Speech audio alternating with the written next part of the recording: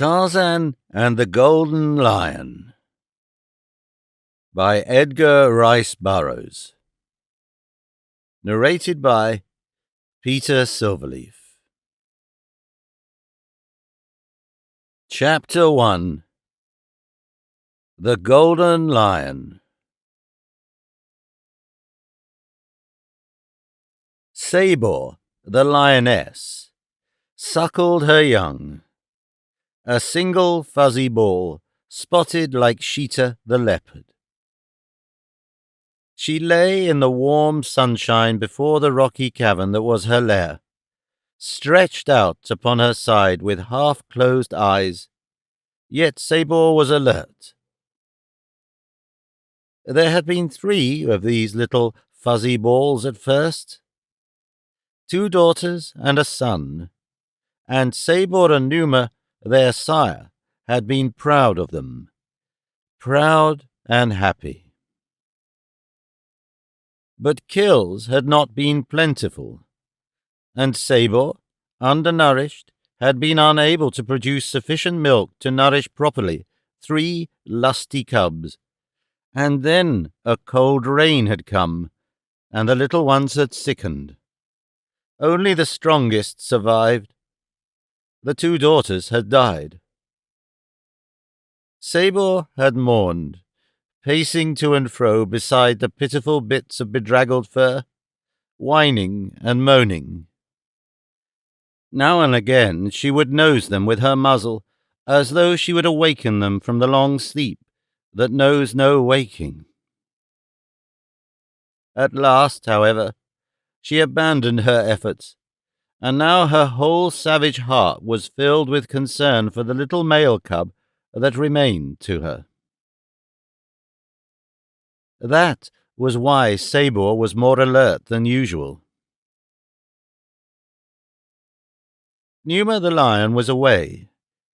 2 nights before he had made a kill and had dragged it to their lair, and last night he had fared forth again, but he had not returned. Sabor was thinking, as she half-dozed, of Wappy, the plump antelope, that her splendid mate might this very minute be dragging through the tangled jungle to her. Or perhaps it would be Paco the zebra, whose flesh was the best beloved of her kind, juicy, succulent Paco. Sabor's mouth watered. Ah, what was that? The shadow of a sound had come to these keen ears. She raised her head, cocking it first upon one side and then the other, as with up-pricked ears she sought to catch the faintest repetition of that which had disturbed her. Her nose sniffed the air. There was but the suggestion of a breeze, but what there was moved toward her from the direction of the sound she had heard, and which she still heard in a slightly increasing volume, that told her that whatever was making it was approaching her.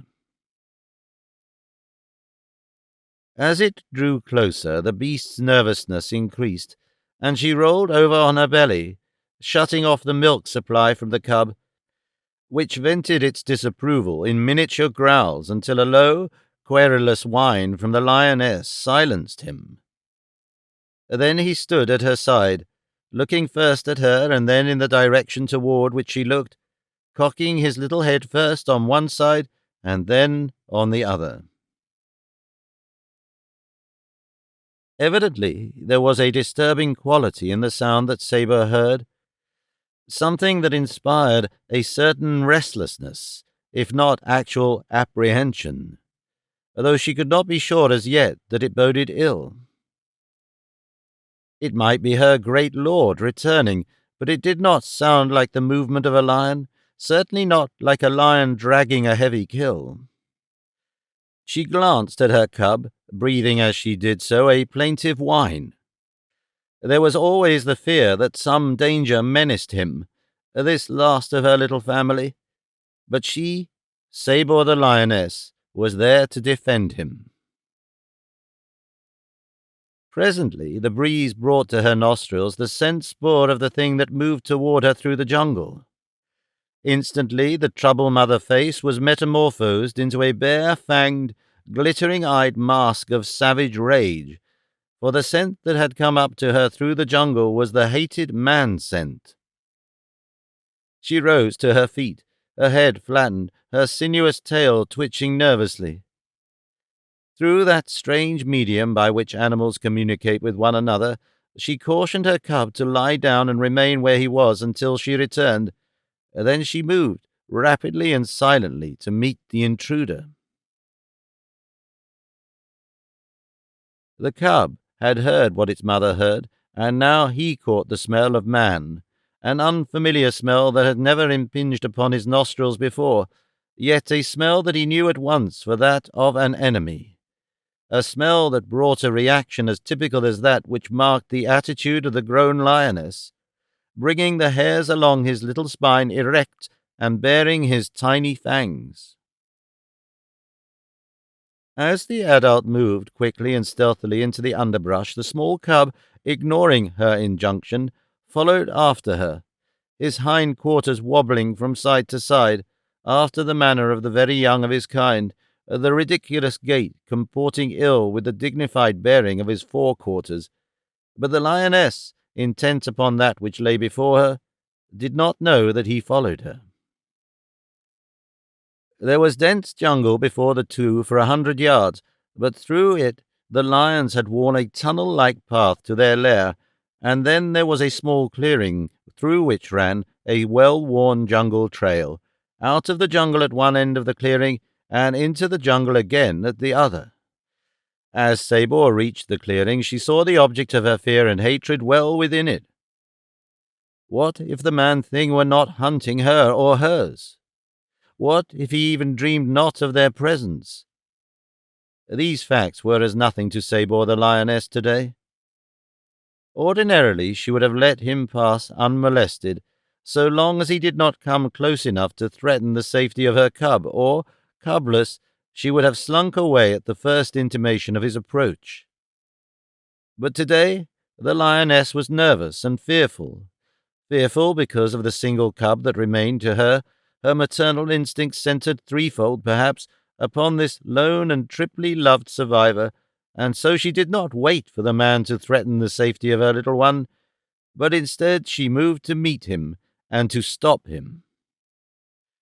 From the soft mother, she had become a terrifying creature of destruction, her brain obsessed by a single thought: to kill. She did not hesitate an instant at the edge of the clearing, nor did she give the slightest warning. The first intimation that the black warrior had that there was a lion within 20 miles of him was the terrifying apparition of this devil-faced cat charging across the clearing toward him with the speed of an arrow. The black was not searching for lions. Had he known that there was one near, he would have given it a wide berth. He would have fled now had there been anywhere to flee. The nearest tree was farther from him than was the lioness. She could overhaul him before he could have covered a quarter of the distance. There was no hope, and there was only one thing to do. The beast was almost upon him, and behind her he saw a tiny cub. The man bore a heavy spear. He carried it far back with his right hand and hurled it at the very instant that Sabor rose to seize him. The spear passed through the savage heart, and almost simultaneously the giant jaws closed upon the face and skull of the warrior. The momentum of the lioness carried the two heavily to the ground, dead except for a few spasmodic twitchings of their muscles. The orphan cub stopped 20 feet away and surveyed the first great catastrophe of his life with questioning eyes. He wanted to approach his dam, but a natural fear of the man's scent held him away. Presently he commenced to whine in a tone that always brought his mother to him hurriedly. But this time she did not come. She did not even rise and look toward him. He was puzzled. He could not understand it. He continued to cry, feeling all the while more sad and more lonely. Gradually, he crept closer to his mother. He saw that the strange creature she had killed did not move, and after a while he felt less terror of it, so that at last he found the courage to come quite close to his mother and sniff at her. He still whined to her, but she did not answer. It dawned on him at last that there was something wrong, that his great, beautiful mother was not as she had been. A change had come over her. Yet still he clung to her, crying much until at last he fell asleep, cuddled close to her dead body.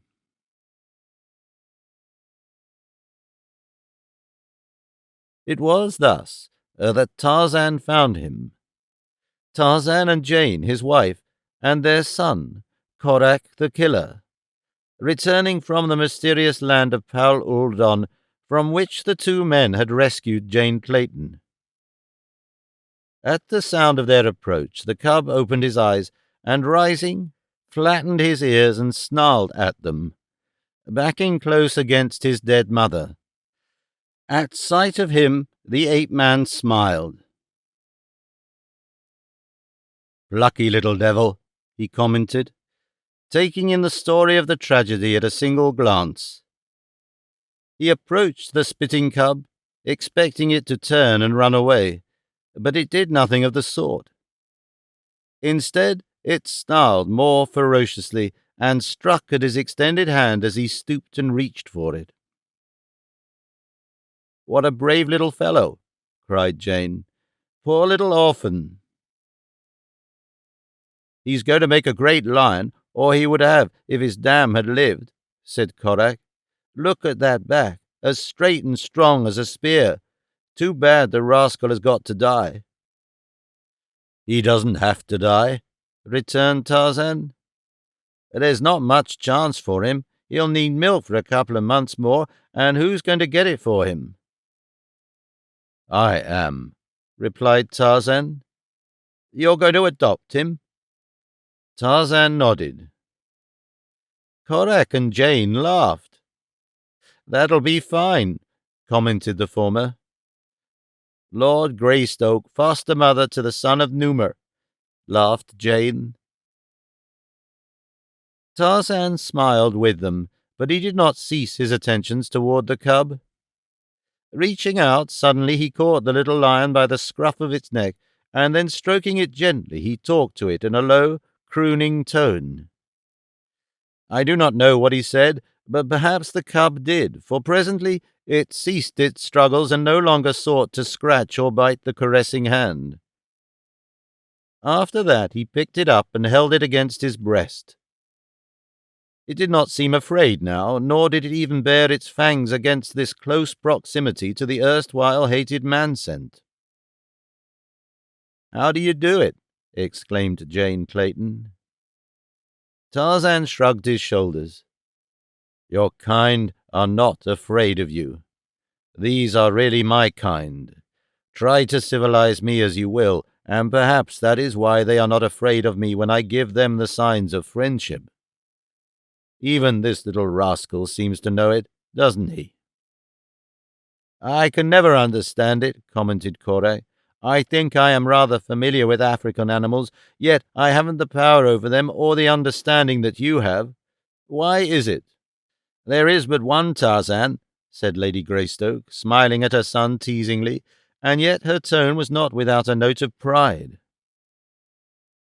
"Remember that I was born among beasts and raised by beasts," Tarzan reminded him. "Perhaps, after all, my father was an ape. You know Kala always insisted that he was." "John, how can you?" exclaimed Jane. "You know perfectly well who your father and mother were." Tarzan looked solemnly at his son and closed one eye. "Your mother never can learn to appreciate the fine qualities of the anthropoids. One might almost think that she objected to the suggestion that she had mated with one of them." "John Clayton, I shall never speak to you again if you don't stop saying such hideous things. I am ashamed of you. It is bad enough that you are an unregenerate wild man, without trying to suggest that you may be an ape into the bargain." The long journey from Pal Uldon was almost completed. Inside the week they should be again at the site of their former home. Whether anything now remained of the ruins the Germans had left was problematical. The barns and outhouses had all been burned, and the interior of the bungalow partially wrecked. Those of the Waziri, the faithful native retainers of the Greystokes, who had not been killed by Hauptmann Fritz Schneider's soldiers, had rallied to the beat of the war drum and gone to place themselves at the disposal of the English, in whatever capacity they might be found useful to the great cause of humanity. This much Tarzan had known before he set out in search of Lady Jane, but how many of his warlike Waziri had survived the war, and what further had befallen his vast estates, he did not know. Wandering tribes of natives or raiding bands of Arab slavers might have completed the demolition inaugurated by the Hun, and it was likely, too, that the jungle had swept up and reclaimed its own, covering his clearings and burying amidst its riot of lush verdure every sign of man's brief trespass upon its world-old preserves. Following the adoption of the tiny Numa, Tarzan was compelled to an immediate consideration of the needs of his protege in planning his marches and his halts. For the cub must have sustenance, and that sustenance could be naught but milk. Lion's milk was out of the question, but fortunately they were now in a comparatively well-peopled country, where villages were not infrequent, and where the great lord of the jungle was known, feared, and respected. And so it was that upon the afternoon of the day he had found the young lion, Tarzan approached the village for the purpose of obtaining milk for the cub. At first the natives appeared sullen and indifferent, looking with contempt upon whites who travelled without a large safari, with contempt and without fear. With no safari, these strangers could carry no presents for them, nor anything wherewith to repay for the food they would doubtless desire, and with no askari they could not demand food, or rather they could not enforce an order, nor could they protect themselves should it seem worthwhile to molest them. Sullen and indifferent the natives seemed, yet they were scarce unconcerned, their curiosity being aroused by the unusual apparel and ornamentation of these whites. They saw them almost as naked as themselves, and armed similarly, except that one, the younger man, carried a rifle. All three wore the trappings of Pal Uldon, primitive and barbaric, and entirely strange to the eyes of the simple blacks. "Where is your chief?" asked Tarzan as he strode into the village, amongst the women, the children, and the yapping dogs. A few dozing warriors rose from the shadows of the huts where they had been lying, and approached the newcomers. "The chief sleeps," replied one. "Who are you to awaken him? What do you want?" "I wish to speak to your chief. Go and fetch him." The warrior looked at him in wide-eyed amaze, and then broke into a loud laugh. "The chief must be brought to him," he cried, addressing his fellows, and then, laughing loudly, he slapped his thigh and nudged those nearest him with his elbows. "Tell him," continued the ape-man, "that Tarzan would speak with him." Instantly, the attitude of his auditors underwent a remarkable transformation. They fell back from him, and they ceased laughing, their eyes very wide and round. He who had laughed loudest became suddenly solemn. "Bring mats," he cried, "for Tarzan and his people to sit upon, while I fetch Umanga the chief." And off he ran as fast as he could, as though glad of the excuse to escape the presence of the mighty one he feared he had offended. It made no difference now that they had no safari, no askari, nor any presents. The villagers were vying with one another to do them honor. Even before the chief came, many had already brought presents of food and ornaments. Presently Umanga appeared. He was an old man who had been a chief even before Tarzan of the Apes was born. His manner was patriarchal and dignified, and he greeted his guest as one great man might greet another. Yet he was undeniably pleased that the Lord of the Jungle had honored his village with a visit. When Tarzan explained his wishes and exhibited the lion cub, Umanga assured him that there would be milk aplenty so long as Tarzan honored them with his presence. Warm milk, fresh from the chief's own goats. As they palavered, the ape-man's keen eyes took in every detail of the village and its people, and presently they alighted upon a large bitch among the numerous curs that overran the huts and the street. Her udder was swollen with milk, and the sight of it suggested a plan to Tarzan. He jerked a thumb in the direction of the animal. "I would buy her," he said to Umanga. "She is yours, Bwana, without payment," replied the chief. "She whelped 2 days since, and last night her pups were all stolen from her nest, doubtless by a great snake.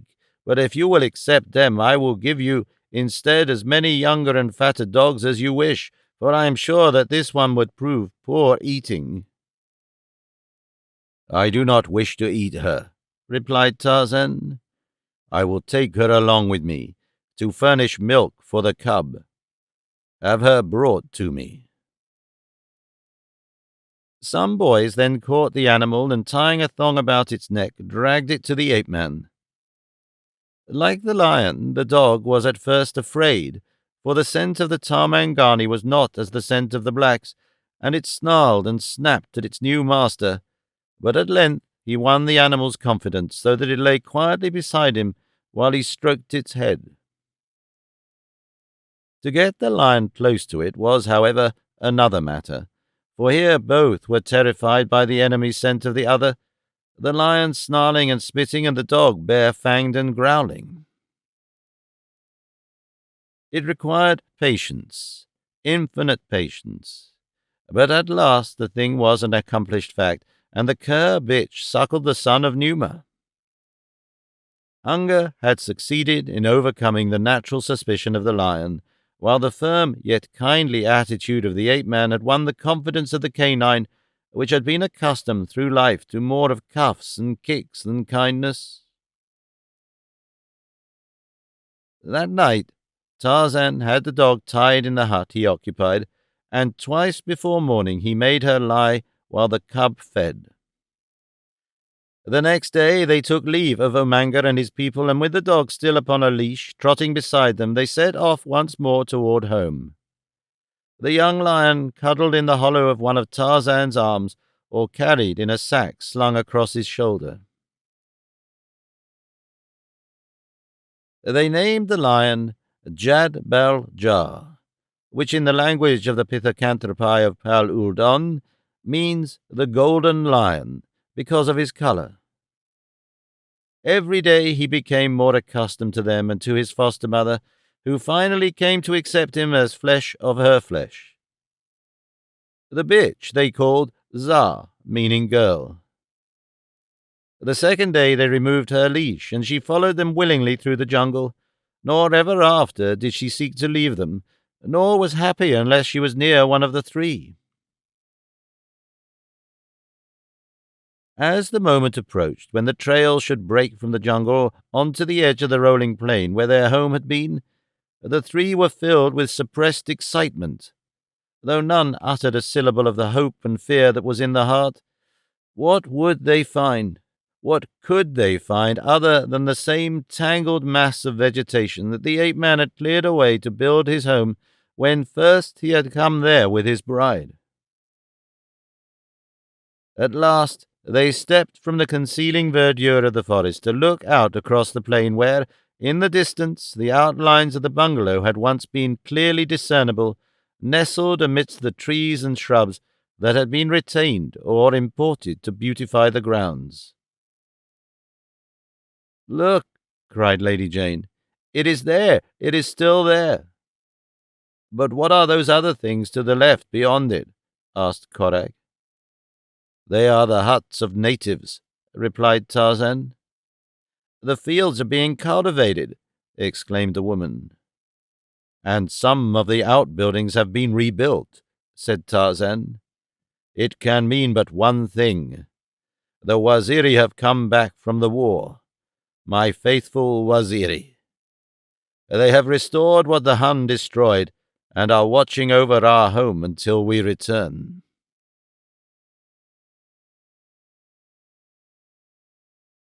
Chapter 2. The Training of Jad-Bal-Jah. And so Tarzan of the Apes and Jane Clayton and Korak came home after a long absence, and with them came Jad-Bal-Jah, the golden lion, and Zah, the bitch. Among the first to meet them and to welcome them home was old Muviro, father of Wasimbu, who had given his life in defense of the home and wife of the ape-man. "Ah, Bwana," cried the faithful black, "my old eyes are made young again by the sight of you.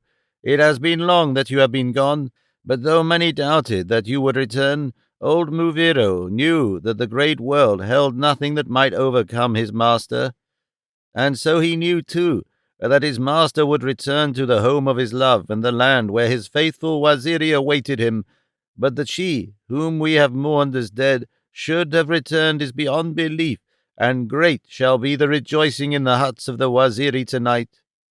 And the earth shall tremble to the dancing feet of the warriors, and the heavens ring with the glad cries of their women, since the three they love most on earth have come back to them." And in truth, great indeed was the rejoicing in the huts of the Waziri. And not for one night alone, but for many nights did the dancing and the rejoicing continue, until Tarzan was compelled to put a stop to the festivities, that he and his family might gain a few hours of unbroken slumber.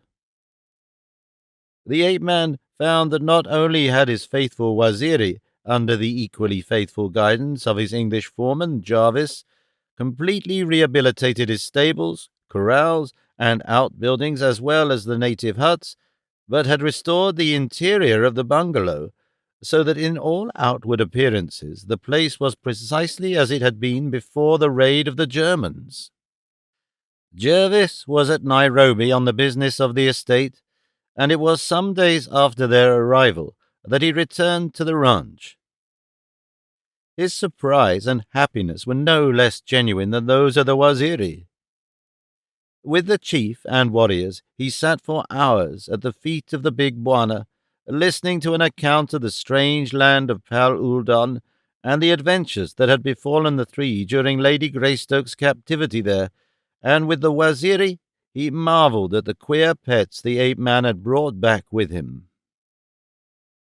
That Tarzan might have fancied a mongrel native cur was strange enough, but that he should have adopted a cub of his hereditary enemies, Numa and Sabor, seemed beyond all belief. And equally surprising to them all was the manner of Tarzan's education of the cub. The golden lion and his foster mother occupied a corner of the ape-man's bedroom, and many was the hour each day that he spent in training and educating the little spotted yellow ball, all playfulness and affection now, but one day to grow into a great savage beast of prey. As the days passed and the golden lion grew, Tarzan taught it many tricks, to fetch and carry, to lie motionless in hiding at his almost inaudible word of command, to move from point to point as he indicated, to hunt for hidden things by scent, and to retrieve them, and when meat was added to its diet, he fed it always in a way that brought grim smiles to the savage lips of the Waziri warriors, for Tarzan had built for him a dummy in the semblance of a man, and the meat that the lion was to eat was fastened always at the throat of the dummy. Never did the manner of the feeding vary.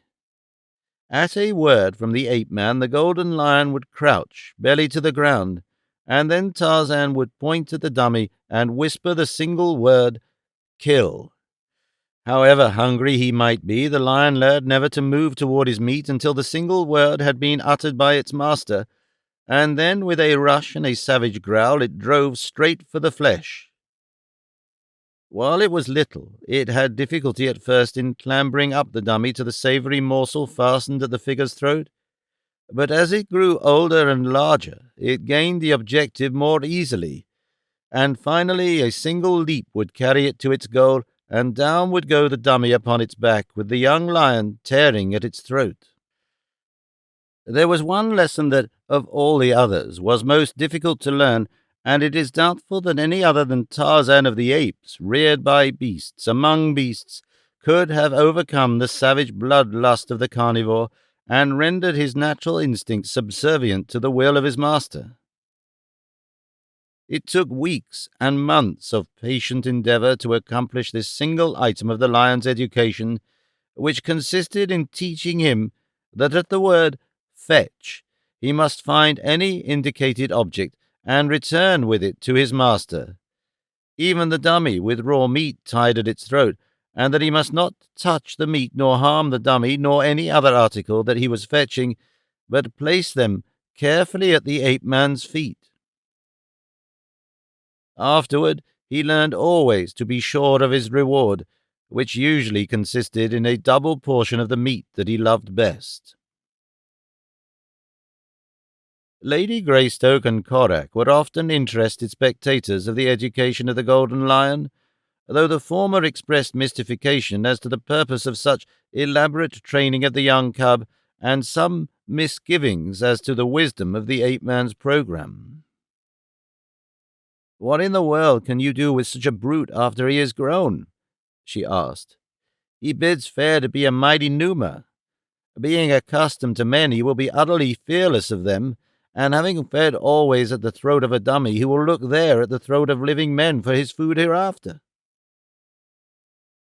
"He will feed only upon what I tell him to feed," replied the ape-man. "But how do you not expect him to feed always upon men?" she interrogated laughingly. "He will never feed upon men." "But how can you prevent it, having taught him from cubhood always to feed upon men?" "I am afraid, Jane, that you underestimate the intelligence of a lion, or else I very much overestimate it. If your theory is correct, the hardest part of my work is yet before me, but if I am right, it is practically complete now. However, we will experiment a bit and see which is right. We shall take Jad Baljar out upon the plain with us this afternoon. Game is plentiful, and we shall have no difficulty in ascertaining just how much control I have over young Newman after all." "I'll wager £100, said Korak, laughing, "that he does just what he jolly well pleases after he gets a taste of live blood."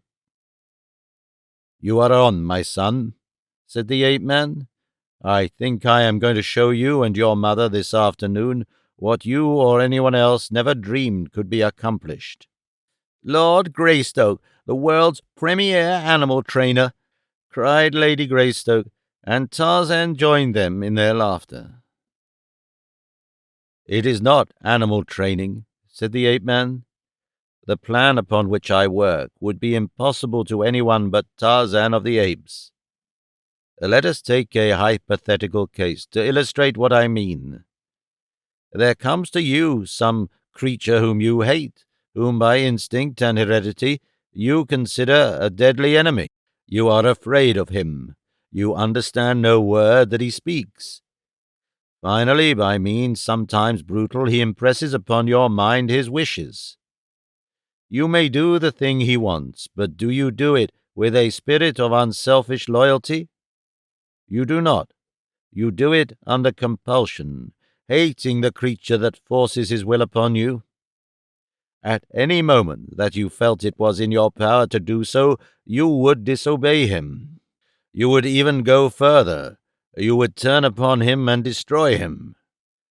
On the other hand, there comes to you one with whom you are familiar.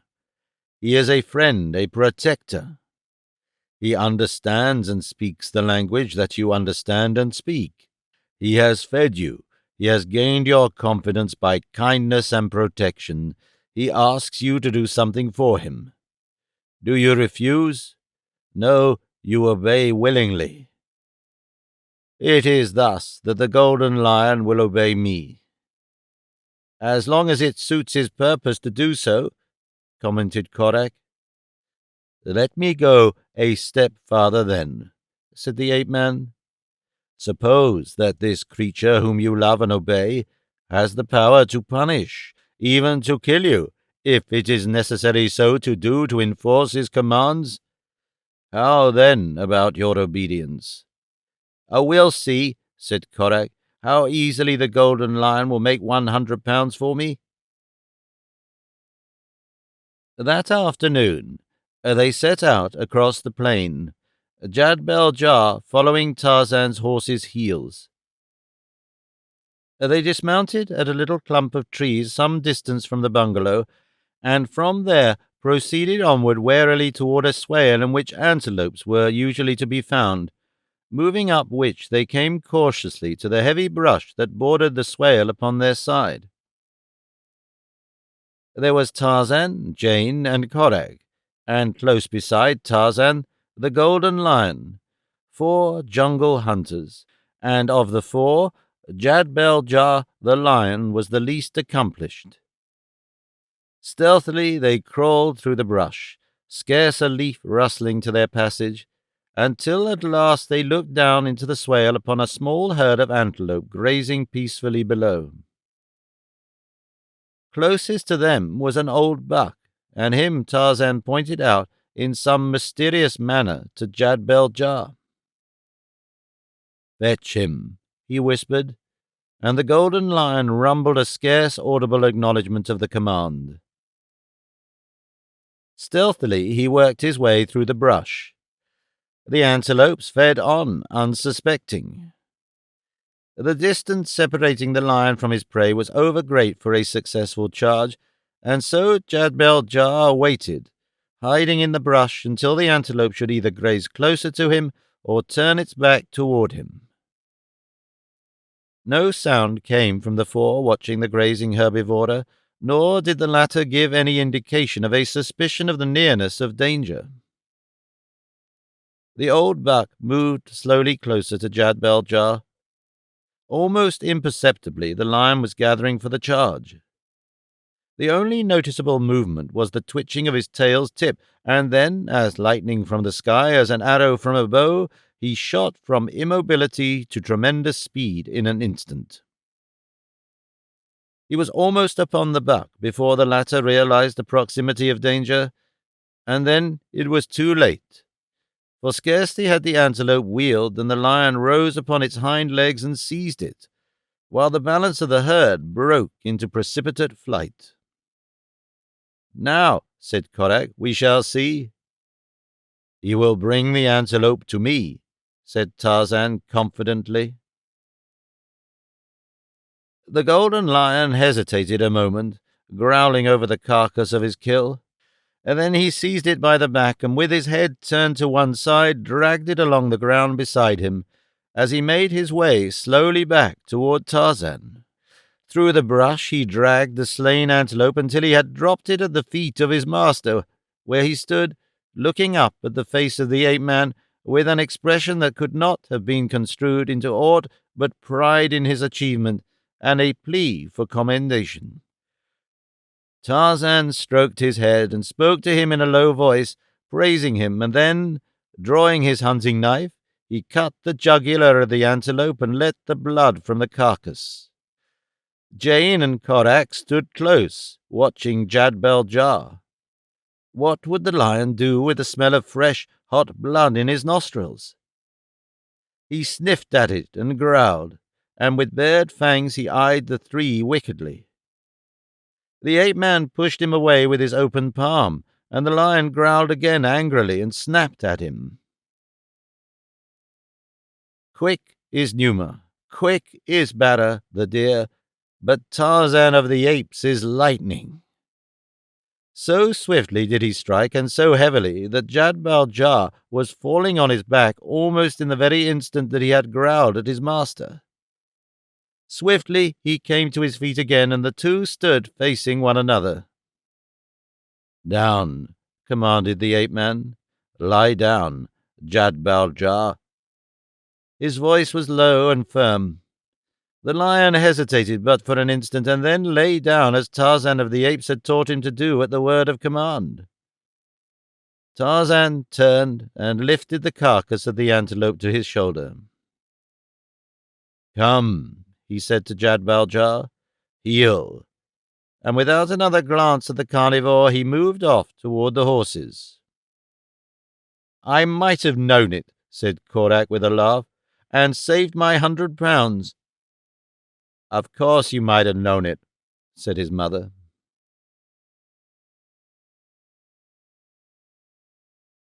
Chapter 3. A Meeting of Mystery.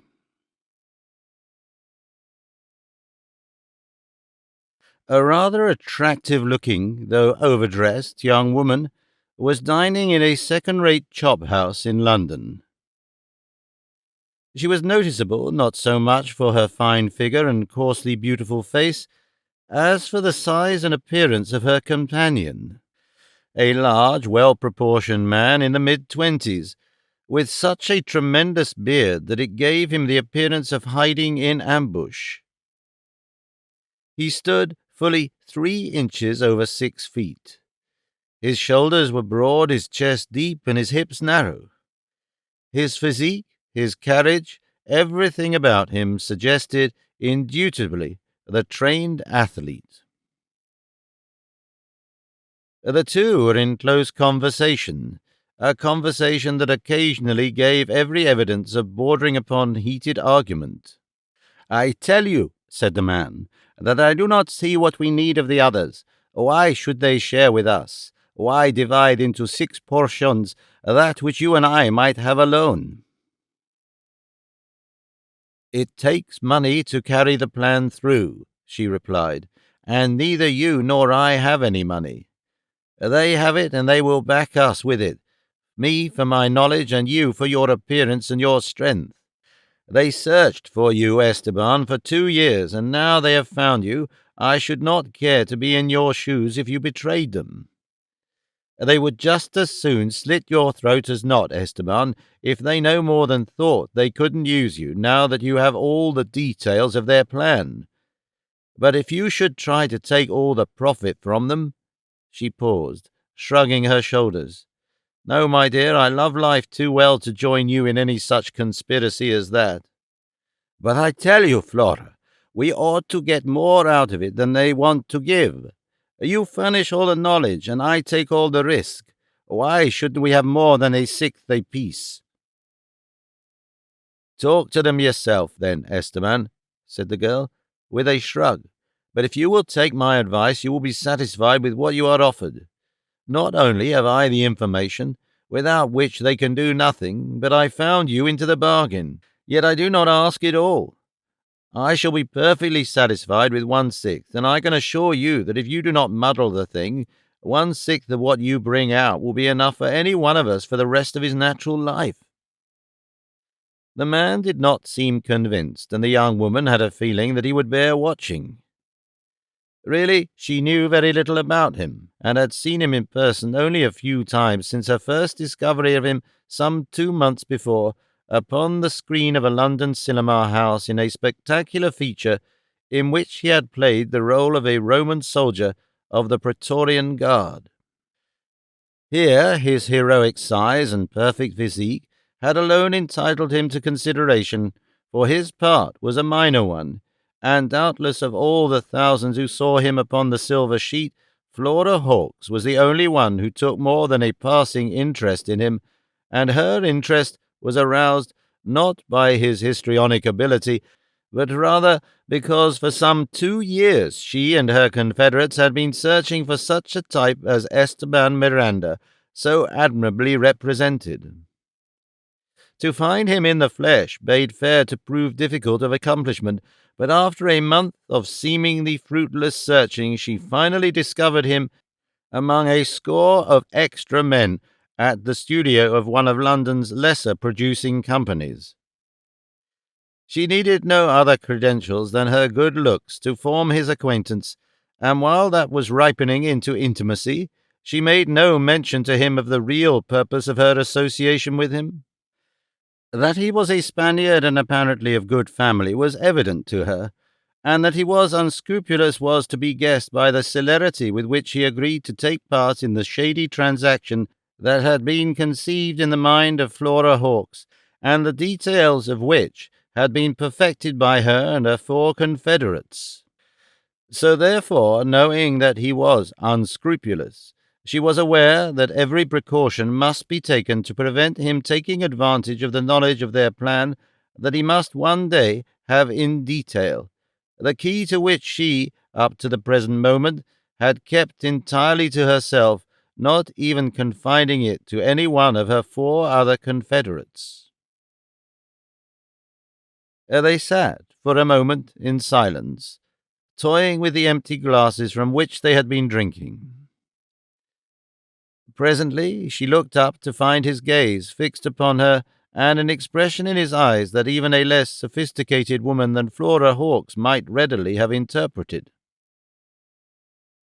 "You can make me do anything you want, Flora," he said, "for when I am with you I forget the gold, and think only of that other reward which you continually deny me, but which one day I shall win." "Love and business do not mix well," replied the girl. "Wait until you have succeeded in this work, Esteban, and then we may talk of love." "You do not love me," he whispered hoarsely. "I know. I have seen that each of the others loves you. That is why I could hate them. And if I thought that you loved one of them, I could cut his heart out. Sometimes I have thought that you did, first one of them and then another. You are too familiar with them, Flora. I have seen John Peebles squeeze your hand when he thought no one was looking, and when you dance with Dick Throck he holds you too close and you dance cheek to cheek. I tell you, I do not like it, Flora. One of these days I shall forget all about the gold and think only of you, and then something will happen, and there will not be so many to divide the ingots that I shall bring back from Africa. And Blueber and Krasky are almost as bad. Perhaps Krasky is the worst of all, for he is a good-looking devil, and I do not like the way in which you cast sheep's eyes at him." The fire of growing anger was leaping into the girl's eyes. With an angry gesture, she silenced him. "What business is it of yours, Signor Miranda, who I choose for my friends, or how I treat them, or how they treat me?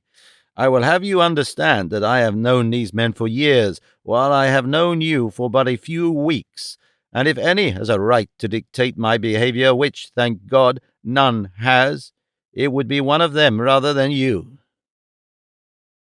His eyes blazed angrily. "It is as I thought," he cried. "You love one of them." He half rose from the table and leaned across it toward her menacingly.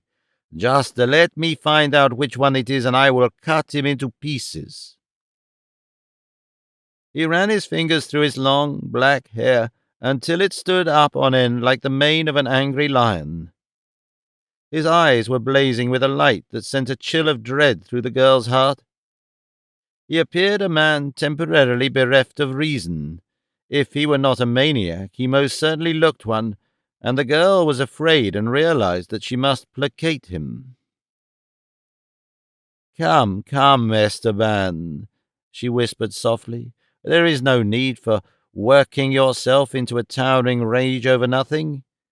I have not said that I loved one of these, nor have I said that I do not love you, but I am not used to being wooed in such a fashion. Perhaps your Spanish senoritas like it, but I am an English girl, and if you love me, treat me as an English lover would treat me. You have not said that you loved one of these others? No.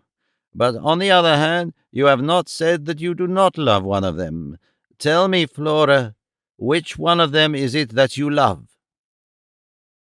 His eyes were still blazing and his great frame trembling with suppressed passion.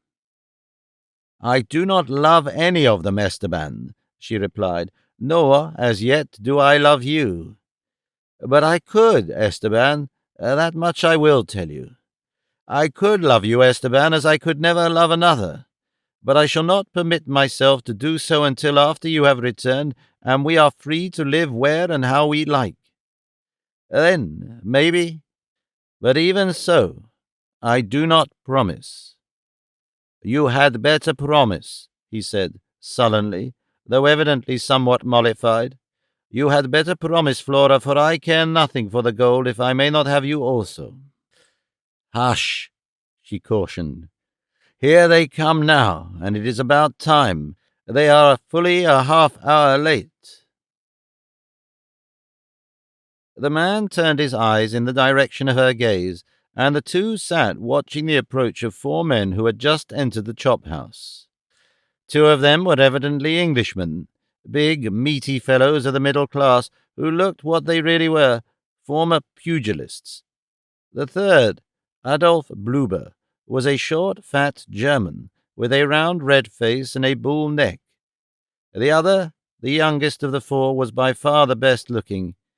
His smooth face, clear complexion, and large dark eyes might of themselves have proven sufficient grounds for Miranda's jealousy, but supplementing these were a mop of wavy brown hair, the figure of a Greek god, and the grace of a Russian dancer, which, in truth, was what Karl Krasky was when he chose to be other than a rogue. The girl greeted the four pleasantly, while the Spaniard vouchsafed them but a single surly nod as they found chairs and seated themselves at the table. "Ale," cried Peebles, pounding the table to attract the attention of a waiter. "Let us have ale." The suggestion met with unanimous approval, and as they waited for their drink, they spoke casually of unimportant things. The heat, the circumstance that had delayed them, the trivial occurrences since they had last met. Throughout which Esteban sat in sullen silence, but after the waiter had returned and they drank to Flora, with which ceremony it had long been their custom to signalize each gathering, they got down to business. "Now," cried Peebles, pounding the table with his meaty fist, "here we are, and that's that. We have everything. Flora, the plans, the money, Signor Miranda, and are jolly well ready, old dear, for your part of it." "How much money have you?" asked Flora. "It is going to take a lot of money, and there is no use starting unless you have plenty to carry on with." Peebles turned to Bluber. "There," he said, pointing a pudgy finger at him, "is the blooming treasurer. He can tell you how much we have, the fat rascal of a Dutchman." Bluber smiled an oily smile and rubbed his fat palms together. "Well," he said, "how much you think, Miss Flora, we should have?" "Not less than £2,000 to be on the safe side," she replied quickly. "Oi, oi!" exclaimed Bluber. "But dot is a lot of money, £2,000. Oi, oi!" The girl made a gesture of disgust. "I told you in the first place that I wouldn't have anything to do with a bunch of cheap screws, and that until you had enough money to carry the thing out properly, I would not give you the maps and directions, without which you cannot hope to reach the vaults, where there is stored enough gold to buy this whole tight little island, if half what I have heard them say about it is true. You can go along and spend your own money, but you've got to show me that you have at least £2,000 to spend before I give up the information that will make you the richest man in the world." "The blighter's got the money," growled Throck. "Blime, if I don't know what he's beefing about." "He can't help it," growled the Russian. "It's a racial characteristic. Bluber would try to Jew down the marriage license clerk if he was going to get married." "Oh, well," sighed Bluber, "for why should we spend more money than is necessary? If we can do it for £1,000, so much the better." "Certainly," snapped the girl, "and if it don't take but 1,000, that is all that you will have to spend, but you've got to have the 2,000 in case of emergencies, and from what I have seen of that country, you are likely to run up against more emergencies than anything else." "Oi, oi!" cried Blueber. "He's got the money all right," said Peebles. "Now let's get busy." "He may have it, but I want to see it first," replied the girl. "What you think? I carry all that money around in my pocket?" cried Blueber. "Can't you take our word for it?" grumbled Throck. "You're a nice bunch of crooks to ask me that," she replied, laughing in the face of the burly ruffians. "I'll take Carl's word for it, though. If he tells me that you have it, and that it is in such shape that it can and will be used to pay all the necessary expenses of our expedition, I will believe him." Peebles and Throck scowled angrily, and Miranda's eyes closed to two narrow, nasty slits as he directed his gaze upon the Russian. Blueber, on the contrary, was affected not at all. The more he was insulted, the better apparently he liked it. Toward one who treated him with consideration or respect, he would have become arrogant, while he fawned upon the hand that struck him. Krasky alone smiled a self-satisfied smile that set the blood of the Spaniard boiling. "Blueber has the money, Flora," he said. "Each of us has contributed his share. We'll make Blueber treasurer because we know that he will squeeze the last farthing until it shrieks before he will let it escape him. It is our plan now to set out from London in pairs." He drew a map from his pocket and, unfolding it, spread it out upon the table before them. With his finger he indicated a point marked X. "Here we will meet, and here we will equip our expedition. Blueber and Miranda will go first, then Peebles and Throck. By the time that you and I arrive, everything will be in shape for moving immediately into the interior, where we shall establish a permanent camp, off the beaten track and as near our objective as possible. Miranda will disport himself behind his whiskers until he is ready to set out upon the final stage of his long journey. I understand that he is well schooled in the part that he is to play, and that he can depict the character to perfection. As he will have only ignorant natives and wild beasts to receive, it should not tax his histrionic ability too greatly." There was a veiled note of sarcasm in the soft, drawling tone that caused the black eyes of the Spaniard to gleam wickedly. "Do I understand," asked Miranda, his soft tone belying his angry scowl, "that you and Miss Hawkes travel alone to X?" "You do, unless your understanding is poor," replied the Russian. The Spaniard half rose from the table and leaned across it menacingly toward Kransky.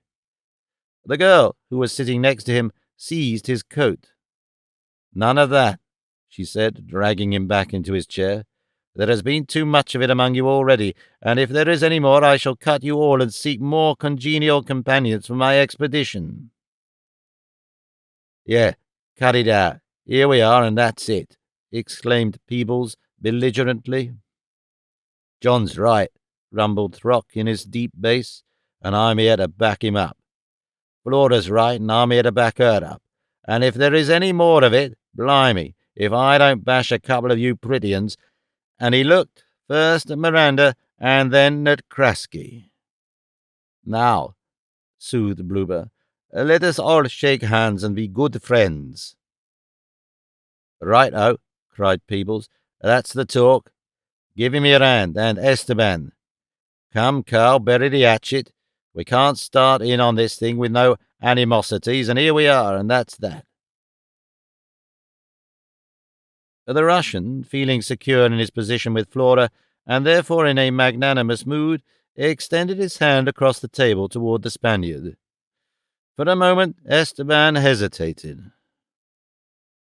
"Come, man, shake," growled Throck, "or you can go back to your job as an extra man, blimey, and we'll find someone else to do your work and divvy the swag with."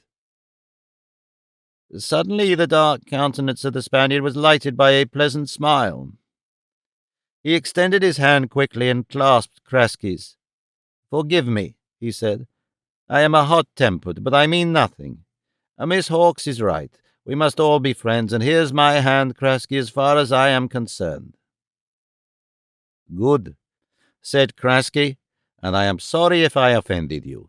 But he forgot that the other was an actor, and if he could have seen into the depths of that dark soul, he would have shuddered. "And now that we are all good friends," said Blueber, rubbing his hands together unctuously, "why not arrange for when we shall commence starting to finish up everything? Miss Flora, she gives me the map and her directions, and we start commencing immediately." "Loan me a pencil, Carl," said the girl, and when the man had handed her one, she searched out a spot upon the map some distance into the interior from X, where she drew a tiny circle. "This is O," she said. "When we all reach here, you shall have the final directions, and not before." Blueber threw up his hands. "Oi, Miss Flora, what do you think? We spent £2,000 to buy a pig in a poke. Oi, you wouldn't ask us to do that. We must see everything. We must know everything before we spend one farthing." "Yes, and here we are, and that's that," roared John Peebles, striking the table with his fist. The girl rose leisurely from her seat. "Oh, very well," she said, with a shrug. "If you feel that way about it, we might as well call it all off." "Oh, wait, Miss Flora," cried Blueber, rising hurriedly. "Don't be excited. But can't you see where we are? £2,000 is a lot of money, and we are good businessmen. We shouldn't be spending it all without getting nothings for it." "I am not asking you to spend it and get nothing for it," replied the girl tartly. "But if anyone has got to trust anyone else in this outfit, it is you who are going to trust me. If I give you all the information I have, there is nothing in the world that could prevent you from going ahead and leaving me out in the cold, and I don't intend that shall happen." "But we are not gone-offs, Miss Flora," insisted the Jew. "We would not think for a minute of cheating you." "You are not angels either, Blueber, any of you," retorted the girl. "If you want to go ahead with this, you've got to do it in my way, and I am going to be there at the finish to see that I get what is coming to me. You've taken my word for it up to the present time that I had the dope, and now you got to take it the rest of the way, or all bets are off. What good would it do me to go over into the Bally jungle and suffer all the hardships that we are bound to suffer, dragging you along with me, if I were not going to be able to deliver the goods when I got there? And I am not such a softy as to think I could get away with it with a bunch of bandits like you if I try to put anything of that kind over on you. And as long as I do play straight, I feel perfectly safe, for I know that either Esteban or Carl will look after me, and I don't know but what the rest of you would too. Is it a go, or isn't it?" "Well, John, what do you and Dick think?" asked Blueber, addressing the two ex-prize fighters. "Carl, I know he will think whatever Flora thinks. Eh? What?" "Blimey," said Throck. "I never was much of a hand at trusting nobody unless I had to, but it looks now as though we had to trust Flora." "Same here," said John Peebles. "If you try any funny work, Flora—" He made a significant movement with his finger across his throat. "I understand, John," said the girl with a smile, "and I know that you would do it as quickly for £2 as you would for 2,000. But you are all agreed, then, to carry on according to my plans. You too, Carl?" The Russian nodded. "Whatever the rest says goes with me," he remarked. And so the gentle little coterie discussed their plans in so far as they could, each minutest detail that would be necessary to place them all at the O which the girl had drawn upon the map.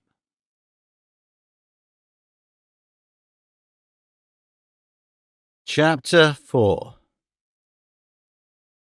What the Footprints Told.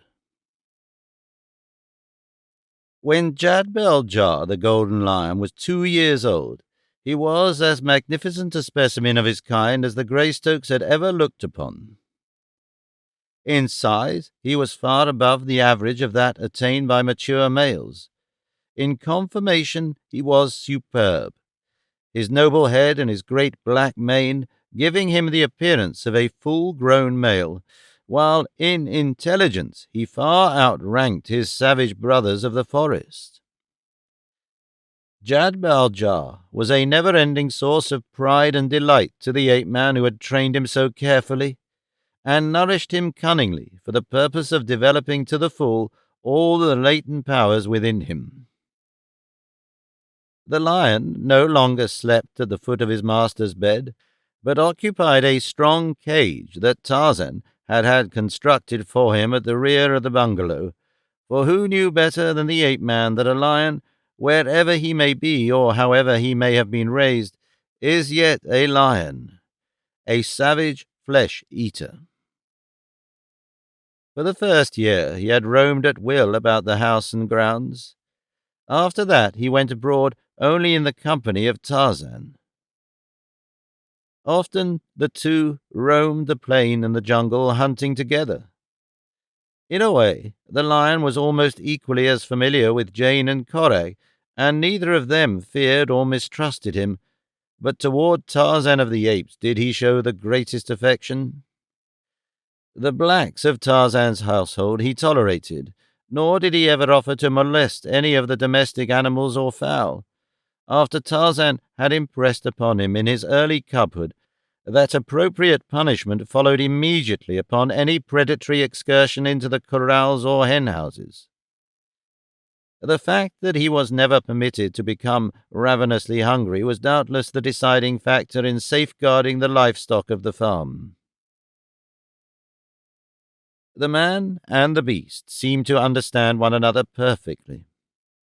It is doubtful that the lion understood all that Tarzan said to him, but be that as it may, the ease with which he communicated his wishes to the lion bordered upon the uncanny. The obedience that a combination of sternness and affection had elicited from the cub had become largely habit in the grown lion. At Tarzan's command, he would go to great distances and bring back antelope or zebra, laying his kill at his master's feet without offering to taste the flesh himself, and he had even retrieved living animals without harming them. Such, then, was the golden lion that roamed the primeval forest with his godlike master. It was about this time that there commenced to drift into the ape-man rumors of a predatory band to the west and south of his estate. Ugly stories of ivory raiding, slave running, and torture, such as had not disturbed the quiet of the ape-man's savage jungle since the days of Sheikh Amor ben Khatur. And there came other tales, too, that caused Tarzan of the Apes to pucker his brows in puzzlement and thought, and then a month elapsed during which Tarzan heard no more of the rumors from the west. The war had reduced the resources of the Greystokes to but a meagre income. They had given practically all to the cause of the Allies, and now what little had remained to them had been all but exhausted in the rehabilitation of Tarzan's African estate. "It looks very much, Jane," he said to his wife one night, "as though another trip to Opar were on the books." "I dread to think of it. I do not want you to go," she said. "You have come away from that awful city twice, but barely with your life. The third time you may not be so fortunate. We have enough, John, to permit us to live here in comfort and in happiness. Why jeopardize those two things which are greater than all wealth in another attempt to raid the treasure vaults?" "There is no danger, Jane," he assured her. "The last time Werper dogged my footsteps, and between him and the earthquake I was nearly done for. But there is no chance of another such combination of circumstances thwarting me again." "You will not go alone, John?" she asked. "You will take Korak with you?" "No," he said, "I shall not take him. He must remain here with you, for really my long absences are more dangerous to you than to me. I shall take 50 of the Waziri as porters to carry the gold, and thus we should be able to bring out enough to last us for a long time." "And Jad Beljar?" she asked. "Shall you take him?" "No, he had better remain here. Korak can look after him and take him out for a hunt occasionally. I am going to travel light and fast, and it would be too hard a trip for him. Lions don't care to move around much in the hot sun, and as we shall travel mostly by day, I doubt if Jadbaljar would last long." And so it befell that Tarzan of the Apes set out once more upon the long trail that leads to Opar. Behind him marched 50 giant Waziri, the pick of the warlike tribe that had adopted Tarzan as its chief. Upon the veranda of the bungalow stood Jane and Korak, waving their adieu, while from the rear of the building there came to the ape-man's ears the rumbling roar of Jadbaljar, the golden lion. And as they marched away, the voice of Numar accompanied them out upon the rolling plain, until at last it trailed off to nothingness in the distance. His speed determined by that of the slowest of the blacks, Tarzan made but comparatively rapid progress. Opar lay a good 25 days' trek from the farm for men travelling light as were these, but upon the return journey, laden as they would be with ingots of gold, their progress would be slower. And because of this, the ape-man had allotted 2 months for the venture. His safari, consisting of seasoned warriors only, permitted of really rapid progress. They carried no supplies, for they were all hunters and were moving through a country in which game was abundant. No need, then, for burdening themselves with the cumbersome impedimenta of white huntsmen. A thorn boma and a few leaves furnished their shelter for the night, while spears and arrows and the powers of their great white chief ensured that their bellies would never go empty. With the picked men that he had brought with him, Tarzan expected to make the trip to Opar in 21 days, though had he been travelling alone he would have moved 2 or 3 times as fast, since, when Tarzan elected to travel with speed, he fairly flew through the jungle, equally at home in it by day or by night, and practically tireless. It was a mid-afternoon, the 3rd week of the march, that Tarzan, ranging far ahead of his blacks in search of game, came suddenly upon the carcass of Bara the deer, a feathered arrow protruding from its flank.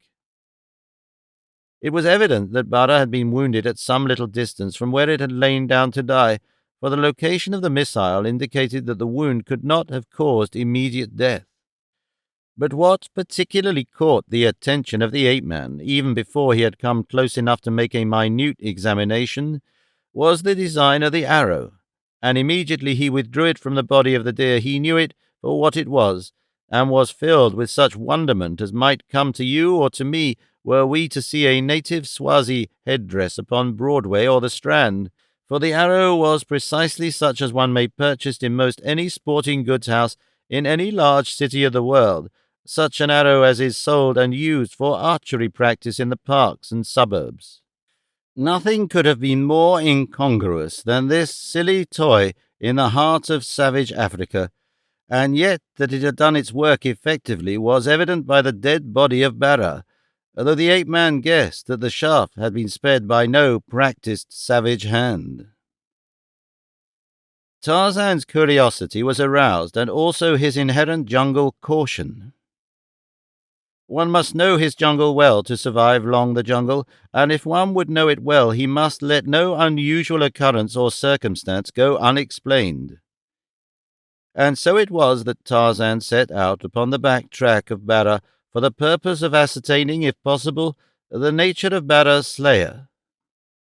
The bloody spoor was easily followed, and the ape-man wondered why it was that the hunter had not tracked and overtaken his quarry, which had evidently been dead since the previous day. He found that Bara had travelled far, and the sun was already low in the west before Tarzan came upon the first indications of the slayer of the animal. These were in the nature of footprints that filled him with quite as much surprise as had the arrow. He examined them carefully and, stooping low, even sniffed at them with his sensitive nostrils. Improbable, nay, impossible though it seemed, the naked footprints were those of a white man, a large, probably as large as Tarzan himself. As the foster son of Kala stood gazing upon the spoor of the mysterious stranger, he ran the fingers of one hand through his thick, black hair in a characteristic gesture indicative of deep puzzlement.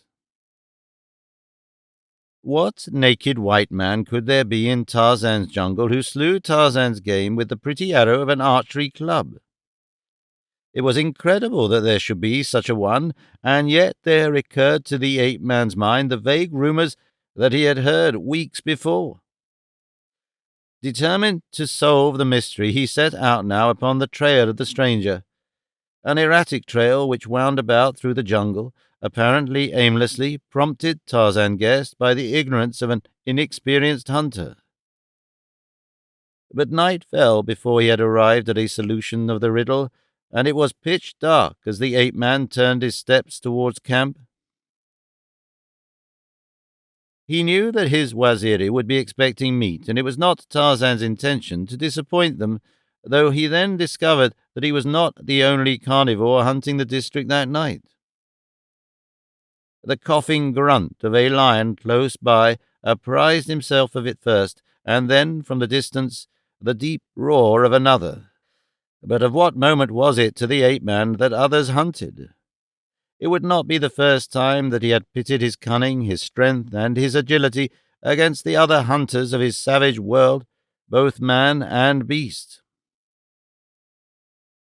And so it was that Tarzan made his kill at last, snatching it almost from under the nose of a disappointed and infuriated lion, a fat antelope that the latter had marked as his own. Throwing his kill to his shoulder, almost in the path of the charging Numa, the ape-man swung lightly to the lower terraces, and with a taunting laugh for the infuriated cat, vanished noiselessly into the night. He found the camp and his hungry Waziri without trouble, and so great was their faith in him that they not for a moment doubted but that he would return with meat for them. Early the following morning, Tarzan set out again toward Opar, and directing his Waziri to continue the march in the most direct way, he left them that he might pursue further his investigations of the mysterious presence in his jungle that the arrow and the footsteps had apprised him of. Coming again to the spot at which darkness had forced him to abandon his investigations, he took up the spoor of the stranger. Nor had he followed it far before he came upon further evidence of the presence of this new and malign personality. Stretched before him in the trail was the body of a giant ape, one of the tribe of great anthropoids among whom Tarzan had been raised. Protruding from the hairy abdomen of the Mangani was another of the machine-made arrows of civilization. The ape-man's eyes narrowed and a scowl darkened his brow. Who was this who dared invade his sacred preserves and slaughter thus ruthlessly Tarzan's people? A low growl rumbled in the throat of the ape-man. Sloughed with the habiliments of civilization was the thin veneer of civilization that Tarzan wore among white men. No English lord was this who looked upon the corpse of his hairy cousin, but another jungle beast in whose breast raged the unquenchable fire of suspicion and hatred for the man-thing that is the heritage of the jungle bred. A beast of prey viewed the bloody work of ruthless man, nor was there in the consciousness of Tarzan any acknowledgment of his blood relationship to the killer. Realizing that the trail had been made upon the second day before, Tarzan hastened on in pursuit of the slayer. There was no doubt in his mind but that plain murder had been committed, for he was sufficiently familiar with the traits of the Mangani to know that none of them would provoke assault unless driven to it. Tarzan was traveling upwind, and some half-hour after he had discovered the body of the ape, his keen nostrils caught the scent spoor of others of its kind. Knowing the timidity of these fierce denizens of the jungle, he moved forward now with great wariness, lest, warned of his approach, they take flight before they were aware of his identity. He did not see them often, yet he knew that there were always those among them who recalled him, and that through these he could always establish amicable relations with the balance of the tribe. Owing to the denseness of the undergrowth, Tarzan chose the middle terraces for his advance, and here, swinging freely and swiftly among the leafy boughs, he came presently upon the giant anthropoids.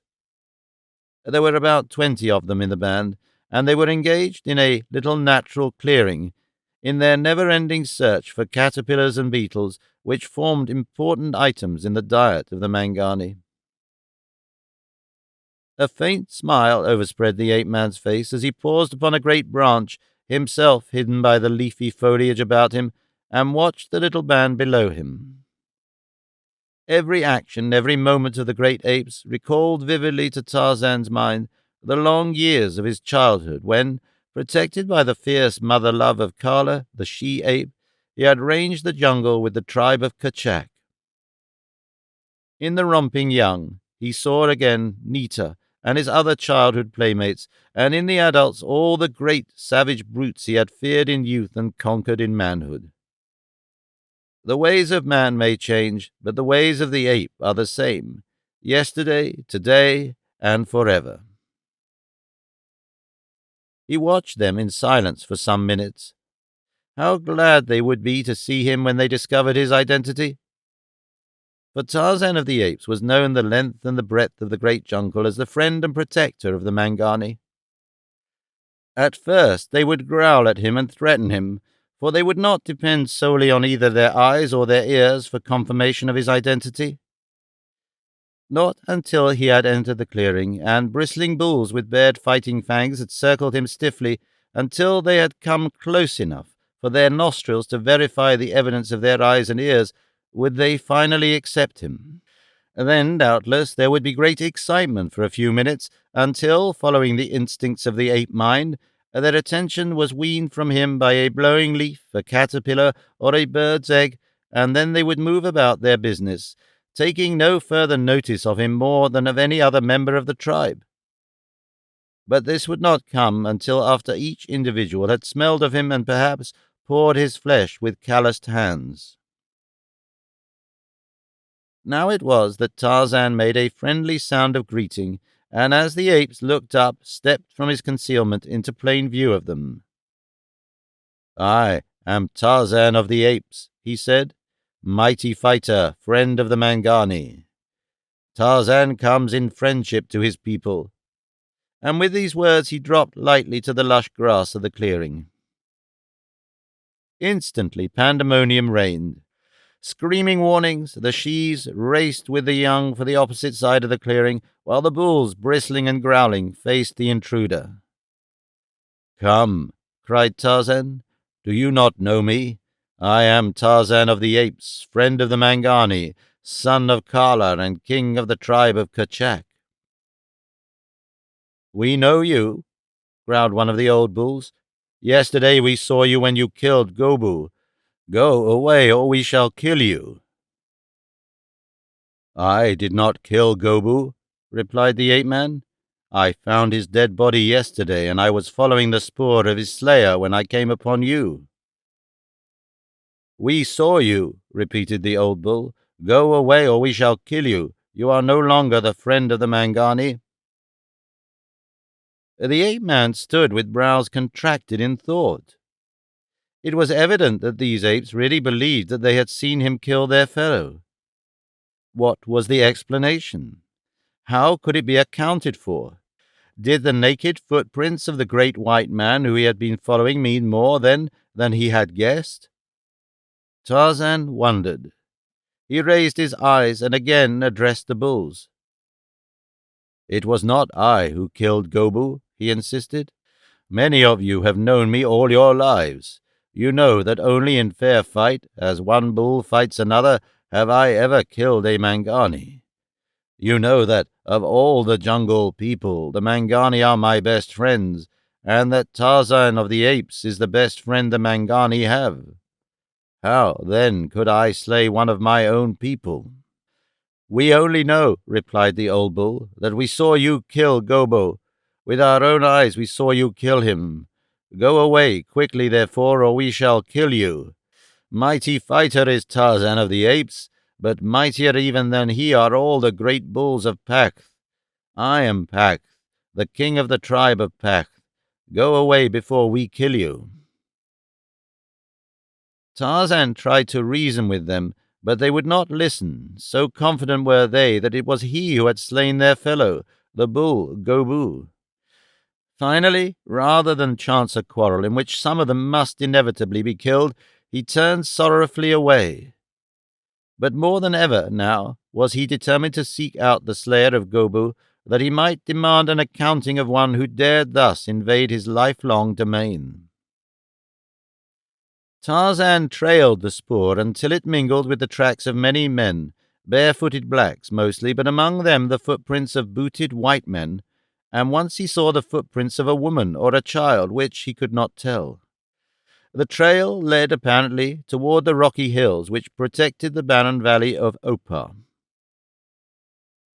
Forgetful now of his original mission, and imbued only with a savage desire to wrest from the interlopers a full accounting for their presence in the jungle, and to mete out to the slayer of Gobu his just deserts, Tarzan forged ahead upon the now broad and well-marked trail of the considerable party which could not now be much more than a half-day's march ahead of him, which meant that they were doubtless now already upon the rim of the valley of Opar, if this was their ultimate destination.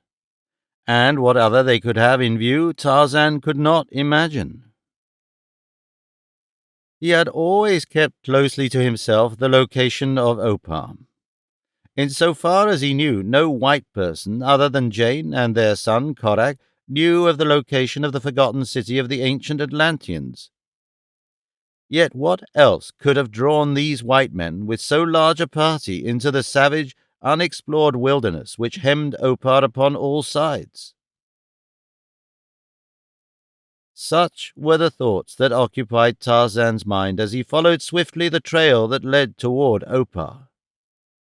Darkness fell, but so fresh was the spoor that the ape-man could follow it by scent even when he could not see the imprints upon the ground, and presently, in the distance, he saw the light of a camp ahead of him.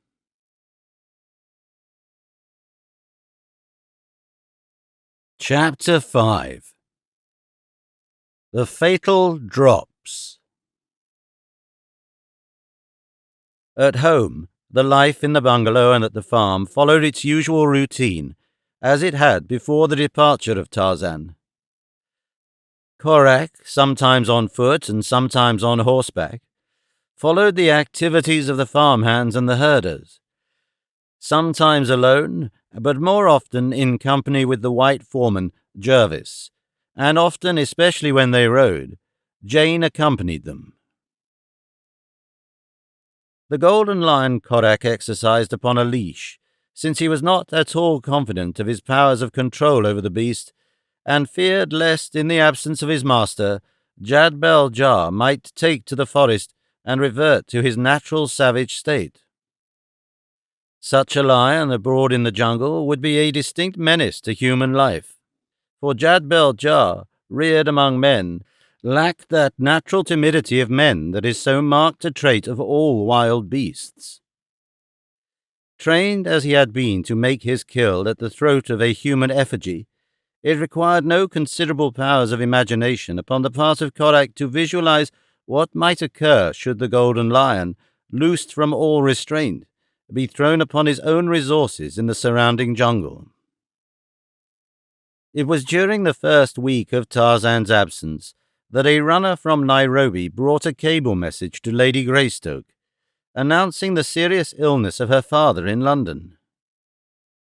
Mother and son discussed the situation. It would be 5 or 6 weeks before Tarzan could return, even if they sent a runner after him, and were Jane to await him, there would be little likelihood of her reaching her father in time. Even should she depart at once, there seemed only a faint hope that she would arrive early enough to see him alive. It was decided, therefore, that she should set out immediately, Korak accompanying her as far as Nairobi, and then returning to the ranch and resuming its general supervision until his father's return. It is a long trek from the Greystoke estate to Nairobi, and Korak had not yet returned when, about 3 weeks after Tarzan's departure, a black, whose duty it was to feed and care for Jad-bel-Jah, carelessly left the door of the cage unfastened while he was cleaning it. The golden lion paced back and forth, while the black wielded his broom within the cage. They were old friends, and the Waziri felt no fear of the great lion, with the result that his back was as often turned to him as not. The black was working in the far corner of the cage when Jad Baljar paused a moment at the door at the opposite end. The beast saw that the gate hung slightly ajar upon its hinges.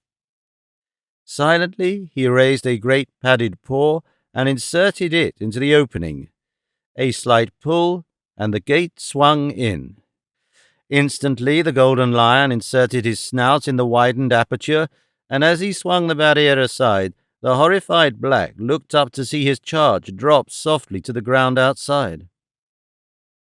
"Stop, Jad Baljar, stop!" screamed the frightened black, leaping after him.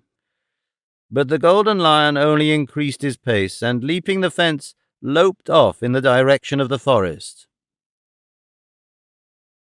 The black pursued him with brandishing broom, emitting loud yells that brought the inmates of the Waziri huts into the open, where they joined their fellow in pursuit of the lion. Across the rolling plains they followed him, but as well have sought to snare the elusive will-o'-the-wisp as this swift and wary fugitive, who heeded neither their blandishments nor their threats. And so it was that they saw the golden lion disappear into the primeval forest, and though they searched diligently until almost dark, they were forced at length to give up their quest and return crestfallen to the farm. "Oh," cried the unhappy black, who had been responsible for the escape of Jad Baljar, "what will the big Bwana say to me? What will he do to me when he finds that I have permitted the golden lion to get away?" "You will be banished from the bungalow for a long time, Kiwazi," old Muviro assured him, "and doubtless you will be sent to the grazing ground far to the east to guard the herd there, where you will find you will have plenty of lions for company, though they will not be as friendly as was Jad Baljar. It is not half what you deserve, and were the heart of the big Bwana not filled with love for his black children, were he like other white Bwanas old Muviro has seen, you would be lashed until you could not stand, perhaps until you died." "I am a man," replied Kiwazi. "I am a warrior and a Waziri. Whatever punishment the big Bwana inflicts, I will accept as a man should." It was that same night that Tarzan approached the campfires of the strange party he had been tracking. Unseen by them, he halted in the foliage of a tree directly in the center of their camp, which was surrounded by an enormous thorn boma and brilliantly lighted by numerous fires which blacks were diligently feeding with branches from an enormous pile of firewood that they had evidently gathered earlier in the day for this purpose. Near the center of the camp were several tents, and before one, in the light of a fire, sat 4 white men. 2 of them were great, bull-necked, red-faced fellows, apparently Englishmen of the lower class. The third appeared to be a short, fat German Jew, while the fourth was a tall, slender, handsome fellow with dark, wavy brown hair and regular features. He and the German were most meticulously garbed for Central African traveling, after the highly idealized standard of motion pictures. In fact, either one of them might have stepped directly from a screening of the latest jungle thriller. The young man was evidently not of English descent, and Tarzan mentally catalogued him almost immediately as a Slav. Shortly after Tarzan's arrival, this one arose and entered one of the nearby tents, from which Tarzan immediately heard the sound of voices in low conversation. He could not distinguish the words, but the tones of one seemed quite distinctly feminine. The 3 remaining at the fire were carrying on a desultory conversation when suddenly from near at hand beyond the boma wall, a lion's roar broke the silence of the jungle. With a startled shriek, the Jew leapt to his feet, so suddenly that he cleared the ground a good foot, and then, stepping backward, he lost his balance, tripped over his camp stool, and sprawled upon his back. "My God, Adolf!" roared one of his companions. "If you do that again, damn me if I don't break your neck." Here we are, and that's that." "Blimey, if he ain't worse than a bloomin' lion," growled the other. The Jew crawled to his feet. "Mein Gott!" he cried, his voice quavering. "I thought sure he was coming over the fence. So help me, if ever I get out of this, never again, not for all the gold in Africa, would I go through what I have been through these past 3 months. Oi, oi, when I think of it. Oi, oi, lions and leopards and rhinoceroses and hippopotamuses. Oi, oi." His companions laughed. "Dick and I tells you right along from the beginning that you hadn't ought to come into the interior," said one of them. "But for why I buy all these clothes?" wailed the German. "Mein Gott, this suit, it stands me 20 guineas, what I stand in. Ach, had I known something, 1 guinea would have bought me my whole wardrobe. 20 guineas for this, and no one to see it but niggers and lions." "And you look like hell in it besides," commented one of his friends. "And look at it. It's all dirty and torn. How should I know it? I spoiled this suit. Mit mine own eyes, I see it at the Princess Theatre. How the hero spent 3 months in Africa hunting lions and killing cannibals, and when he comes out, he hasn't even got a grease stain on his pants. How should I know it? Africa was so dirty and full of thorns." It was at this point that Tarzan of the Apes elected to drop quietly into the circle of firelight before them. The two Englishmen leapt to their feet, quite evidently startled, and the Jew turned and took a half-step as though in flight, but immediately his eyes rested upon the ape-man, he halted, a look of relief supplanting that of terror which had overspread his countenance, as Tarzan had dropped upon them apparently from the heavens. "Mein Gott, Esteban," shrilled the German, "why you come back so soon, and why you come back like dot? Sudden, don't you suppose we got nerves?" Tarzan was angry at these raw intruders who dared enter without his permission the wide domain in which he kept peace and order. When Tarzan was angry, there flamed upon his forehead the scar that Bolgani the gorilla had placed there upon the long-gone day when the boy Tarzan had met the great beast in mortal combat, and first learned the true value of his father's hunting knife, the knife that had placed him, the comparatively weak little Tarmangani, upon an even footing with the great beasts of the jungle. His grey eyes were narrowed, his voice came cold and level as he addressed them. "Who are you?" he demanded. "Who dare thus invade the country of the Waziri, the land of Tarzan, without permission from the Lord of the Jungle?"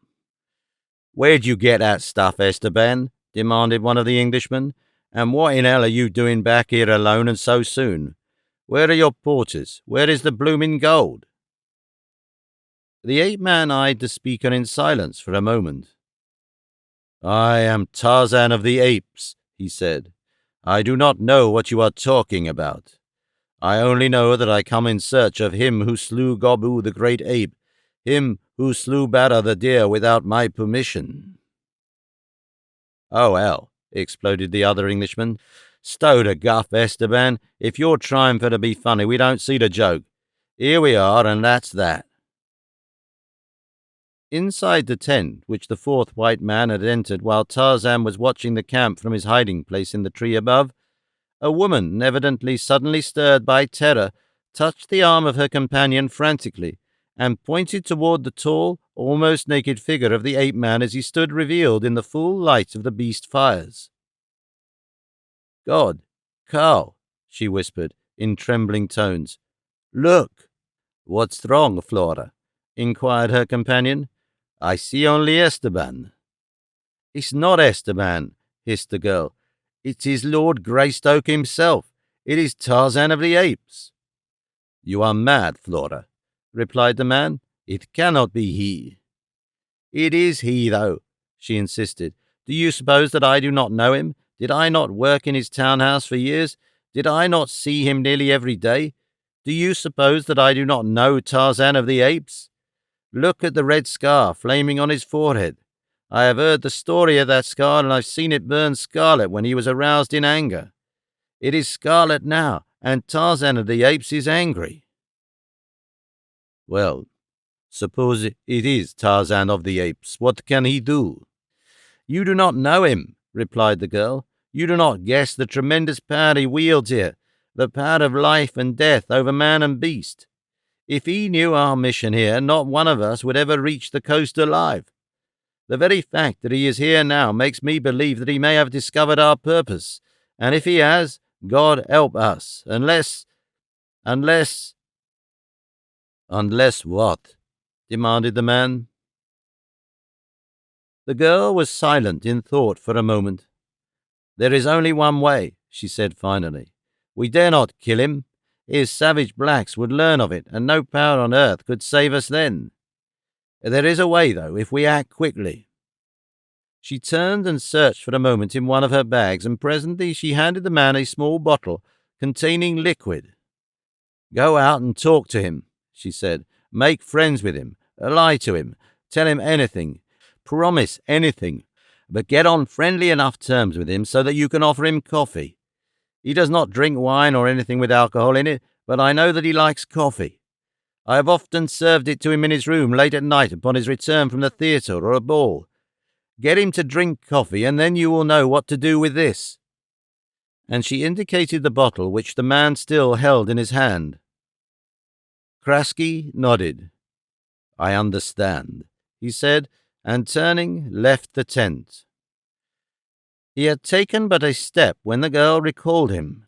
"Do not let him see me. Do not let him guess that I am here or that you know me." The man nodded and left her.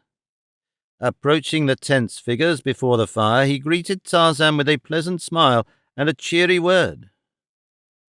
"Welcome," he said. "We are always glad to see a stranger in our camp. Sit down. Hand the gentleman a stool, John," he said to Peebles. The ape-man eyed Krasky as he had eyed the others. There was no answering friendly light in his eyes responding to the Russian's greeting.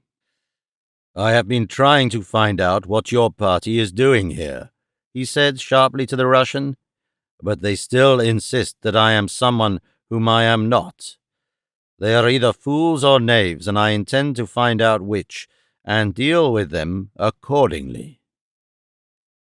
"Come, come," cried Krasky soothingly. "There must be some mistake, I am sure, but tell me, who are you?" "I am Tarzan of the Apes," replied the ape-man. "No hunters enter this part of Africa without my permission. The fact is so well known that there is no chance of your having passed the coast without having been so advised. I seek an explanation, and that quickly." "Ah, you are Tarzan of the Apes," exclaimed Krasky. "Fortunate indeed are we, for now we may be set straight upon our way, and escape from our frightful dilemma is assured. We are lost, sir, inextricably lost due to the ignorance or knavery of our guide, who deserted us several weeks ago. Surely we knew of you. Who does not know of Tarzan of the Apes? But it was not our intention to cross the boundaries of your territory. We were searching farther south for specimens of the fauna of the district, which our good friend and employer here, Mr. Adolf Bluber, is collecting at great expense for presentation to a museum in his home city in America. Now I am sure that you can tell us where we are and direct us upon our proper course." Peebles, Throck, and Bluber stood fascinated by Krasky's glib lies, but it was the German Jew who first rose to the occasion. Too thick were the skulls of the English pugs to grasp quickly the clever ruse of the Russian. "Why, yes," said the oily Bluber, rubbing his palms together. "This is it. Just what I was going to tell you." Tarzan turned sharply upon him. "Then what was all this talk about Esteban?" he asked. "Was it not by that name that these others addressed me?" "Ah," cried Bluber, "John will have his little joke. He is ignorant of Africa. He has never ever been here before. He thought perhaps that you were a native."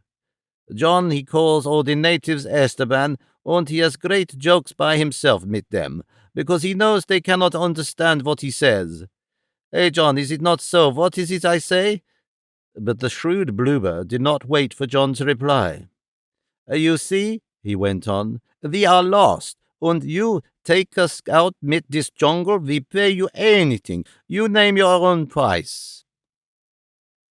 The ape-man only half believed him, yet he was somewhat mollified by their evidently friendly intentions. Perhaps, after all, they were telling him a half-truth and had really wandered into his territory unwittingly. That, however, he would find out definitely from their native carriers, from whom his own Waziri would wean the truth. But the matter of his having been mistaken for Esteban still piqued his curiosity. Also, he was still desirous of learning the identity of the slayer of Gobu, the great ape. "Please, sit down," urged Krasky. "We were about to have coffee, and we should be delighted to have you join us. We meant no wrong in coming here, and I can assure you that we will gladly and willingly make full amends to you, or to whomever else we may have unintentionally wronged." To take coffee with these men would do no harm. Perhaps he had wronged them, but however that might be, a cup of their coffee would place no great obligation upon him. Flora had been right in her assertion that if Tarzan of the Apes had any weakness whatsoever, it was for an occasional cup of black coffee late at night. He did not accept the proffered camp stool, but squatted, ape-fashion, before them, the flickering light of the beast fires playing upon his bronzed hide and bringing into relief the gracefully contoured muscles of his godlike frame. Not as the muscles of the blacksmith or the professional strongman were the muscles of Tarzan of the Apes, but rather those of Mercury or Apollo, so symmetrically balanced were their proportions, suggesting only the great strength that lay in them. Trained to speed and agility were they, as well as to strength, and thus, clothing as they did his giant frame, they imparted to him the appearance of a demigod. Throck, Peebles, and Bloober sat watching him in spellbound fascination, while Krasky walked over to the cook fire to arrange for the coffee. The two Englishmen were as yet only half awakened to the fact that they had mistaken this newcomer for another, and as it was, Peebles still scratched his head and grumbled to himself in inarticulate half-denial of Krasky's assumption of the new identity of Tarzan. Bloober was inwardly terror-stricken.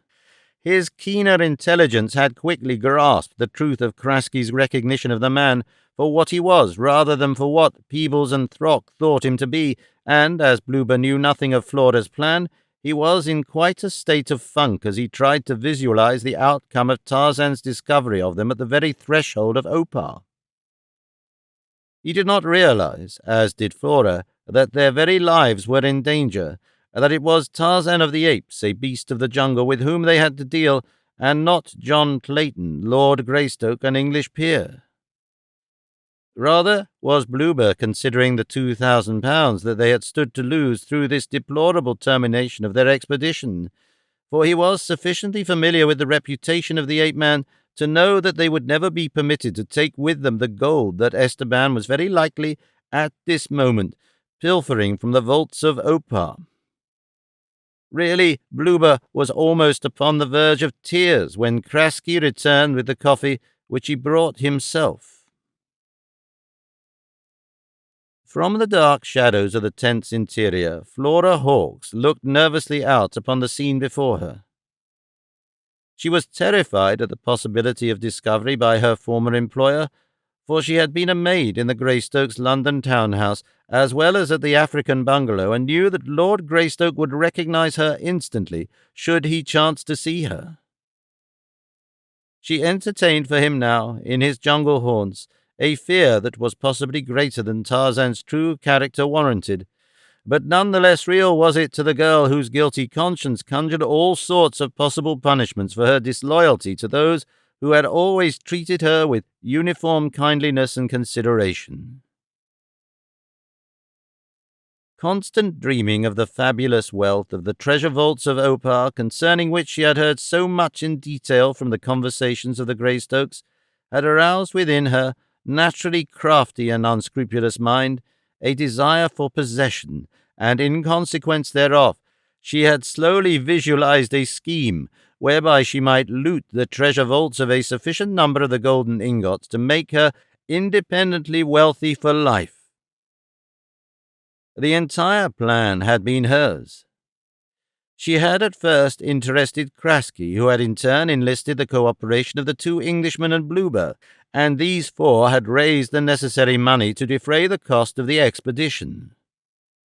It had been Flora who had searched for a type of man who might successfully impersonate Tarzan in his own jungle, and she had found Esteban Miranda, a handsome, powerful, and unscrupulous Spaniard, whose histrionic ability, aided by the art of make-up of which he was a past master, permitted him to almost faultlessly impersonate the character they desired him to portray, in so far as least as outward appearances were concerned.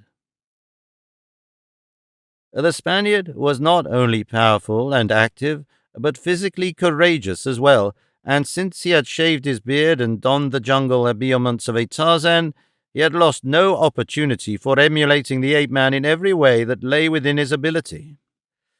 Of jungle craft he had none, of course, and personal combats with the more savage jungle beasts caution prompted him to eschew.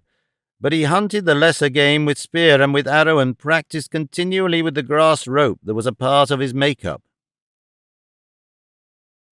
And now Flora Hawkes saw all her well-laid plans upon the verge of destruction.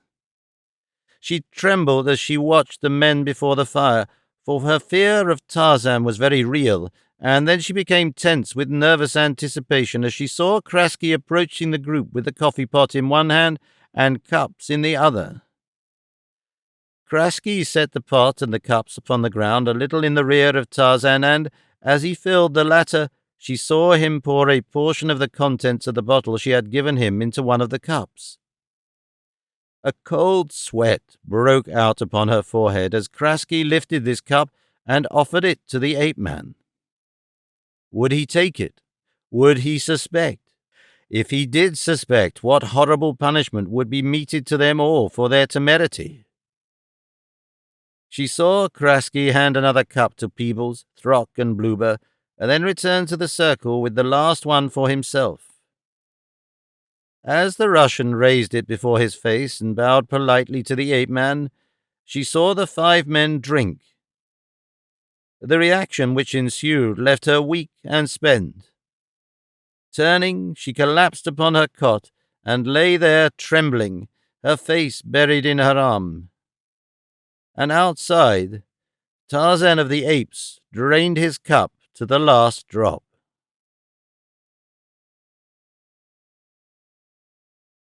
Chapter 6. Death Steals Behind. During the afternoon of the day that Tarzan discovered the camp of the conspirators, a watcher upon the crumbling outer wall of the ruined city of Opar descried a party of men moving downward into the valley from the summit of the encircling cliff. Tarzan, Jane Clayton, and their black Waziri were the only strangers that the denizens of Opar had ever seen within their valley during the lifetime of the oldest among them, and only in half-forgotten legends of a bygone past was there any suggestion that strangers other than these had ever visited Opar.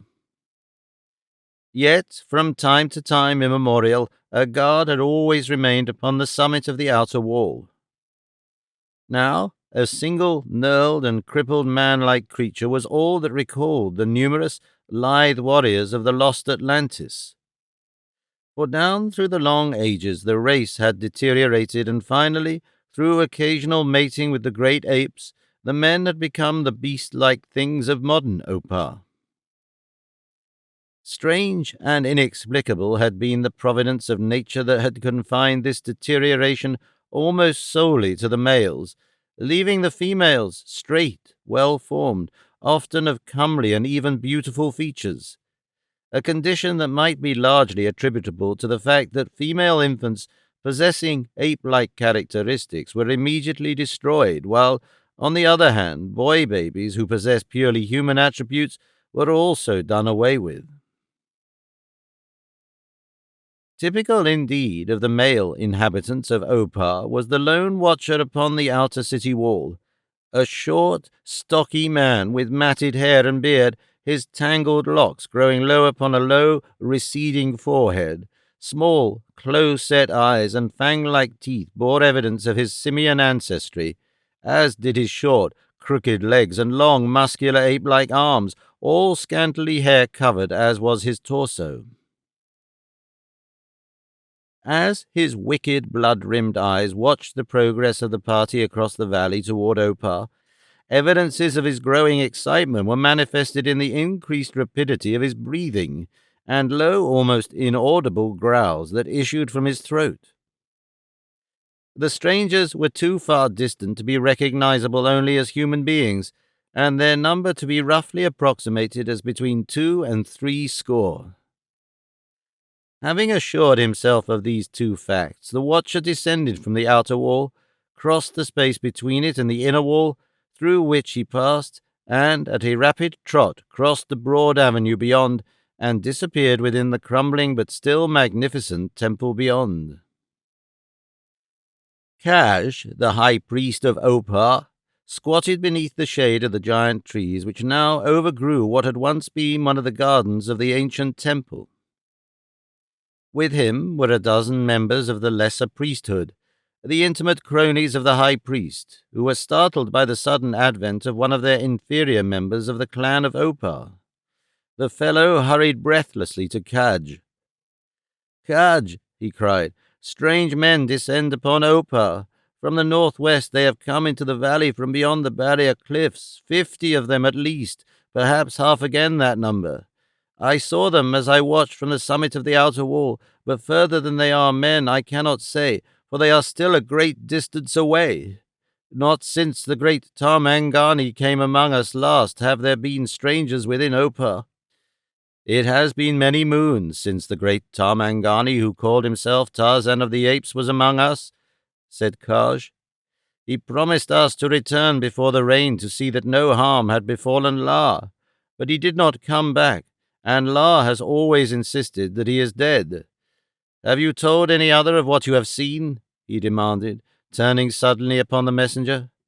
"No," replied the latter. "Good," exclaimed Kaj.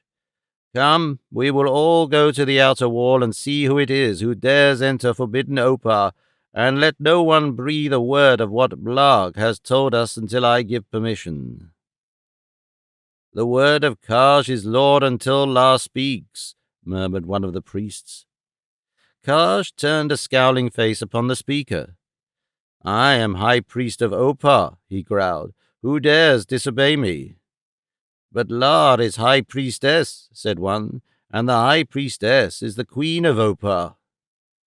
"But the High Priest can offer whom he will as sacrifice in the Chamber of the Dead or the Flaming God," Kaj reminded the other meaningly.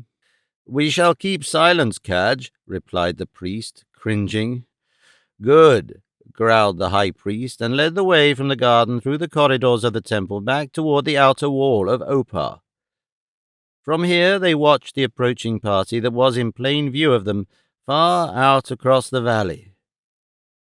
The watchers conversed in low gutturals in the language of the great apes, interspersed with which were occasional words and phrases of a strange tongue that were doubtless corrupted forms of the ancient language of Atlantis, handed down through countless generations from their human progenitors, that now extinct race whose cities and civilization lie buried deep beneath the tossing waves of the Atlantic, and whose adventurous spirit had, in remote ages, caused them to penetrate into the heart of Africa in search of gold, and to build there, in duplication of their far home cities, the magnificent city of Opar. As Kaj and his followers watched from beneath shaggy brows, the strangers plodding laboriously beneath the now declining equatorial sun across the rocky, barren valley, a grey little monkey eyed them from amidst the foliage of one of the giant trees that had forced its way through the pavement of the ancient avenue behind them. A solemn, sad-faced little monkey it was, but like all his kind overcome by curiosity, and finally to such an extent that his fear of the fierce males of Opar was so considerably overcome that he at last swung lightly from the tree to the pavement, made his way through the inner wall, and up inside of the outer wall to a position in their rear where he could hide behind one of the massive granite blocks of the crumbling wall in comparative safety from detection. The while he might overhear the conversation of the Oparians, all of which that was carried on in the language of the great apes he could understand perfectly. The afternoon was drawing to a close before the slowly moving company approaching Opar was close enough for individuals to be recognizable in any way, and then presently one of the younger priests exclaimed excitedly, "It is he, Kaj! It is the great Tarmangani who calls himself Tarzan of the Apes. I can see him plainly. The others are all black men. He is urging them on, prodding them with his spear. They act as though they were afraid or very tired, but he is forcing them forward." "You are sure?" demanded Kaj. "You are sure that it is Tarzan of the Apes?" "I am positive," replied the speaker, and then another of the priests joined his assurances to that of his fellow. At last they were close enough so that Kaj himself, whose eyesight was not as good as that of the younger members of the company, realized that it was indeed Tarzan of the Apes who was returning to Opar. The high priest scowled angrily in thought. Suddenly he turned upon the others. "He must not come," he cried. "He must not enter Opar. Hasten and fetch 100 fighting men. We will meet them as they come through the outer wall and slay them one by one." "But La," cried he, who had aroused Kaj's anger in the garden, "I distinctly recall that La offered the friendship of Opar to Tarzan of the Apes upon that time many moons ago, and that he saved her from the tusks of infuriated Tantor." "Silence," growled Kaj. "He shall not enter. We shall slay them all, though we need not know their identity until it is too late. Do you understand? And know, too, that whosoever attempts to thwart my purpose shall die, and he die not as a sacrifice. He shall die at my hands, but die he shall. You hear me?" And he pointed an unclean finger at the trembling priest. Manu, the monkey, hearing all this, was almost bursting with excitement. He knew Tarzan of the Apes, as all the migratory monkeys the length and breadth of Africa knew him. He knew him for a friend and protector. To Manu, the males of Opar were neither beast nor man nor friend. He knew them as cruel and surly creatures who ate the flesh of his kind, and he hated them accordingly. He was, therefore, greatly exercised at the plot that he had heard discussed, which was aimed at the life of the great Tarmangani. He scratched his little grey head and the root of his tail and his belly as he attempted to mentally digest what he had heard and bring forth from the dim recesses of his little brain a plan to foil the priests and save Tarzan of the Apes. He made grotesque grimaces that were aimed at the unsuspecting Kaj and his followers, but which failed to perturb them, possibly because a huge granite block hid the little monkey from them. This was quite the most momentous thing that had occurred in the life of Manu. He wanted to jump up and down and dance and screech and jabber, to scold and threaten the hated Oparians, but something told him that nothing would be gained by this, other than, perhaps, to launch in his direction a shower of granite missiles, which the priest knew only too well how to throw with accuracy. Now Manu is not a deep thinker, but upon this occasion he quite outdid himself, and managed to concentrate his mind upon the thing at hand rather than permit its being distracted by each falling leaf or buzzing insect. He even permitted a succulent caterpillar to crawl within his reach and out again with impunity. Just before darkness fell, Kaj saw a little grey monkey disappear over the summit of the outer wall, 50 paces from where he crouched with his fellows, waiting for the coming of the fighting men. But so numerous were the monkeys about the ruins of Opar that the occurrence left Kaj's mind almost as quickly as the monkey disappeared from his view, and in the gathering gloom he did not see the little grey figure scampering off across the valley toward the band of intruders who now appeared to have stopped to rest at the foot of a large kopje that stood alone in the valley, about a mile from the city. Little Manu was very much afraid out there alone in the growing dusk, and he scampered very fast, with his tail bowed up and out behind him. All the time he cast affrighted glances to the right and left. The moment he reached the kopje, he scampered up its face as fast as he could. It was really a huge, precipitous granite rock with almost perpendicular sides, but sufficiently weather-worn to make its ascent easy to little Manu. He paused a moment at the summit to get his breath and still the beatings of his frightened little heart, and then he made his way around to a point where he could look down upon the party beneath. There, indeed, was the great Tarmangani Tarzan, and with him were some 50 Gomangani. The latter were splicing together a number of long, straight poles, which they had laid upon the ground in 2 parallel lines. Across these 2, at intervals of a foot or more, they were lashing smaller, straight branches about 18 inches in length, the whole forming a crude but substantial ladder. The purpose of all this Manu, of course, did not understand, nor did he know that it had been evolved from the fertile brain of Flora Hawkes as a means of scaling the precipitous kopje, at the summit of which lay the outer entrance to the treasure vaults of Opar. Nor did Manu know that the party had no intention of entering the city of Opar, and were therefore in no danger of becoming victims of Kaj's hidden assassins. To him, the danger to Tarzan of the Apes was very real, and so, having regained his breath, he lost no time in delivering his warning to the friend of his people. "Tarzan," he cried, in the language that was common to both. The white man and the blacks looked up at the sound of his chattering voice. "It is Manu, Tarzan," continued the little monkey, "who has come to tell you not to go to Opar. Kaj and his people await within the outer wall to slay you." The blacks, having discovered that the author of the disturbance was nothing but a little grey monkey, returned immediately to their work, while the white man similarly ignored his words of warning. Manu was not surprised at the lack of interest displayed by the blacks, for he knew that they did not understand his language, but he could not comprehend why Tarzan failed to pay any attention whatsoever to him. Again and again he called Tarzan by name. Again and again he shrieked his warning to the ape-man, but without eliciting any reply or any information that the great Tarmangani had either heard or understood him. Manu was mystified. What had occurred to render Tarzan of the Apes so indifferent to the warnings of his old friend? At last, the little monkey gave it up and looked longingly back in the direction of the trees within the walled city of Opar. It was now very dark, and he trembled at the thought of recrossing the valley, where he knew enemies might prowl by night. He scratched his head and he hugged his knees, and then sat there whimpering, a very forlorn and unhappy little ball of a monkey.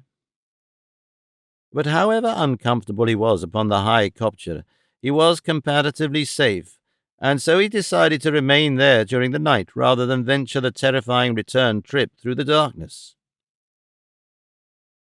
Thus it was that he saw the ladder completed and erected against the side of the kopje, and when the moon rose at last and lighted the scene, he saw Tarzan of the Apes urging his men to mount the ladder. He had never seen Tarzan thus rough and cruel with the blacks who accompanied him. Manu knew how ferocious the great Tarmangani could be with an enemy, whether man or beast, but he had never seen him accord such treatment to the blacks who were his friends. One by one, and with evident reluctance, the blacks ascended the ladder, continually urged forward to greater speed by the sharp spear of the white man. When they had all ascended, Tarzan followed, and Manu saw them disappear apparently into the heart of the great rock. It was only a short time later that they commenced to reappear, and now each was burdened by two heavy objects which appeared to Manu to be very similar to some of the smaller stone blocks that had been used in the construction of the buildings in Opar. He saw them take the blocks to the edge of the kopje and cast them over to the ground beneath, and when the last of the blacks had emerged with his load and cast it to the valley below, one by one the party descended the ladder to the foot of the kopje. But this time Tarzan of the Apes went first. Then they lowered the ladder and took it apart and laid its pieces close to the foot of the cliff, after which they took up the blocks which they had brought from the heart of the kopje, and following Tarzan, who set out in the lead, they commenced to retrace their steps toward the rim of the valley. Manu would have been very much mystified had he been a man, but being only a monkey, he saw only what he saw without attempting to reason very much about it. He knew that the ways of men were peculiar and oftentimes unaccountable. For example, the Gomangani, who could not travel through the jungle and the forest with the ease of any other of the animals which frequented them, added to their difficulties by loading themselves down with additional weights in the form of metal anklets and armlets, with necklaces and girdles, and with skins of animals, which did nothing more than impede their progress and render life much more complicated than that which the untrammeled beasts enjoyed. Manu, whenever he gave the matter a thought, congratulated himself that he was not a man. He pitied the foolish, unreasonable creatures. Manu must have slept. He thought that he had only closed his eyes a moment, but when he opened them, the rosy light of dawn had overspread the desolate valley. Just disappearing over the cliffs to the northeast, he could see the last of Tarzan's party commencing the descent of the barrier, and then Manu turned his face toward Opar and prepared to descend from the kopje and scamper back to the safety of his trees within the walls of Opar. But first he would reconnoiter. Sheeta the panther might be still abroad, and so he scampered around the edge of the kopje to a point where he could see the entire valley floor between himself and Opar. And there it was that he saw again that which filled him with greatest excitement. For debouching from the ruined outer wall of Opar was a large company of Opar's frightful men. Fully 100 of them Manu could have counted, had Manu been able to count. They seemed to be coming toward the kopje, and he sat and watched them as they approached, deciding to defer his return to the city until after the path was cleared of hated Oparians. It occurred to him that they were coming after him, for the egotism of the lower animals is inordinate. Because he was a monkey, the idea did not seem at all ridiculous, and so he hid behind a jutting rock with only one little bright eye exposed to the enemy. He saw them come closer, and he grew very much excited, though he was not at all afraid, for he knew that if they ascended one side of the kopje, he could descend the other and be halfway to Opar before they could possibly locate him again. On and on they came, but they did not stop at the kopje. As a matter of fact, they did not come very close to it, but continued on beyond it. Then it was that the truth of the matter flashed into the little brain of the monkey. Kaj and his people were pursuing Tarzan of the Apes to slay him. If Manu had been offended by Tarzan's indifference to him upon the night before, he had evidently forgotten it, for now he was quite as excited about the danger which he saw menace the ape-man as he had been upon the afternoon previous. At first he thought of running ahead and again warning Tarzan, but he feared to venture so far from the trees of Opar, even if the thought of having to pass the hated Oparians had not been sufficient to deter him from carrying out this plan. For a few minutes he sat watching them until they had all passed the kopje, and then it became quite clear to him that they were heading directly for the spot at which the last of Tarzan's party had disappeared from the valley. There could be no doubt that they were in pursuit of the ape-man. Manu scanned the valley once more toward Opar. There was nothing in sight to deter him from an attempted return, and so, with the agility of his kind, he scampered down the vertical face of the kopje and was off at great speed toward the city's walls. Just when he formulated the plan that he eventually followed, it is difficult to say. Perhaps he thought it all out as he sat upon the kopje, watching Kaj and his people upon the trail of the ape-man, or perhaps it occurred to him while he was scampering across the barren waste toward Opar. It may just have popped into his mind from a clear sky after he had regained the leafy sanctuary of his own trees. Be that, however, as it may, the fact remains that as La, High Priestess and Princess of Opar, in company with several of her priestesses, was bathing in a pool in one of the temple gardens, she was startled by the screaming of a monkey, swinging frantically by his tail from the branch of a great tree which overspread the pool. It was a little grey monkey with a face so wise and serious that one might easily have imagined that the fate of nations lay constantly upon the shoulders of its owner. "La, La," it screamed, "they have gone to kill Tarzan, they have gone to kill Tarzan." At the sound of that name, La was instantly all attention. Standing waist-deep in the pool, she looked up at the little monkey questioningly. "What do you mean, Manu?" she asked. "It has been many moons since Tarzan was at Opar. He is not here now. What are you talking about?" "I saw him," screamed Manu. "I saw him last night with many Gomangani. He came to the great rock that lies in the valley before Opar. With all his men he climbed to the top of it, went into the heart of it, and came out with stones which they threw down into the valley. Afterward they descended from the rock and picked up the stones again and left the valley. There." And Manu pointed toward the northeast with one of his hairy little fingers. "How do you know it was Tarzan of the Apes?" asked La. "Does not Manu know his cousin and his friend?" demanded the monkey. "With my eyes I saw him. It was Tarzan of the Apes." La of Opar puckered her brows in thought. Deep in her heart smoldered the fires of her great love for Tarzan, fires that had been quenched by the necessity that had compelled her marriage with Kaj since last she had seen the ape-man. For it is written among the laws of Opar that the high priestess of the flaming god must take a mate within a certain number of years after her consecration. For many moons had La longed to make Tarzan that mate. The ape-man had not loved her, and finally she had come to a realization that he could never love her. Afterward, she had bowed to the frightful fate that had placed her in the arms of Kaj. As month after month had passed, and Tarzan had not returned to Opar as he had promised he would do to see that no harm befell La, she had come to accept the opinion of Kaj that the ape-man was dead, and though she hated the repulsive Kaj, nonetheless, her love for Tarzan had gradually become little more than a sorrowful memory.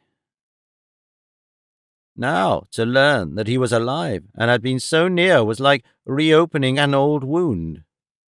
At first, she comprehended little else than that Tarzan had been close to Opar, but presently the cries of Manu aroused her to a realization that the ape-man was in danger. Just what the danger was, she did not know.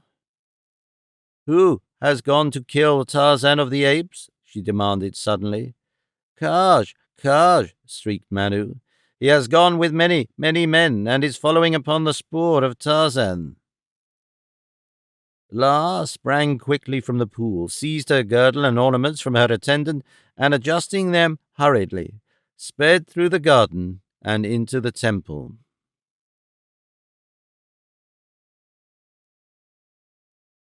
Chapter 7. You must sacrifice him. Warily, Kaj and his 100 frightful followers, armed with their bludgeons and knives, crept stealthily down the face of the barrier into the valley below, upon the trail of the white man and his black companions. They made no haste, for they had noted from the summit of Opar's outer wall that the party they were pursuing moved very slowly, though why they did not know, for they had been at too great a distance to see the burden that each of the blacks carried.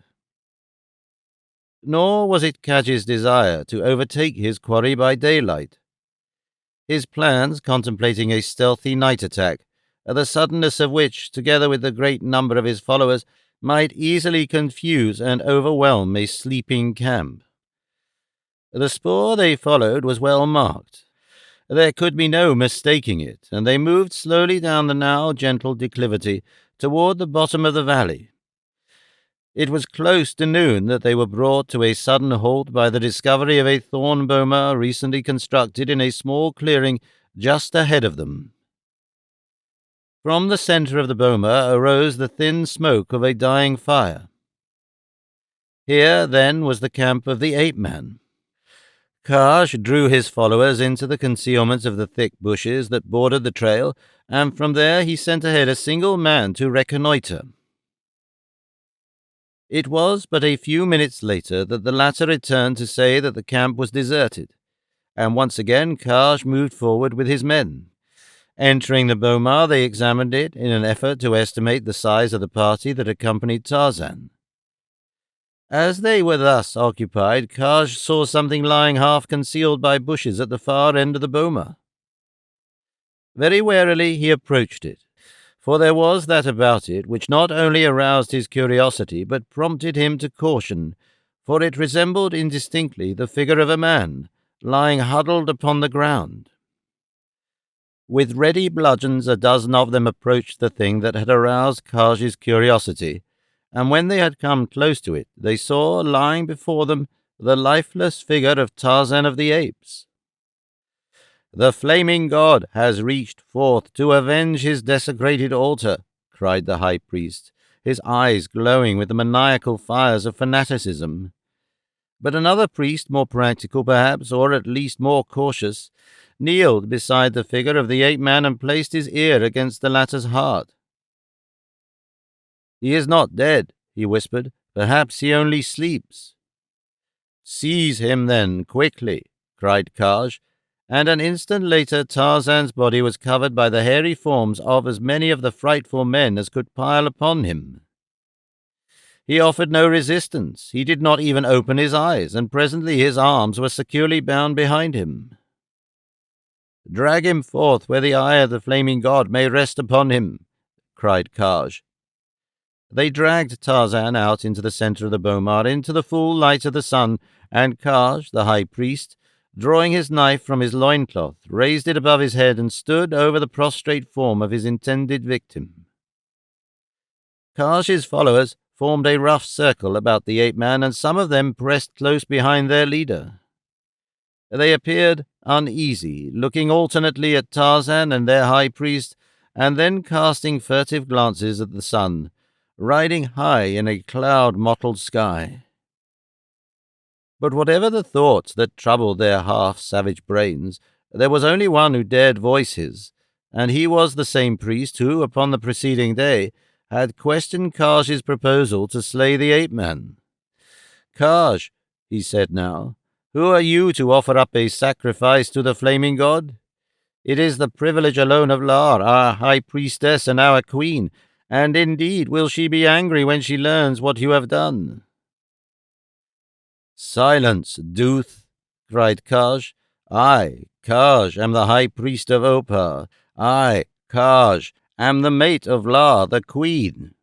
My word, too, is law in Opar, and you would remain a priest and you would remain alive. Keep silence."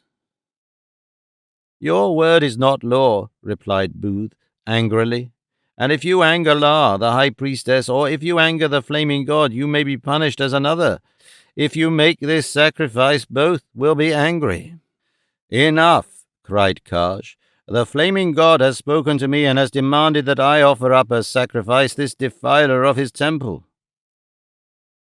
He knelt beside the ape-man and touched his breast above the heart with the point of his sharp blade, and then he raised the weapon high above him, preparatory to the fatal plunge into the living heart. At that instant a cloud passed before the face of the sun, and a shadow rested upon them. A murmur rose from the surrounding priests. "Look," cried Dooth. "The flaming god is angry. He has hidden his face from the people of Opar." Kaj paused. He cast a half-defiant, half-frightened look at the cloud obscuring the face or the sun. Then he rose slowly to his feet, and extending his arms upward toward the hidden god of day, he remained for a moment silent in apparently attentive and listening attitude. Then suddenly he turned upon his followers. "Priests of Opar," he cried, "the flaming god has spoken to his high priest, Kaj. He is not angered. He but wishes to speak to me alone, and he directs that you go away into the jungle and wait until he has come and spoken to Kaj, after which I shall call you to return. Go." For the most part, they seemed to accept the word of Kaj as law, but Duth and a few others, doubtless prompted by a certain skepticism, hesitated. "Be gone," commanded Kaj. And so powerful is the habit of obedience that the doubters finally turned away and melted into the jungle with the others. A crafty smile lighted the cruel face of the high priest as the last of them disappeared from sight, and then he once again turned his attention to the ape-man. That, deep within his breast, however, lurked an inherent fear of his deity, was evidenced by the fact that he turned questioning glances toward the sky. He had determined to slay the ape-man while Duth and the others were absent, yet the fear of his god restrained his hand until the light of his deity should shine forth upon him once more and assure him that the thing he contemplated might meet with favor. It was a large cloud that overcast the sun, and while Kaj waited his nervousness increased. 6 times he raised his knife for the fatal blow, yet in each instance his superstition prevented the consummation of the act. 5, 10, 15 minutes passed, and still the sun remained obscured. But now, at last, Kaj could see that it was nearing the edge of the cloud, and once again he took his position kneeling beside the ape-man, with his blade ready for the moment that the sunlight should flood again, for the last time, the living Tarzan. He saw it sweeping slowly across the boma toward him, and as it came a look of demoniacal hatred shone in his close-set, wicked eyes. Another instant, and the flaming god would have set the seal of his approval upon the sacrifice. Kaj trembled in anticipation. He raised the knife a trifle higher, his muscles tense for the downward plunge, and then the silence of the jungle was broken by a woman's voice, raised almost to a scream.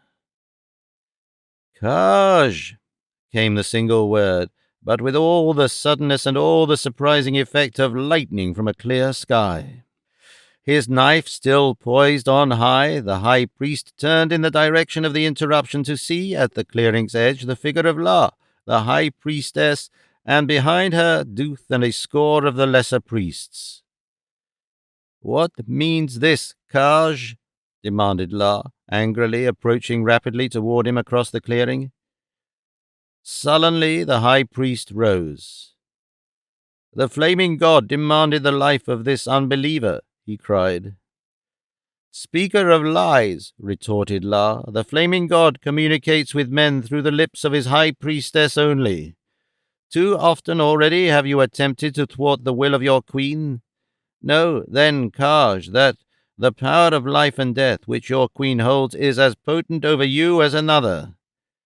During the long ages that Opar has endured, our legends tell us that more than one high priest has been offered upon the altar to the flaming god, and it is not unlikely that yet another may go the way of the presumptuous. Curb, therefore, your vanity and your lust for power, lest they prove your undoing." Kaj sheathed his knife and turned sullenly away, casting a venomous look at Duth, to whom he evidently attributed his undoing. That he was temporarily abashed by the presence of his queen was evident, but to those who knew Kaj there was little doubt that he still harbored his intention to dispatch the ape-man, and if the opportunity ever presented itself that he would do so, for Kaj had a strong following among the people and priests of Opar. There were many who doubted that La would ever dare to incur the displeasure and anger of so important a portion of her followers as to cause the death or degradation of their high priest, who occupied his office by virtue of laws and customs so old that their origin had been long lost in antiquity. For years she had found first one excuse and then another to delay the ceremonies that would unite her in marriage to the high priest. She had further aroused the antagonism of her people by palpable proofs of her infatuation for the ape-man, and even though at last she had been compelled to mate with Kaj, she had made no effort whatsoever to conceal her hatred and loathing for the man. How much further could she go with impunity was a question that often troubled those whose position in Opar depended upon her favor, and, knowing all these conditions as he did, it was not strange that Kaj should entertain treasonable thoughts toward his queen. Leagued with him in his treachery was Oar, a priestess who aspired to the power and offices of La. If La could be done away with, then Kaj had the influence to see that Oar became high priestess. He also had Oar's promise to mate with him and permit him to rule as king, but as yet both were bound by the superstitious fear of their flaming deity, and because of this fact was the life of La temporarily made safe. It required, however, but the slightest spark to ignite the flames of treason that were smouldering about her. So far, she was well within her rights in forbidding the sacrifice of Tarzan by the high priest. But her fate, her very life, perhaps, depended upon her future treatment of the prisoner. Should she spare him? Should she evidence in any way a return of the great love she had once almost publicly avowed for him, it was likely that her doom would be sealed. It was even questionable whether or not she might with impunity spare his life and set him at liberty. Kaj and the others watched her closely now as she crossed to the side of Tarzan. Standing there silently for several moments, she looked down upon him. "He is already dead?" she asked. "He was not dead when Kaj sent us away," volunteered Duth. "If he is dead now, it is because Kaj killed him while we were away." "I did not kill him," said Kaj. "That remains, as La, our queen, has told you, for her to do. The eye of the flaming god looks down upon you, high priestess of Opar. The knife is at your hip. The sacrifice lies before you." La ignored the man's words and turned toward Duth. "If he still lives," she said, "construct a litter and bear him back to Opar." Thus, once more, came Tarzan of the Apes into the ancient colonial city of the Atlanteans. The effects of the narcotic that Krasky had administered to him did not wear off for many hours. It was night when he opened his eyes, and for a moment he was bewildered by the darkness and the silence that surrounded him. All that he could scent at first was that he lay upon a pile of furs, and that he was uninjured, for he felt no pain.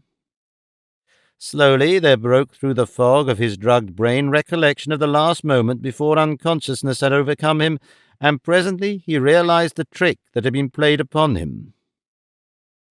For how long he had been unconscious and where he then was, he could not imagine. Slowly he arose to his feet, finding that, except for a slight dizziness, he was quite himself. Cautiously he felt around in the darkness, moving with care, a hand outstretched and always feeling carefully with his feet for a secure footing. Almost immediately a stone wall stopped his progress, and this he followed around 4 sides of what he soon realized was a small room in which there were but 2 openings, a door upon each of the opposite sides. Only his senses of touch and smell were of value to him here.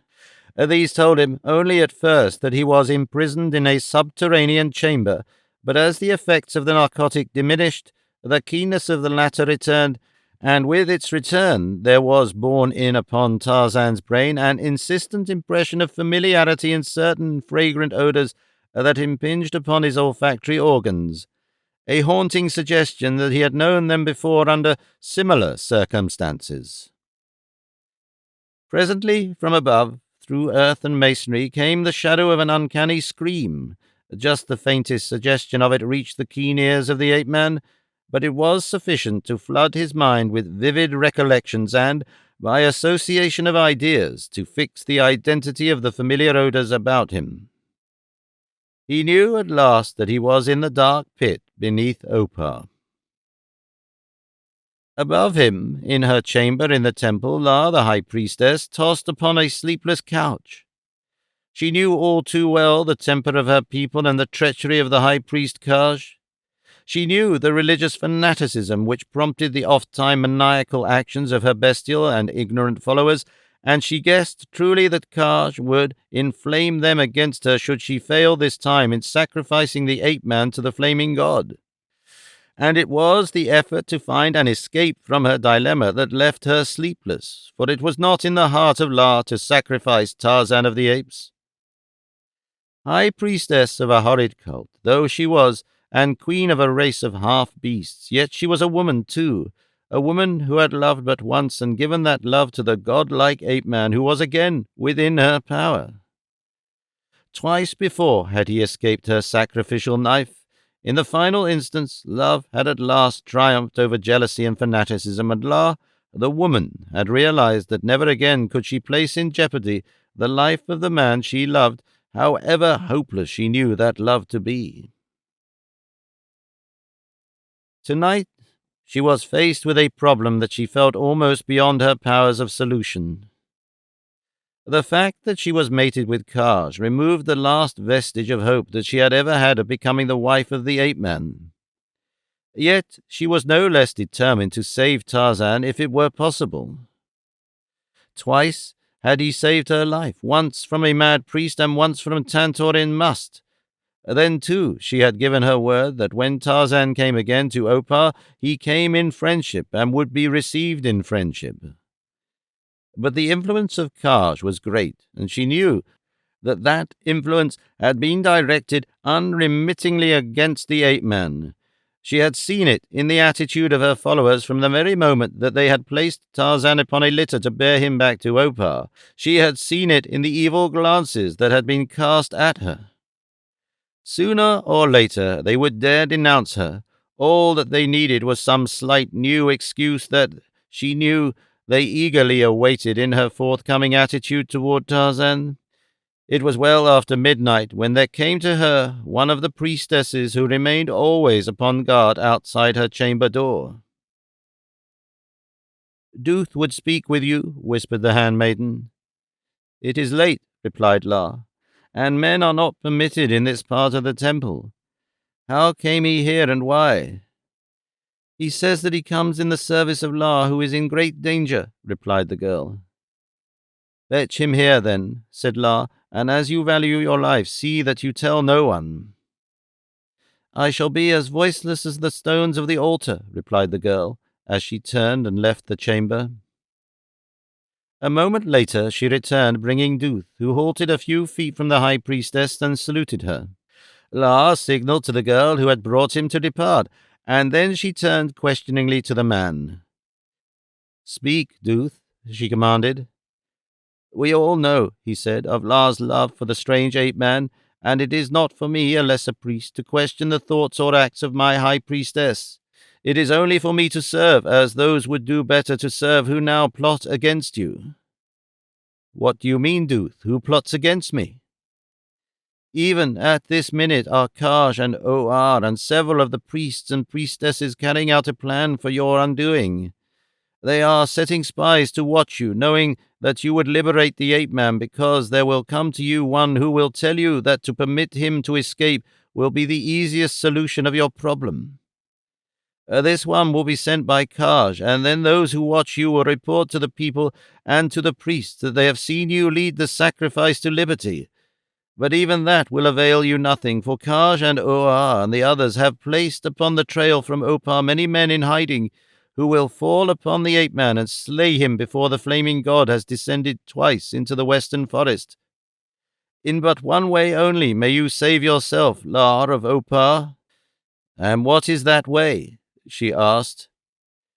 "You must, with your own hands, upon the altar of our temple, sacrifice the ape-man to the flaming god."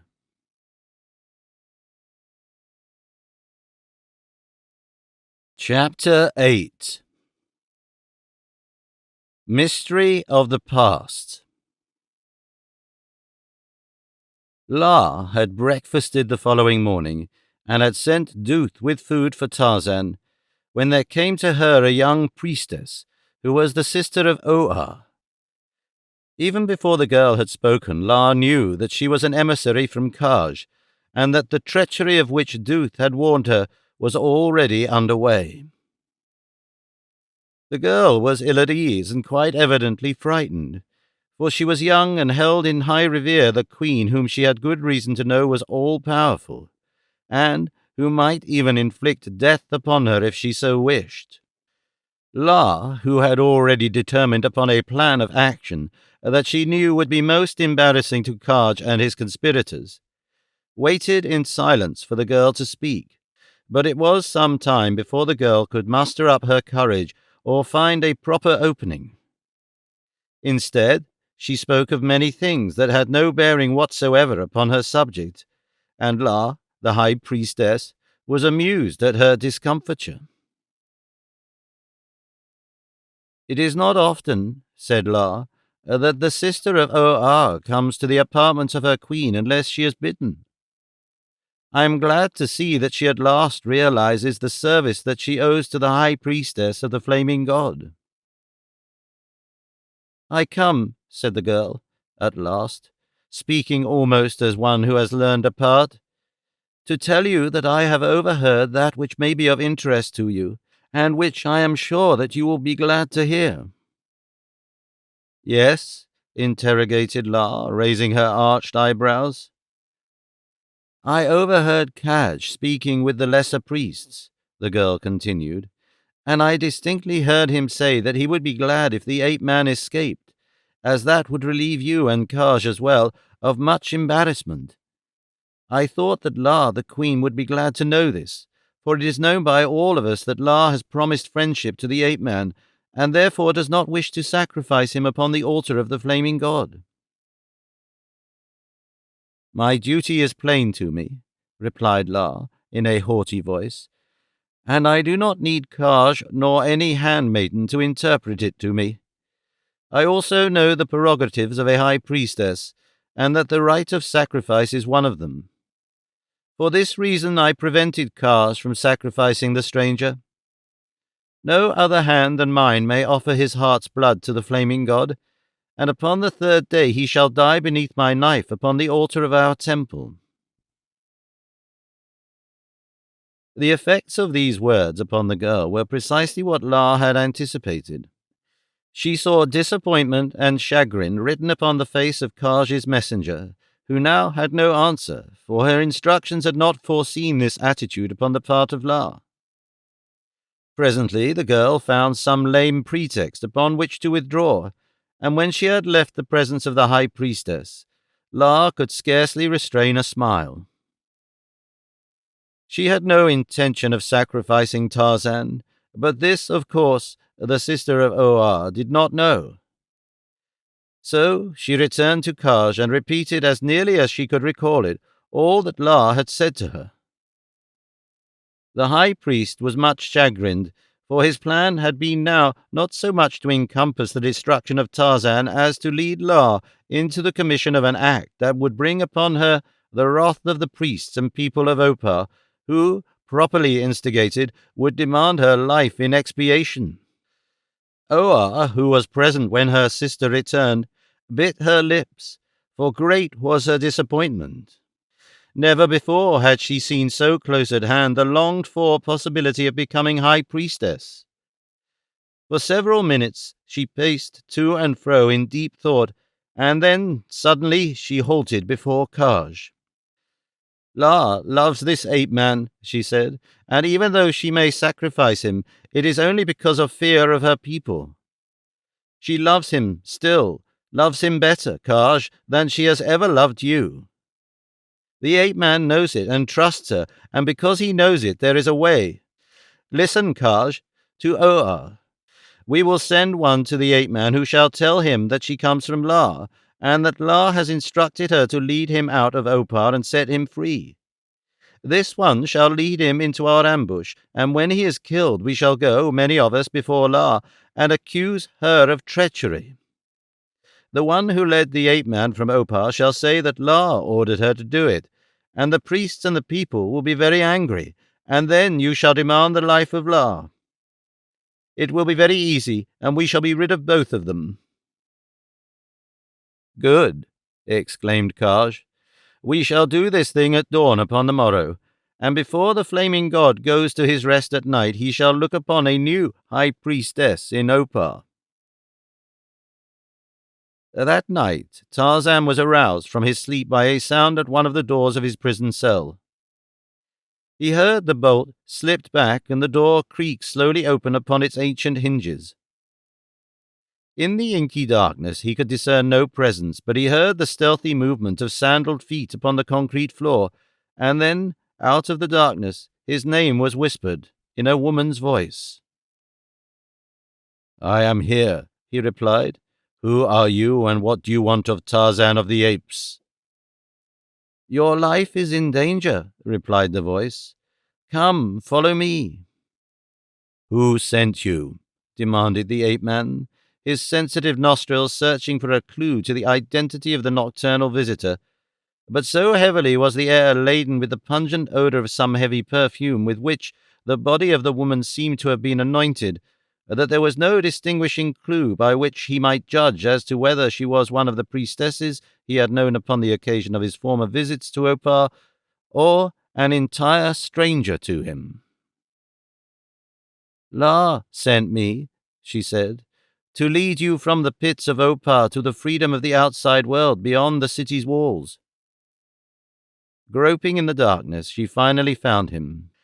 "Here are your weapons," she said, handing them to him, and then she took his hand, turned and led him from the dungeon, through a long, winding, and equally black corridor, down flights of age-old concrete steps, through passages and corridors, opening and closing door after door that creaked and groaned upon rusty hinges. How far they travelled thus, and in what direction, Tarzan could not guess. He had gleaned enough from Duth, when the latter brought him his food, to believe that in La he had a friend who would aid him, for Duth had told him that she had saved him from Kaj when the latter had discovered him unconscious in the deserted boma of the Europeans, who had drugged and left him. And so, the woman having said that she came from La, Tarzan followed her willingly. He could not but recall Jane's prophecy of the evils that he might expect to befall him should he persist in undertaking this third trip to Opar, and he wondered if, after all, his wife was right, that he should never again escape from the toils of the fanatical priests of the Flaming God. He had not, of course, expected to enter Opar, but there seemed to hang over the accursed city a guardian demon that threatened the life of whosoever dared approach the forbidden spot or wrest from the forgotten treasure vaults a portion of their great hoard. For more than an hour his guide led him through the Stygian darkness of underground passages, until, ascending a flight of steps, they emerged into the center of a clump of bushes, through which the pale light of the moon was barely discernible.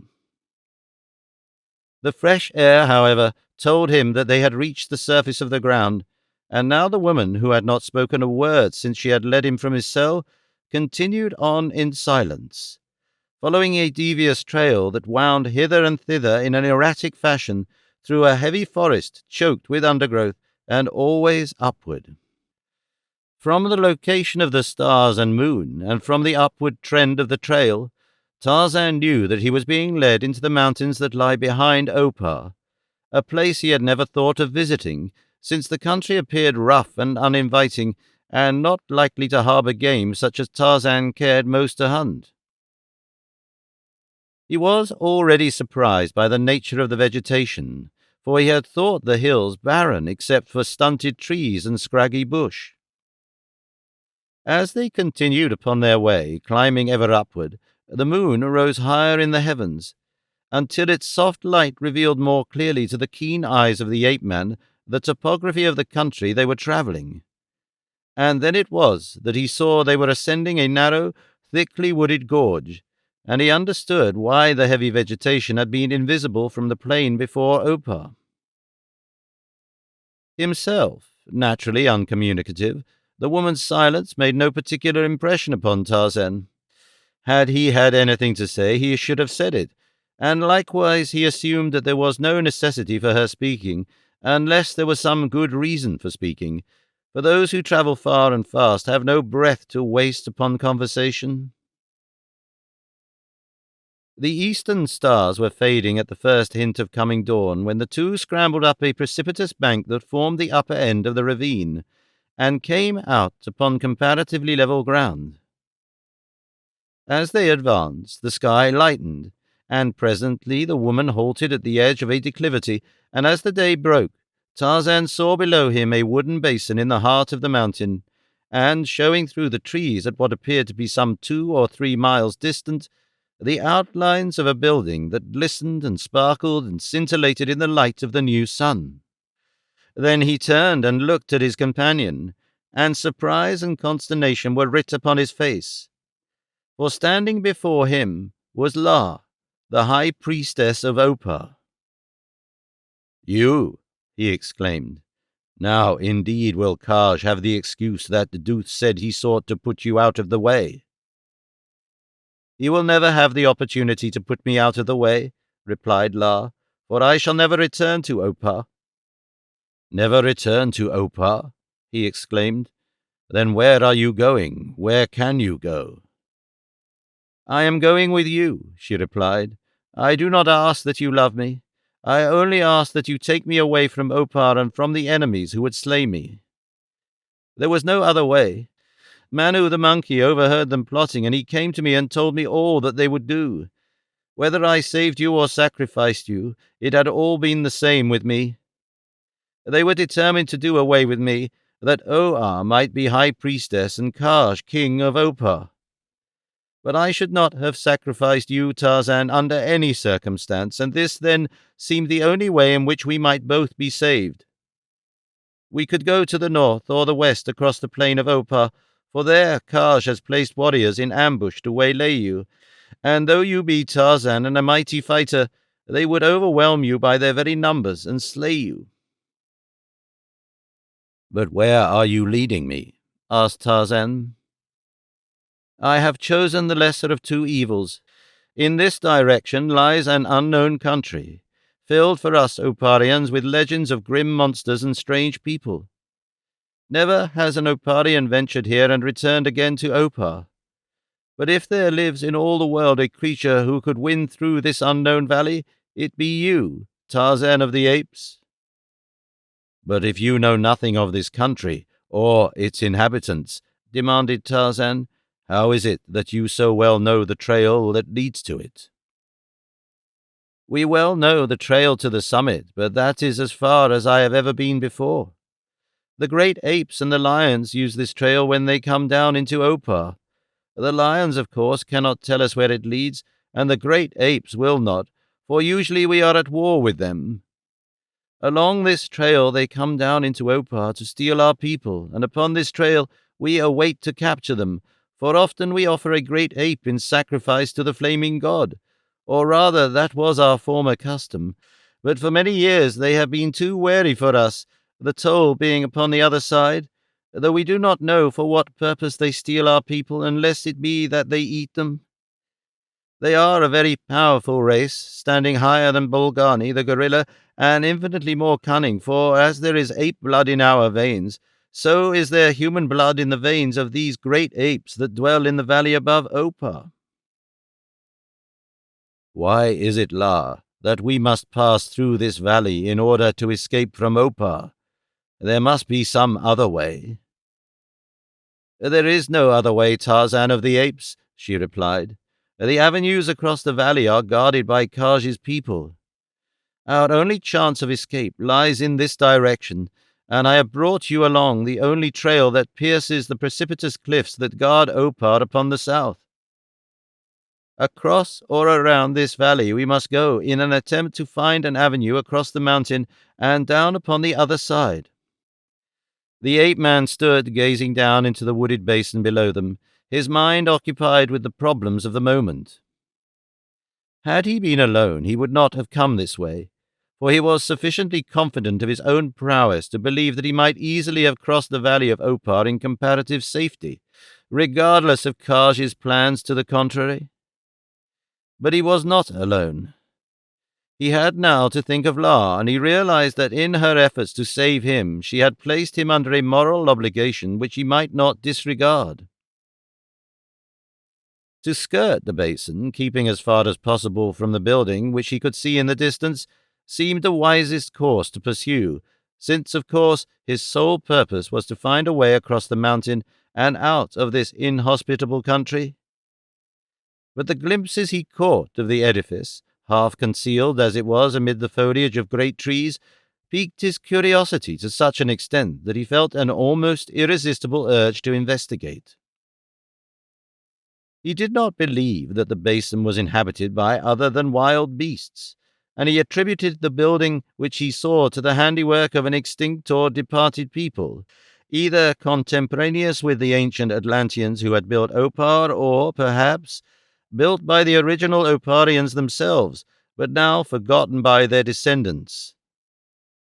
The glimpses which he caught of the building suggested such size and magnificence as might belong to a palace.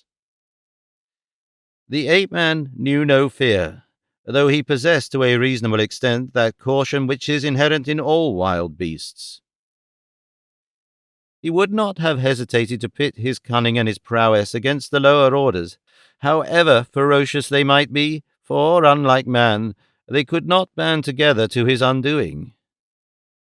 But should men elect to hunt him in numbers, he knew that a real danger would confront him, and that, in the face of their combined strength and intelligence, his own might not avail him.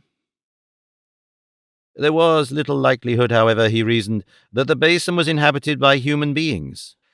Doubtless closer investigation of the building he saw would reveal that it was but a deserted ruin, and that the most formidable foes he would encounter would be the great apes and the lions. Of neither of these had he any fear. With the former it was even reasonable to imagine that he might establish amicable relations. Believing, as he did, that he must look for egress from the basin upon its opposite side, it was only natural that he should wish to choose the most direct route across the basin. Therefore his inclinations to explore the valley were seconded by considerations of speed and expediency. "Come," he said to La, and started down the declivity which led into the basin in the direction of the building ahead of them. "You are not going that way?" she cried in astonishment. "Why not?" he said. "It is the shortest way across the valley, and in so far as I can judge, our trail over the mountains is more likely to lie in that direction than elsewhere." "But I am afraid," she said. "The flaming god alone knows what hideous dangers lurk in the depths of that forest below us." "Only Newmar and the Mangani," he said. "Of these we need have no fear." "You fear nothing," she said, "but I am only a woman." "We can die but once," replied Tarzan, "and that once we must die. To be always fearing then would not avert it, and would make life miserable. We shall go the short way then, and perhaps we shall see enough to make the risk well worth while." They followed a well-worn trail downward among the brush, the trees increasing in both size and number as they approached the floor of the basin, until at last they were walking beneath the foliage of a great forest.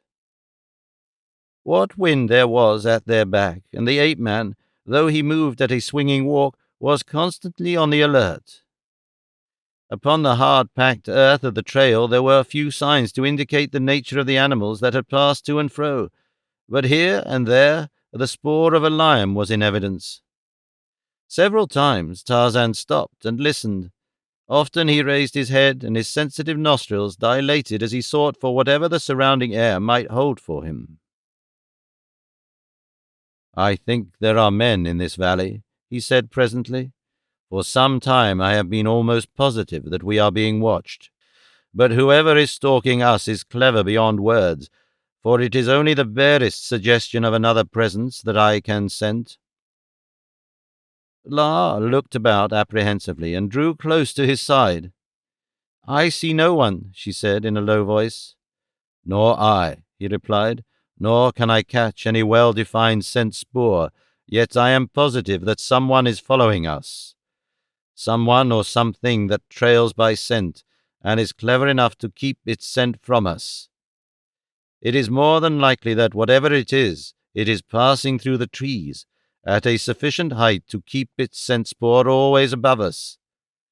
The air is right for that, and even if he were upwind from us, we might not catch his scent at all. Wait here. I will make sure." And he swung lightly into the branches of a nearby tree and swarmed upward with the agility of Manu the monkey. A moment later he descended to the girl's side. "I was right," he said. "There is someone or something not far off. But whether it is man or Mangani I cannot say, for the odor is a strange one to me, suggesting neither, yet both. But two can play at that game. Come." And he swung the girl to his shoulder, and a moment later had carried her high into the trees. "Unless he is close enough to watch us, which I doubt," he said, "our spoor will be carried over his head, and it will be some time before he can pick it up again, unless he is wise enough to rise to a higher level." La marveled at the strength of the ape-man as he carried her easily from tree to tree, and at the speed with which he traversed the swaying, leafy trail. For half an hour he continued onward, and then quite suddenly he stopped, poised high upon a swaying bough. "Look," he said, pointing ahead and below them. Looking in the direction that he indicated, the girl saw through the leafy foliage a small, heavily stockaded compound, in which were some dozen huts, that immediately riveted her surprised attention. Nor no less was the ape-man's curiosity piqued by what he glimpsed vaguely through the foliage. Huts they evidently were, but they seemed to be moving to and fro in the air, some moving gently backward and forward, while others jumped up and down in more or less violent agitation. Tarzan swung to a nearer tree and descended to a sturdy branch, to which he lowered La from his shoulder. Then he crept forward stealthily, the girl following, for she was, in common with other Oparians, slightly arboreal. Presently they reached a point where they could see plainly the village below them, and immediately the seeming mystery of the dancing huts was explained. They were of the beehive type, common to many African tribes, and were about 7 feet in diameter by 6 or 7 in height. But instead of resting on the ground, each hut was suspended by a heavy hawser-like grass rope to a branch of one of the several giant trees that grew within the stockade. From the center of the bottom of each hut trailed another lighter rope. From his position above them, Tarzan saw no openings in any of the huts large enough to admit the body of a man, though there were several openings 4 or 5 inches in diameter in the sides of each hut, about 3 feet above the floor. Upon the ground inside the compound were several of the inhabitants of the village, if the little collection of swinging houses could be dignified by such a name. Nor were the people any less strange to Tarzan than their peculiar domiciles. That they were Negroes was evident, but of a type entirely unfamiliar to the ape-man. All were naked, and without any ornamentation whatsoever than a few daubs of color, placed apparently at random upon their bodies. They were tall, and very muscular appearing, though their legs seemed much too short and their arms too long for perfect symmetry, while their faces were almost bestial in contour, their jaws being exaggeratedly prognathous, while above their beetling brows there was no forehead, the skull running back in an almost horizontal plane to a point. As Tarzan stood looking at them, he saw another descend one of the ropes that dangled from the bottom of a hut, and immediately he understood the purpose of the ropes and the location of the entrances to the dwellings. The creatures, squatting about upon their haunches, were engaged in feeding. Several had bones from which they were tearing the uncooked flesh with their great teeth, while others ate fruit and tubers. There were individuals of both sexes and of various ages, from childhood to maturity, but there was none that seemed very old. They were practically hairless, except for scraggy, reddish-brown locks upon their heads. They spoke, but seldom, and then in tones which resembled the growling of beasts, nor once, while Tarzan watched them, did he see one laugh or even smile, which, of all their traits, rendered them most unlike the average native of Africa.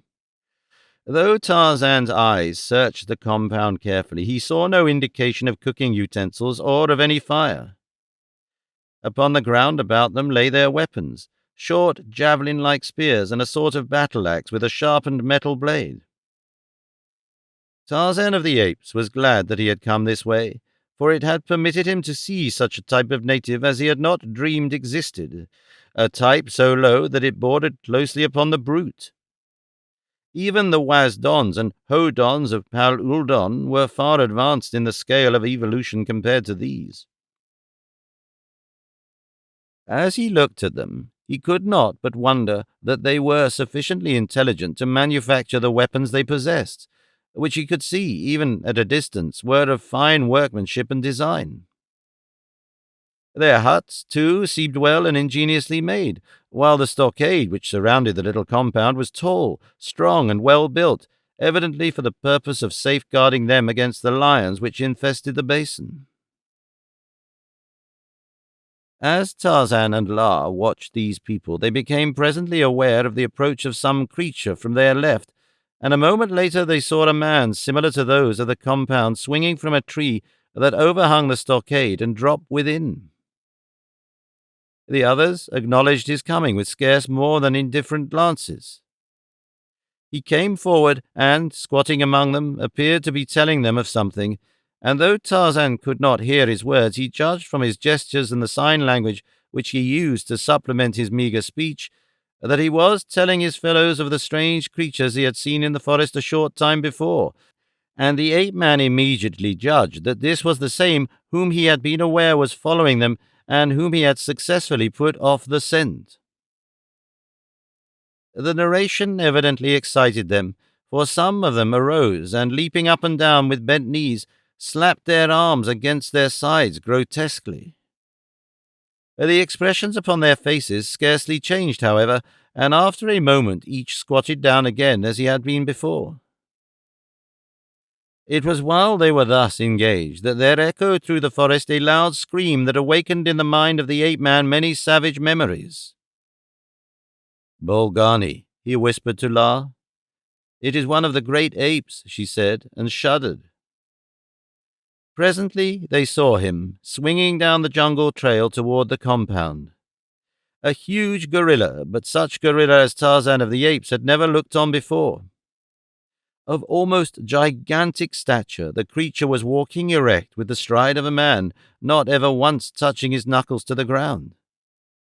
His head and face were almost those of a gorilla, and yet there was a difference, as Tarzan could note as the creature came nearer. It was Bolgani, with the soul and brain of a man, nor was this all that rendered the creature startling and unique. Stranger perhaps than aught else was the fact that it wore ornaments, and such ornaments!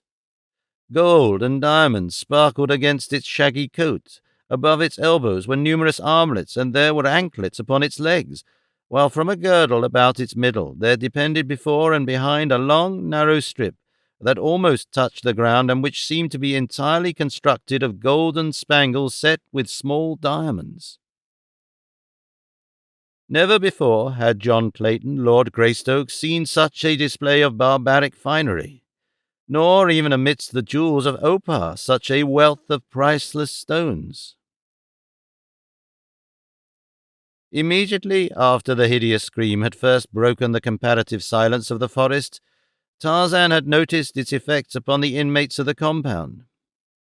Instantly they had arisen to their feet. The women and children scurried behind the boles of the trees or clambered up the ropes into their swinging cages, while some of the men advanced to what Tarzan now saw was the gate of the compound. Outside this gate, the gorilla halted and again raised his voice, but this time in speech rather than his hideous scream.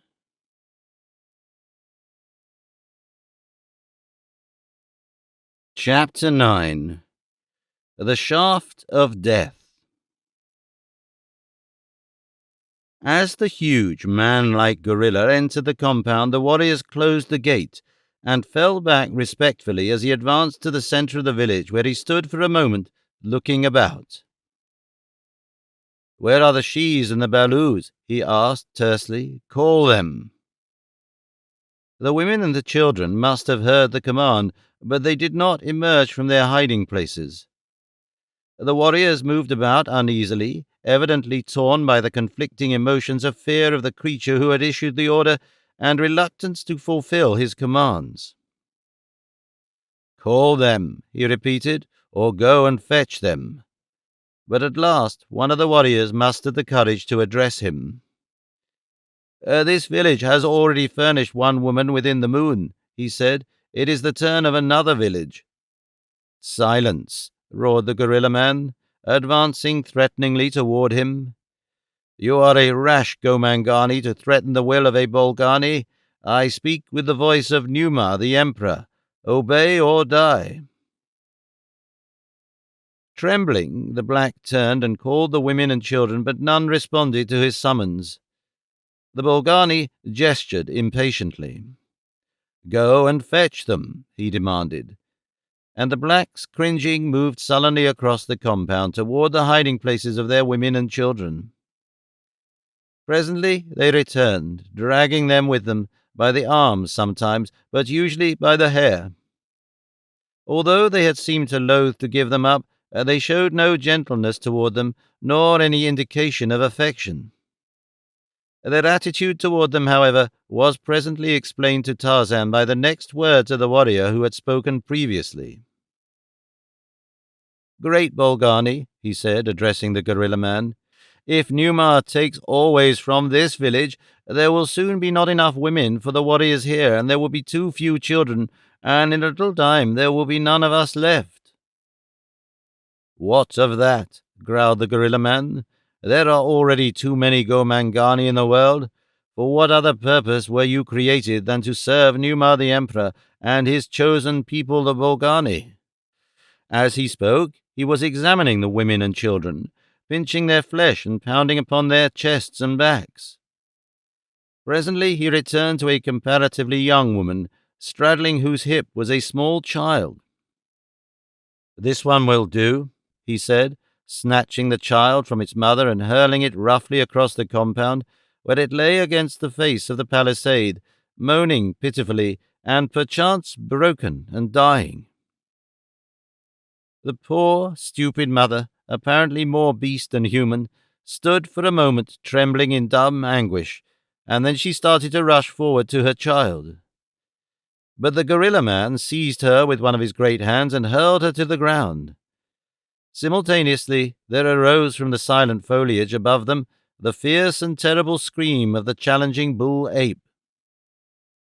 In terror, the simple blacks cast affrighted glances upward, while the gorilla man raised his hideous face in snarling anger toward the author of the bestial cry. Swaying upon a leafy bough, they beheld such a creature as none of them had ever looked upon before. A white man, a Tarmangani, with hide as hairless as the body of Histar the snake. In the instant that they looked, they saw the spear hand of the stranger drive forward, and the shaft, speeding with the swiftness of thought, bury itself in the breast of the Bolgani. With a single scream of rage and pain, the gorilla man crumbled to the earth, where he struggled spasmodically for a moment, and then lay still, in death. The ape-man held no great love for the Gomangani as a race, but inherent in his English brain and heart was the spirit of fair play, which prompted him to spontaneous espousal of the cause of the weak. On the other hand, Bolgani was his hereditary enemy. His first battle had been with Bolgani, and his first kill. The poor blacks were still standing in stupefied wonderment when he dropped from the tree to the ground among them. They stepped back in terror, and simultaneously they raised their spears menacingly against him. "I am a friend," he said. "I am Tarzan of the Apes. Lower your spears." And then he turned and withdrew his own weapon from the carcass of Bolgani. "Who is this creature that may come into your village and slay your balus and steal your shes? Who is he that you dare not drive your spears through him?" "He is one of the great Bolgani," said the warrior, who seemed to be spokesman and the leader in the village. "He is one of the chosen people of Numa the Emperor, and when Numa learns that he has been killed in our village, we shall all die for what you have done." "Who is Numa?" demanded the ape-man, to whom Numa in the language of the great apes meant only lion. "Numa is the Emperor," replied the black, "who lives with the Bolgani in the Palace of Diamonds." He did not express himself in just these words, for the meager language of the great apes, even though amplified by the higher intelligence and greater development of the Oparians, is still primitive in the extreme. What he had really said was more nearly, "Numa, the King of Kings, who lives in the king's hut of glittering stones," which carried to the ape-man's mind the faithful impression of the fact. Numa, evidently, was the name adopted by the king of the Bolgani, and the title Emperor indicated merely his preeminence among the chiefs. The instant that Bolgani had fallen, the bereaved mother rushed forward and gathered her injured infant into her arms. She squatted now against the palisade, cuddling it to her breast and crooning softly to pacify its cries, which Tarzan suddenly discovered were more the result of fright than injury. At first, the mother had been frighted when he had attempted to examine the child, drawing away and baring her fighting fangs, but much after the manner of a wild beast. But presently there had seemed to come to her dull brain a realization that this creature had saved her from Bolgani, that he had permitted her to recover her infant, and that he was making no effort to harm either of them. Convinced at last that the child was only bruised, Tarzan turned again toward the warriors, who were talking together in an excited little group a few paces away.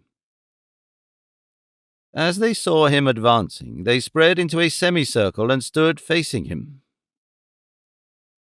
"The Bolgani will send and slay us all," they said, "when they learn what has happened in our village, unless we can take to them the creature that cast the spear. Therefore, Tarmangani, you shall go with us to the Palace of Diamonds, and there we shall give you over to the Bolgani, and perhaps Numa will forgive us." The ape-man smiled. What kind of creatures did the simple blacks think him, to believe that he would permit himself to be easily led into the avenging hands of Numa, the Emperor of the Bolgani? Although he was fully aware of the risk that he had taken in entering the village, he knew, too, that because he was Tarzan of the Apes, there was a greater chance that he would be able to escape than that they could hold him. He had faced savage spearmen before and knew precisely what to expect in the event of hostilities. He preferred, however, to make peace with these people, for it had been in his mind to find some means of questioning them the moment that he had discovered their village hidden away in this wild forest. "Wait," he said, therefore. "Would you betray a friend who enters your village to protect you from an enemy? We will not slay you, Tarmangani. We will take you to the Bolgani for Numa, the Emperor." "But that would amount to the same thing," returned Tarzan, "for you well know that Numa, the Emperor, will have me slain." "That we cannot help," replied the spokesman. "If we could save you, we would, but when the Bolgani discover what has happened in our village, it is we who must suffer, unless perhaps they are satisfied to punish you instead." "But why need they know that the Bolgani has been slain in your village?" asked Tarzan. "Will they not see his body next time they come?" asked the spokesman. "Not if you remove his body," replied Tarzan. The blacks scratched their heads. Into their dull, ignorant minds had crept no such suggestion of a solution of their problem. What the stranger said was true. None but they and he knew that Bolgani had been slain within their palisade. To remove the body, then, would be to remove all suspicion from their village. But where would they take it? they put the question to Tarzan. "I will dispose of him for you," replied the Tarmangani. "Answer my questions truthfully, and I will promise to take him away and dispose of him in such a manner that no one will know how he died or where." "What are your questions?" asked the spokesman. "I am a stranger in your country. I am lost here," replied the ape-man, "and I would find a way out of the valley in that direction." And he pointed toward the southeast. The black shook his head. "There may be a way out of the valley in that direction," he said, "but what lies beyond no man knows, nor do I know whether there be a way out or whether there be anything beyond. It is said that all is fire beyond the mountain, and no one dares to go and see. As for myself, I have never been far from my village, at most only a day's march to hunt for game for the Bolgani, and to gather fruit and nuts and plantains for them. If there is a way out, I do not know, nor would any man dare take it if there were." "Does no one ever leave the valley?" asked Tarzan. "I know not what others do," replied the spokesman, "but those of this village never leave the valley." "What lies in that direction?" asked Tarzan, pointing toward Opar. "I do not know," replied the black, "only that sometimes the Bolgani come from that way, bringing with them strange creatures, little men with white skins and much hair, with short, crooked legs and long arms, and sometimes white shes who do not look at all like the strange little Tarmangani. But where they get them I do not know, nor do they ever tell us. Are these all the questions that you wish to ask?" "Yes, that is all," replied Tarzan, seeing that he could gain no information whatsoever from these ignorant villagers. Realizing that he must find his own way out of the valley, and knowing that he could do so much more quickly and safely if he was alone, he decided to sound the blacks in relation to a plan that had entered his mind. "If I take the Bolgani away, so that the others will not know that he was slain in your village, will you treat me as a friend?" he asked. "Yes," replied the spokesman. "Then," said Tarzan, "will you keep here for me my white she until I return again to your village? You can hide her in one of your huts if a Bolgani comes, and no one need ever know that she is among you. What do you say?" The blacks looked around. "We do not see her," said the spokesman. "Where is she?" "If you will promise to protect her and hide her, I will bring her here," replied the ape-man. "I will not harm her," said the head man, "but I do not know about the others." Tarzan turned toward the others, who were clustered about listening. "I am going to bring my mate into your village," he said, "and you are going to hide her and feed her and protect her until I return. I shall take away the body of Bolgani so that no suspicion shall fall upon you, and when I come back I shall expect to find my mate safe and unharmed." He had thought it best to describe La as his mate, since thus they might understand that she was under his protection, and if they felt either gratitude or fear toward him, La would be safer. Raising his face toward the tree where she was hidden, he called to La to descend, and a moment later she clambered down to the lower branches of one of the trees in the compound and dropped into Tarzan's arms. "This is she," he said to the assembled blacks. "Guard her well and hide her from the Bolgani. If upon my return I find that any harm has befallen her, I shall take word to the Bolgani that it was you who did this." And he pointed to the corpse of the gorilla man.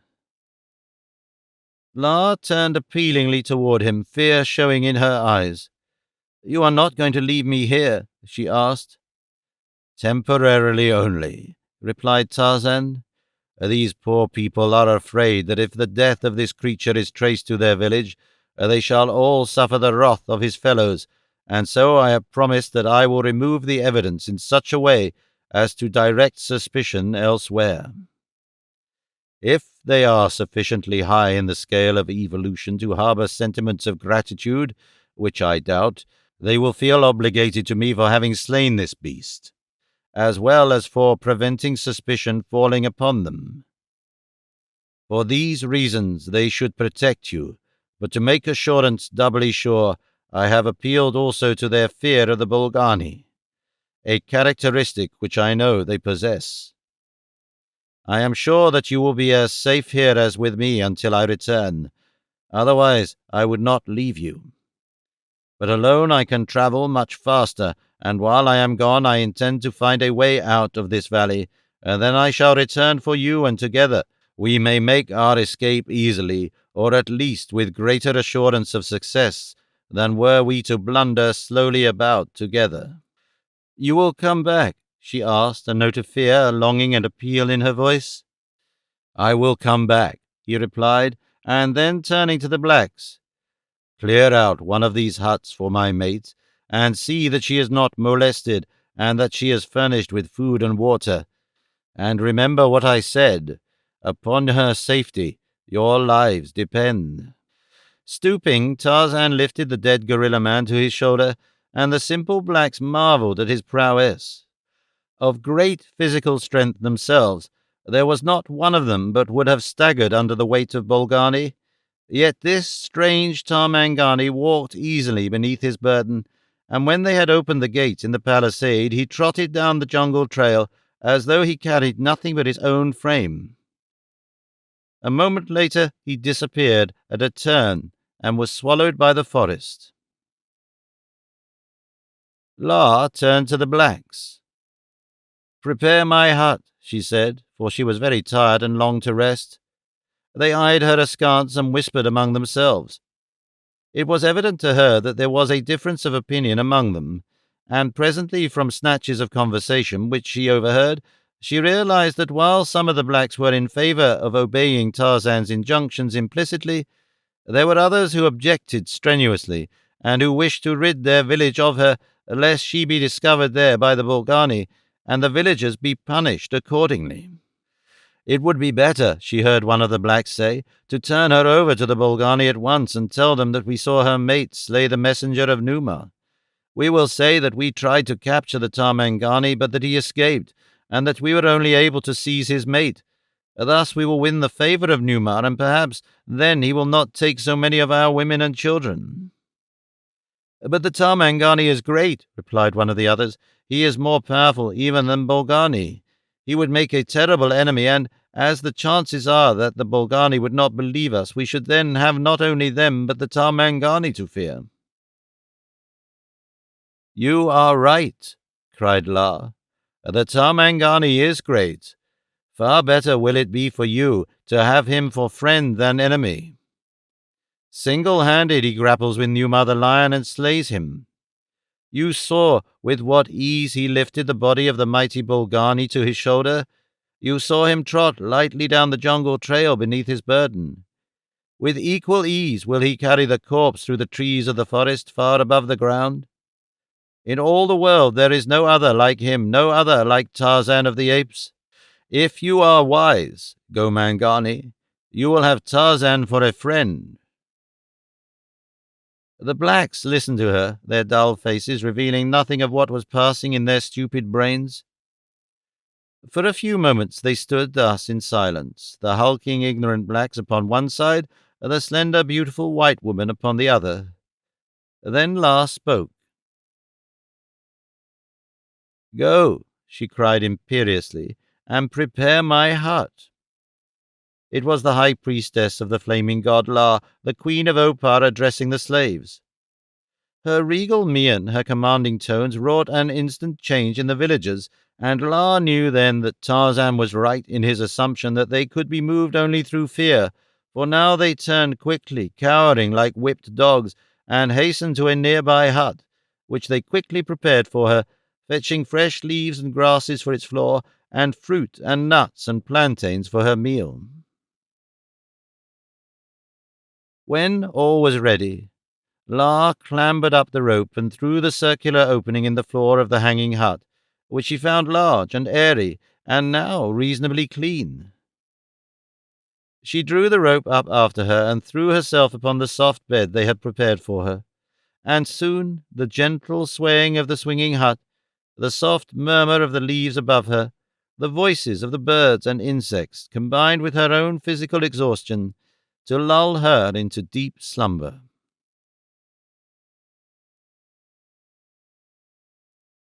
Chapter 10. Mad Treachery. To the northwest of the valley of Opar, the smoke rose from the cook fires of a camp in which some 100 blacks and 6 whites were eating their evening meal. The Negroes squatted sullen and morose, mumbling together in low tones over their meagre fare. The whites, scowling and apprehensive, kept their firearms close at hand. One of them, a girl, and the only member of her sex in the party, was addressing her fellows. "We have Adolph's stinginess and Esteban's braggadocio to thank for the condition in which we are," she said. The fat Blueber shrugged his shoulder. The big Spaniard scowled. "For why?" asked Adolph. "Am I to blame?" "You were too stingy to employ enough carriers. I told you at the time we ought to have had 200 blacks in our party, but you wanted to save a little money, and now what is the result?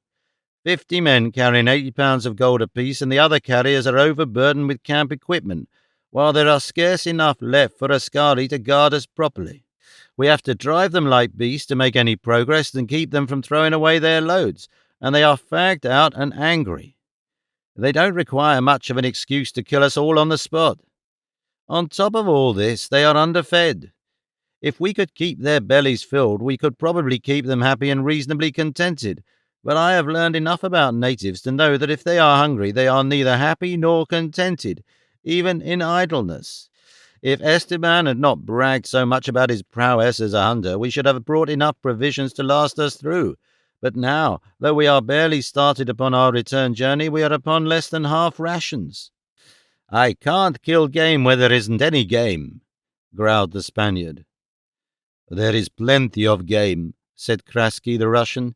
"We see the tracks of it every day." The Spaniard eyed him venomously. "If there is so much game," he said, "go out and get it yourself." "I never claimed to be a hunter," replied Kraski, "though I could go out with a slingshot and a pea-shooter and do as well as you have." The Spaniard leapt to his feet menacingly, and instantly the Russian covered him with a heavy service revolver. "Cut that business," cried the girl sharply, leaping between them. "Let the blighters fight," growled John Peebles. "If one of 'em kills the other, there'll be fewer to split the swag, and here we are, and that's that." "For why should we quarrel?" demanded Blueber. "There is enough for all, over 43,000 pounds apiece. When you get mad at me, you call me a dirty Jew and say that I am stingy. But mein Gott, you Christians are worse. You would kill one of your friends to get more money. Oi, thank God that I am not a Christian." "Shut up," growled Throck, "or we'll have 43,000 pounds more to divide." Blueber eyed the big Englishman fearfully. Come, Dick," he oozed in his oiliest tones. "You wouldn't get mad at a little joke, would you? And me your best friend?" "I'm sick of all this grousing," said Throck. "I ain't no eyebrow. I ain't nothing but a pug. But I got sense enough to know that Flora's the only one in the bloomin' bunch whose brains wouldn't rattle around in a peanut shell. John, Blueber, Kraski, and me, we're here because we could raise the money to carry out Flora's plan. Let Dago there," and he indicated Esteban, "because his face and his figure filled the bill. There don't any of us need no brains for this work, and there ain't any of us got any more brains than we need. Flora's the brains of this outfit, and the sooner everyone understands that and takes orders from her, the better off we'll all be. She'd been to Africa with this Lord Greystoke fella before. You was his wife's maid, wasn't you, Flora? And she knows something about the country and the natives and the animals, and there don't none of us know nothing." "Throck is right," said Kraski quickly. "We've been muddling along enough. We haven't had a boss, and the thing to do is to make Flora boss from now on. If anyone can get us out of this, she can, and from the way those fellows over there are acting," and he nodded toward the blacks, "we'll be lucky if we ever get out with our skins, let alone taking any of the gold with us." Oi, you don't mean to leave the gold?" almost shrieked Blueber. "I mean that we do whatever Flora thinks best," replied Krasky. "If she says to leave the gold, we'll leave it." "That we do," seconded Throck. "I'm for it," said Peebles. "Whatever Flora says goes." The Spaniard nodded his assent sullenly. "The rest of us are all for it, Bloober. How about you?" asked Krasky. "Oh, well, sure, if you say so," said Bloober. "Und as John says, und here we ain't, und that's that." "And now, Flora," said Peebles, "you're the big un. What you say goes. What'll we do next?" "Very well," said the girl. "We shall camp here until these men are rested, and early tomorrow we'll start out intelligently and systematically and get meat for them. With their help we can do it. When they are rested and well fed, we will start on again for the coast, moving very slowly, so as not to tire them too much. This is my first plan, but it all hinges upon our ability to get meat. If we do not find it, I shall bury the gold here, and we will do our best to reach the coast as quickly as possible. There we shall recruit new porters, twice as many as we have now, and purchase enough provisions to carry us in and out again. As we come back in, we will cache provisions at every camping place for our return trip, thus saving the necessity of carrying heavy loads all the way in and out again. In this way we can come out light with twice as many porters as we actually need, and by working them in shifts we will travel much faster and there will be no grumbling. These are my two plans. I'm not asking what you think of them because I do not care. You have made me chief, and I'm going to run this from now on as I think best." "Bully for you," roared Peebles. "That's the kind of talk I likes to hear." "Tell the head man I want to see him, Carl," said the girl, turning to Krasky, and a moment later the Russian returned with a burly Negro. "Awaza," said the girl, as the black halted before her.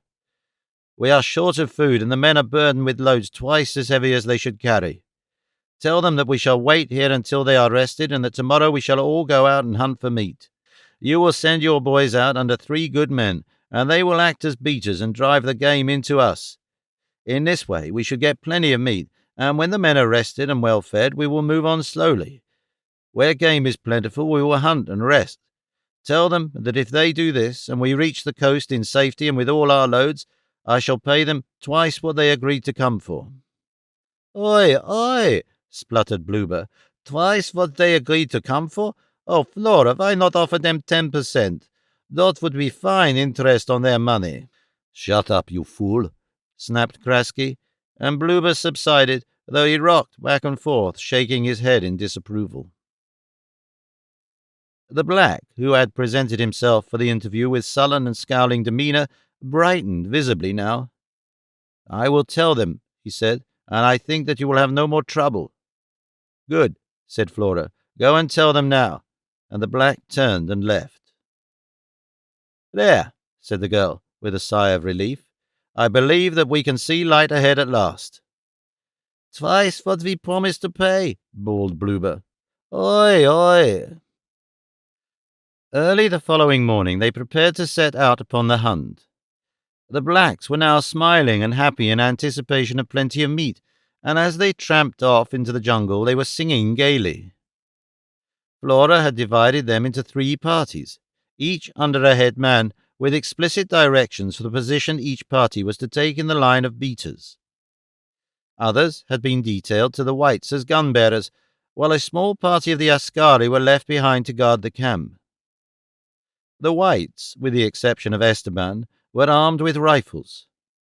He alone seemed inclined to question Flora's authority, insisting that he preferred to hunt with spear and arrows in keeping with the part he was playing. The fact that, though he had hunted assiduously for weeks, yet had never brought in a single kill, was not sufficient to dampen his egotism. So genuinely had he entered his part that he really thought he was Tarzan of the Apes, and with such fidelity had he equipped himself in every detail, and such a master of the art of make-up was he, that in conjunction with his splendid figure and his handsome face that were almost a counterpart of Tarzan's, it was scarcely to be wondered at that he almost fooled himself as successfully as he had fooled others, for there were men among the carriers who had known the great ape-man, and even these were deceived, though they wondered at the change in him, since in little things he did not deport himself as Tarzan, and in the matter of kills he was disappointing. Flora Hawkes, who was endowed with more than a fair share of intelligence, realized that it would not be well to cross any of her companions unnecessarily, and so she permitted Esteban to hunt that morning in his own way, though some of the others grumbled a little at her decision. "What is the difference?" she asked them, after the Spaniard had set out alone. "The chances are that he could use a rifle no better than he uses his spear and arrows. Carl and Dick are really the only shots among us, and it is upon them we depend principally for the success of our hunt today. Esteban's egotism has been so badly bumped that it is possible that he will go to the last extremity to make a kill today. Let us hope that he is successful." "I hope he breaks his full neck," said Kraski. "He has served our purpose, and we would be better off if we were rid of him." The girl shook her head negatively. "No," she said, "we must not think or speak of anything of that kind. We went into this thing together. Let us stick together until the end. If you are wishing that one of us is dead, how do you know that others are not wishing that you were dead?"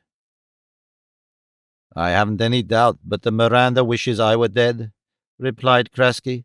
"I never go to bed at night without thinking that the damned greaser may try to stick a knife into me before morning. And it don't make me feel any kinder toward him to hear you defending him, Flora. You've been a bit soft on him from the start." "If I have, it's none of your business," retorted the girl. And so they started out upon their hunt, the Russian scowling and angry, harboring thoughts of vengeance or worse against Esteban, and Esteban, hunting through the jungle, was occupied with his hatred and his jealousy. His dark mind was open to every chance suggestion of a means for putting the other men of the party out of the way, and taking the woman and the gold for himself. He hated them all. In each he saw a possible rival for the affections of Flora, and in the death of each he saw not only one less suitor for the girl's affections, but 43,000 additional pounds to be divided among fewer people. His mind was thus occupied to the exclusion of the business of hunting, which should have occupied him solely, when he came through a patch of heavy underbrush and stepped into the glaring sunlight of a large clearing, face to face with a party of some 50 magnificent Ebon warriors. For just an instant Esteban stood frozen in a paralysis of terror, forgetting momentarily the part he was playing, thinking of himself only as a lone white man in the heart of savage Africa, facing a large band of warlike natives, cannibals perhaps. It was that moment of utter silence and inaction that saved him, for, as he stood thus before them, the Waziri saw in the silent, majestic figure their beloved lord in a characteristic pose. "Oh, Bwana, Bwana!" cried one of the warriors, rushing forward. "It is indeed you, Tarzan of the Apes, lord of the jungle, whom we had given up as lost. We, your faithful Waziri, have been searching for you, and even now we were about to dare the dangers of Opar, fearing that you might have ventured there without us and had been captured." The black, who had at one time accompanied Tarzan to London as a body servant, spoke broken English, an accomplishment of which he was inordinately proud, losing no opportunity to air his attainment before his less fortunate fellows. The fact that it had been he whom fate had chosen to act as spokesman was indeed a fortunate circumstance to Miranda. Although the latter had applied himself assiduously to mastering the dialect of the West Coast carriers, he would have been hard put to it to carry on a conversation with one of them while he understood nothing of the Waziri tongue. Flora had schooled him carefully and well in the lore of Tarzan, so that he realized now that he was in the presence of a band of the ape-man's faithful Waziri. Never before had he seen such magnificent blacks. Clean-cut, powerful men with intelligent faces and well-moulded features, appearing as much higher in the scale of evolution as were the West Coast blacks above the apes. Lucky indeed was Esteban Miranda that he was quick-witted and a consummate actor. Otherwise must he have betrayed his terror and his chagrin upon learning that this band of Tarzan's fierce and faithful followers was in this part of the country. For a moment longer he stood in silence before them, gathering his wits, and then he spoke, realizing that his very life depended upon his plausibility. And as he thought, a great light broke upon the shrewd brain of the unscrupulous Spaniard. "Since I last saw you," he said, "I discovered that a party of white men had entered the country for the purpose of robbing the treasure vaults of Opar. I followed them until I found their camp, and then I came in search of you, for there are many of them, and they have many ingots of gold, for they have already been to Opar. Follow me, and we will raid their camp and take the gold from them. Come." And he turned back toward the camp that he had just quitted. As they made their way along the jungle trail, Usala, the Waziri who had spoken English to him, walked at Esteban's side. Behind them, the Spaniard could hear the other warriors speaking in their native tongue, no word of which he understood, and it occurred to him that his position would be most embarrassing should he be addressed in the Waziri language, which, of course, Tarzan must have understood perfectly. As he listened to the chatter of Usula, his mind was working rapidly, and presently, as though it were an inspiration, there occurred to him the memory of an accident that had befallen Tarzan, which had been narrated to him by Flora, the story of the injury he had received in the treasure vaults of Opar upon the occasion that he had lost his memory because of a blow upon the head. Esteban wondered if he had committed himself too deeply at first to attribute to amnesia any shortcomings in the portrayal of the role he was acting. At its worst, however, it seemed to him the best that he could do. He turned suddenly upon Usula. "Do you remember," he asked, "the accident that befell me in the treasure vaults of Opar, depriving me of my memory?" "Yes, Bwana, I remember it well," replied the black. "A similar accident has befallen me," said Esteban. "A great tree fell in my path, and in falling a branch struck me upon the head. It has not caused me to lose my memory entirely, but since then it is with difficulty that I recall many things, and there are others which I must have forgotten entirely, for I do not know your name, nor do I understand the words that my other Waziri are speaking about me." Usula looked at him compassionately. "Ah, Bwana, sad indeed is the heart of Usula to hear that this accident has befallen you. Doubtless it will soon pass away as did the other, and in the meantime I, Usula, will be your memory for you." "Good," said Esteban. "Tell the others that they may understand, and tell them also that I have lost the memory of other things besides. I could not now find my way home without you, and my other senses are dull as well. But as you say, Usula, it will soon pass off, and I shall be myself again." "Your faithful Waziri will rejoice indeed with the coming of that moment," said Usula. As they approached the camp, Miranda cautioned Usula to warn his followers to silence, and presently he halted them at the outskirts of the clearing, where they could attain a view of the boma and the tents, guarding which was a little band of half a dozen askari. "When they see our greater numbers, they will make no resistance," said Esteban. "Let us surround the camp, therefore, and at a signal from me we will advance together, when you shall address them, saying that Tarzan of the Apes comes with his Waziri for the gold they have stolen, but that he will spare them if they will leave the country at once and never return." Had it fulfilled his purpose as well, the Spaniard would have willingly ordered his Waziri to fall upon the men guarding the camp and destroy them all, but to his cunning brain had been born a cleverer scheme. He wanted these men to see him with the Waziri, and to live to tell the others that they had seen him, and to repeat to Flora and her followers the thing that Esteban had in his mind to tell one of the askari, while the Waziri were gathering up the gold ingots from the camp. In directing Usula to station his men about the camp, Esteban had him warn them that they were not to show themselves until they had crept out into the clearing and attracted the attention of the askari on guard. 15 minutes, perhaps, were consumed in stationing his men, and then Usula returned to Esteban to report that all was ready.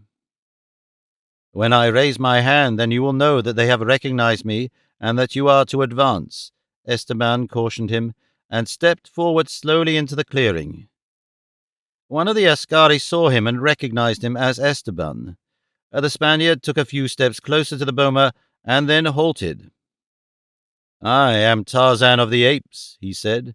"Your camp is entirely surrounded by my warriors. Make no move against us, and we shall not hurt you." He waved his hand.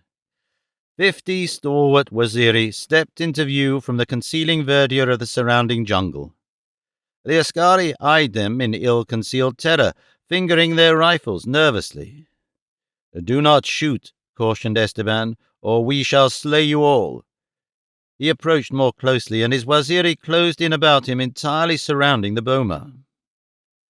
"Speak to them, Usula," said Esteban. The black stepped forward. "We are the Waziri," he cried, "and this is Tarzan of the Apes, Lord of the Jungle, our master. We have come to recover the gold of Tarzan that you have stolen from the treasure vaults of Opar. This time we shall spare you on condition that you leave the country and never return. Tell this word to your masters. Tell them that Tarzan watches and that his Waziri watch with him. Lay down your rifles."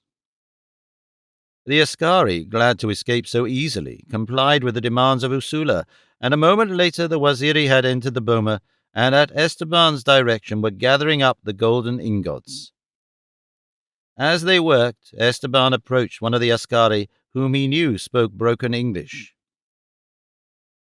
"Tell your master," he said, "to give thanks for the mercy of Tarzan, who has exacted a toll of but one life for this invasion of his country and the theft of his treasure. The creature who presumes to pose as Tarzan I have slain, and his body I shall take away with me and feed to the lions.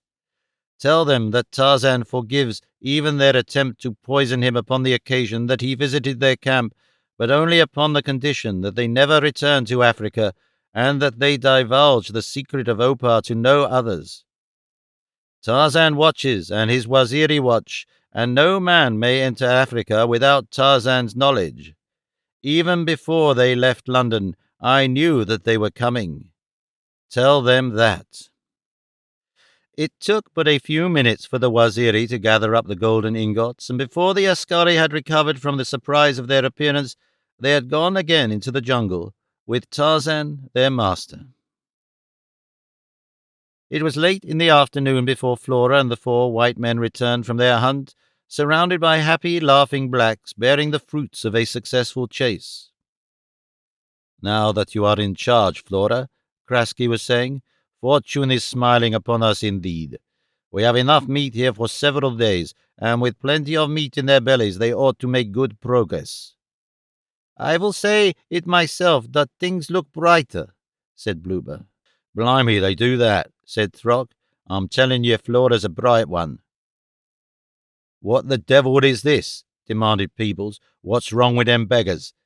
And he pointed toward the boma, which was now in sight, and from which the askari were issuing at a run, jabbering excitedly as they raced toward them. "Tarzan of the Apes has been here," they cried excitedly. "He has been here with all his Waziri, 1,000 great warriors, and though we fought, they overcame us, and taking the gold, they went away. Tarzan of the Apes spoke strange words to me before they left. He said that he had killed one of your number who dared to call himself Tarzan of the Apes. We do not understand it. He went away alone to hunt when you went in the morning, and he came back shortly with 1,000 warriors, and he took all the gold, and he threatened to kill us if you were ever to return to this country again." "What? What?" cried Blueber. "The gold is gone? Oi vey!" And then they all commenced to ask questions at once until Flora silenced them. "Come," she said to the leader of the askari. "We will return to the boma, and then you shall tell me slowly and carefully all that has happened since we left." She listened intently to his narrative, and then questioned him carefully upon various points several times. At last she dismissed him. Then she turned to her confederates. "It is clear to me," she said. "Tarzan recovered from the effects of the drug we administered.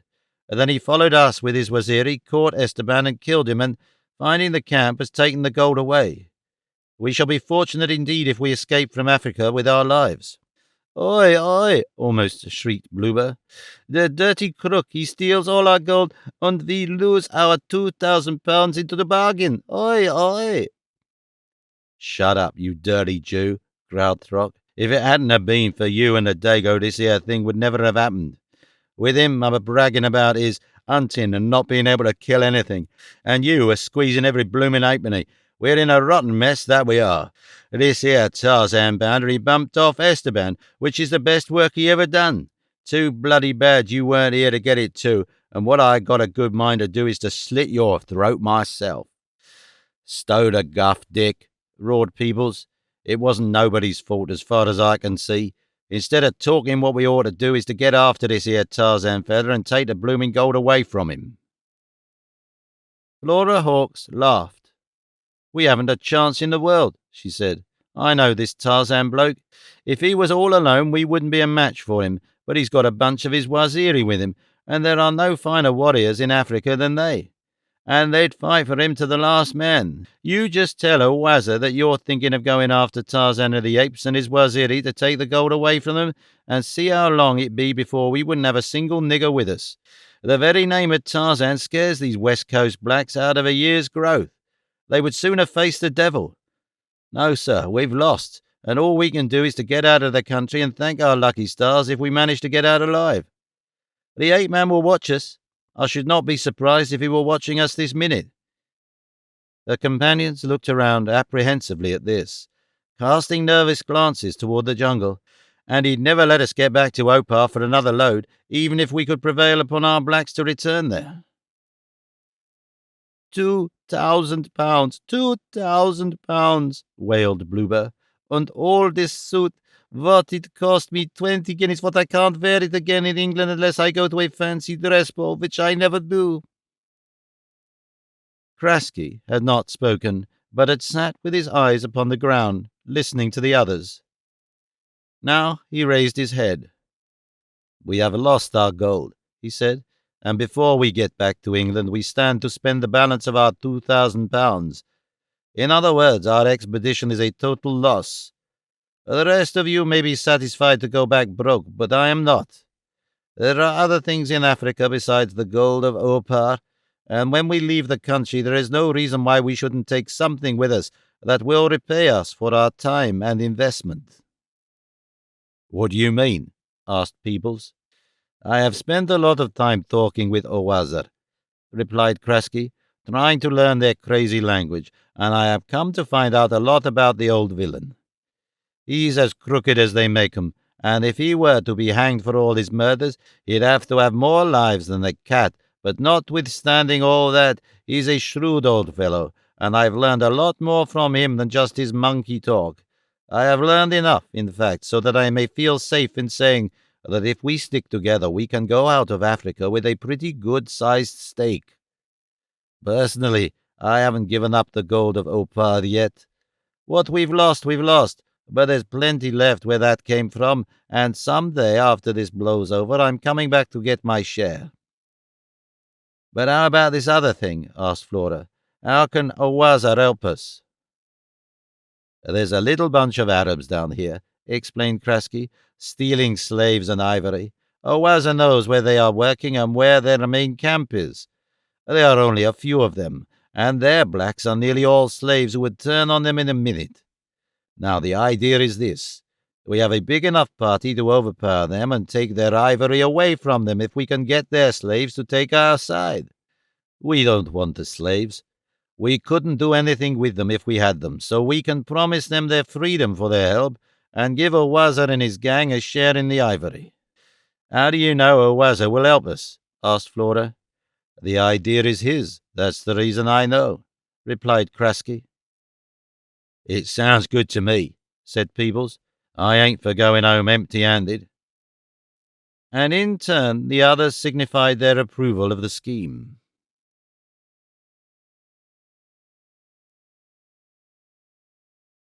Chapter 11. Strange Incense Burns. As Tarzan carried the dead Bulgani from the village of the Gomangani, He set his steps in the direction of the building he had seen from the rim of the valley, the curiosity of the man overcoming the natural caution of the beast.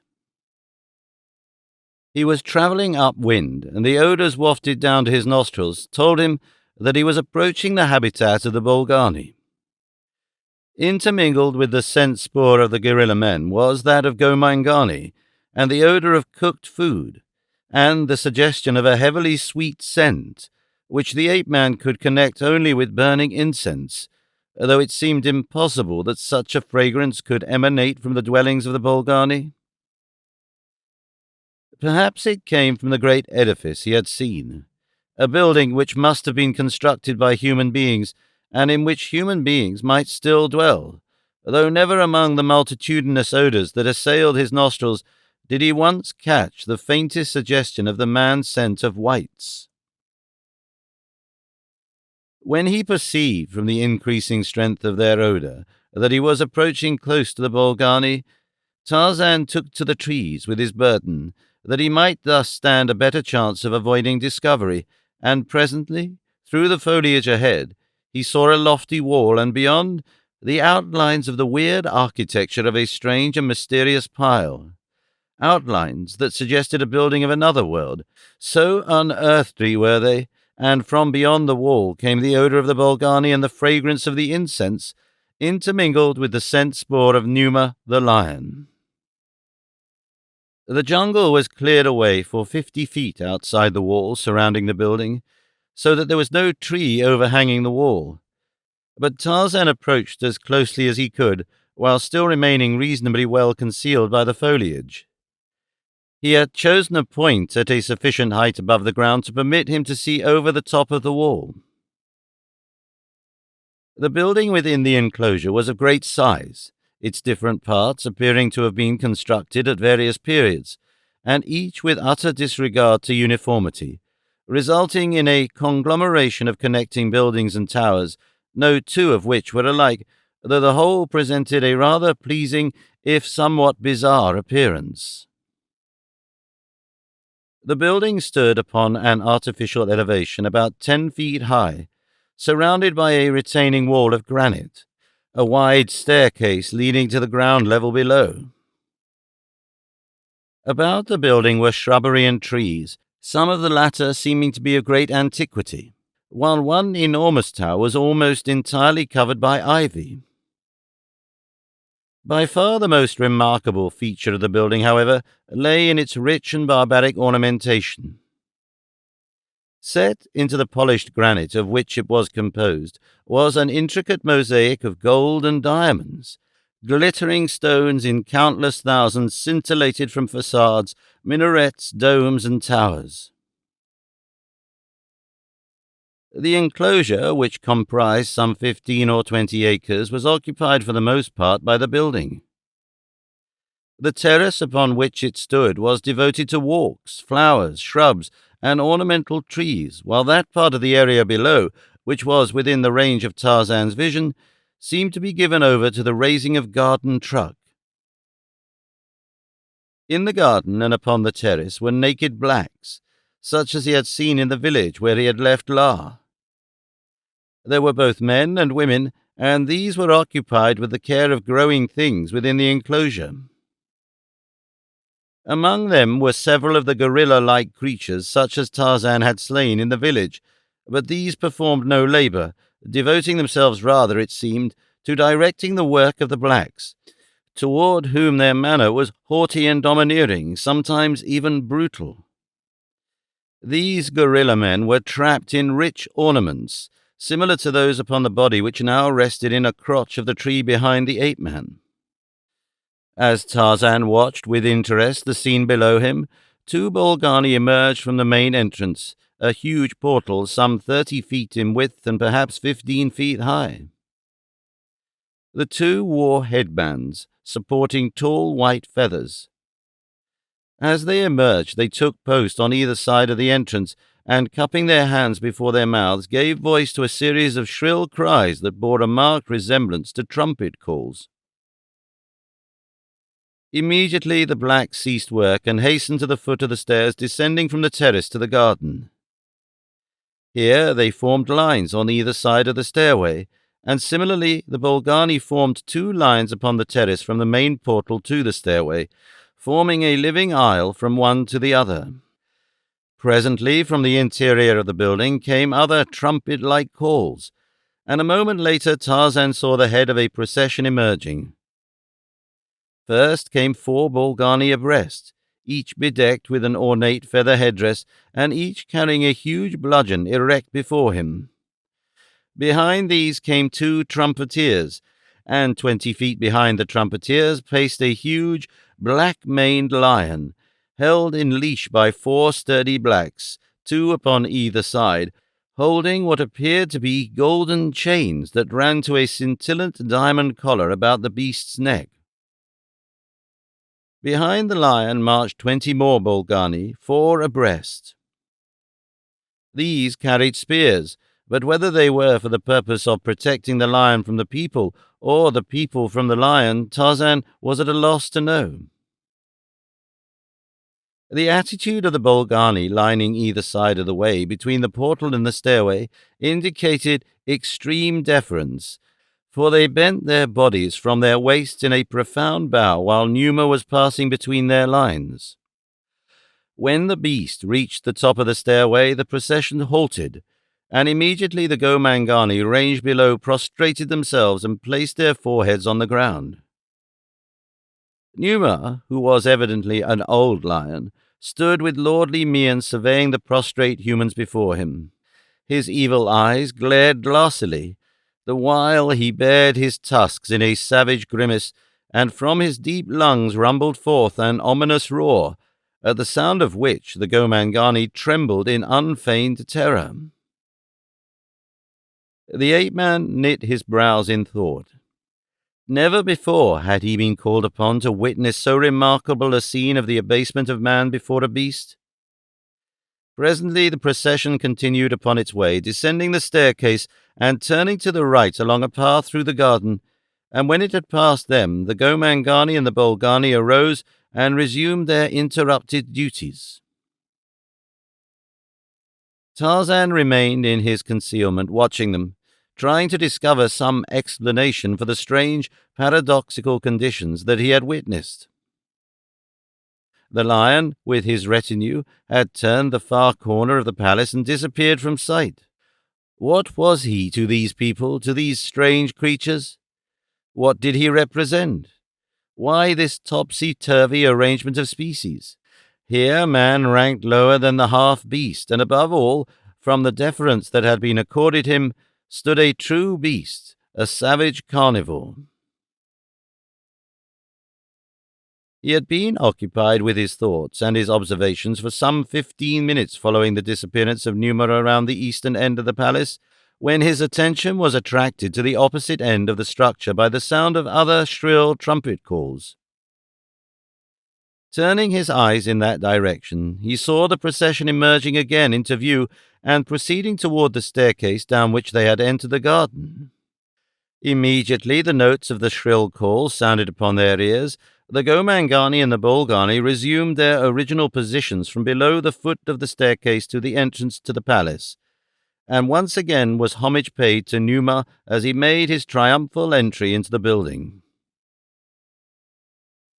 Tarzan of the Apes ran his fingers through his mass of tousled hair, but finally he was forced to shake his head in defeat. He could find no explanation whatsoever for all that he had witnessed. His curiosity, however, was so keenly piqued that he determined to investigate the palace and surrounding grounds further before continuing on his way in search of a trail out of the valley. Leaving the body of the Bolgani where he had cached it, he started slowly to circle the building that he might examine it from all sides from the concealing foliage of the surrounding forest. He found the architecture equally unique upon all sides, and that the garden extended entirely around the building, though a portion upon the south side of the palace was given over to corrals and pens in which were kept numerous goats and a considerable flock of chickens.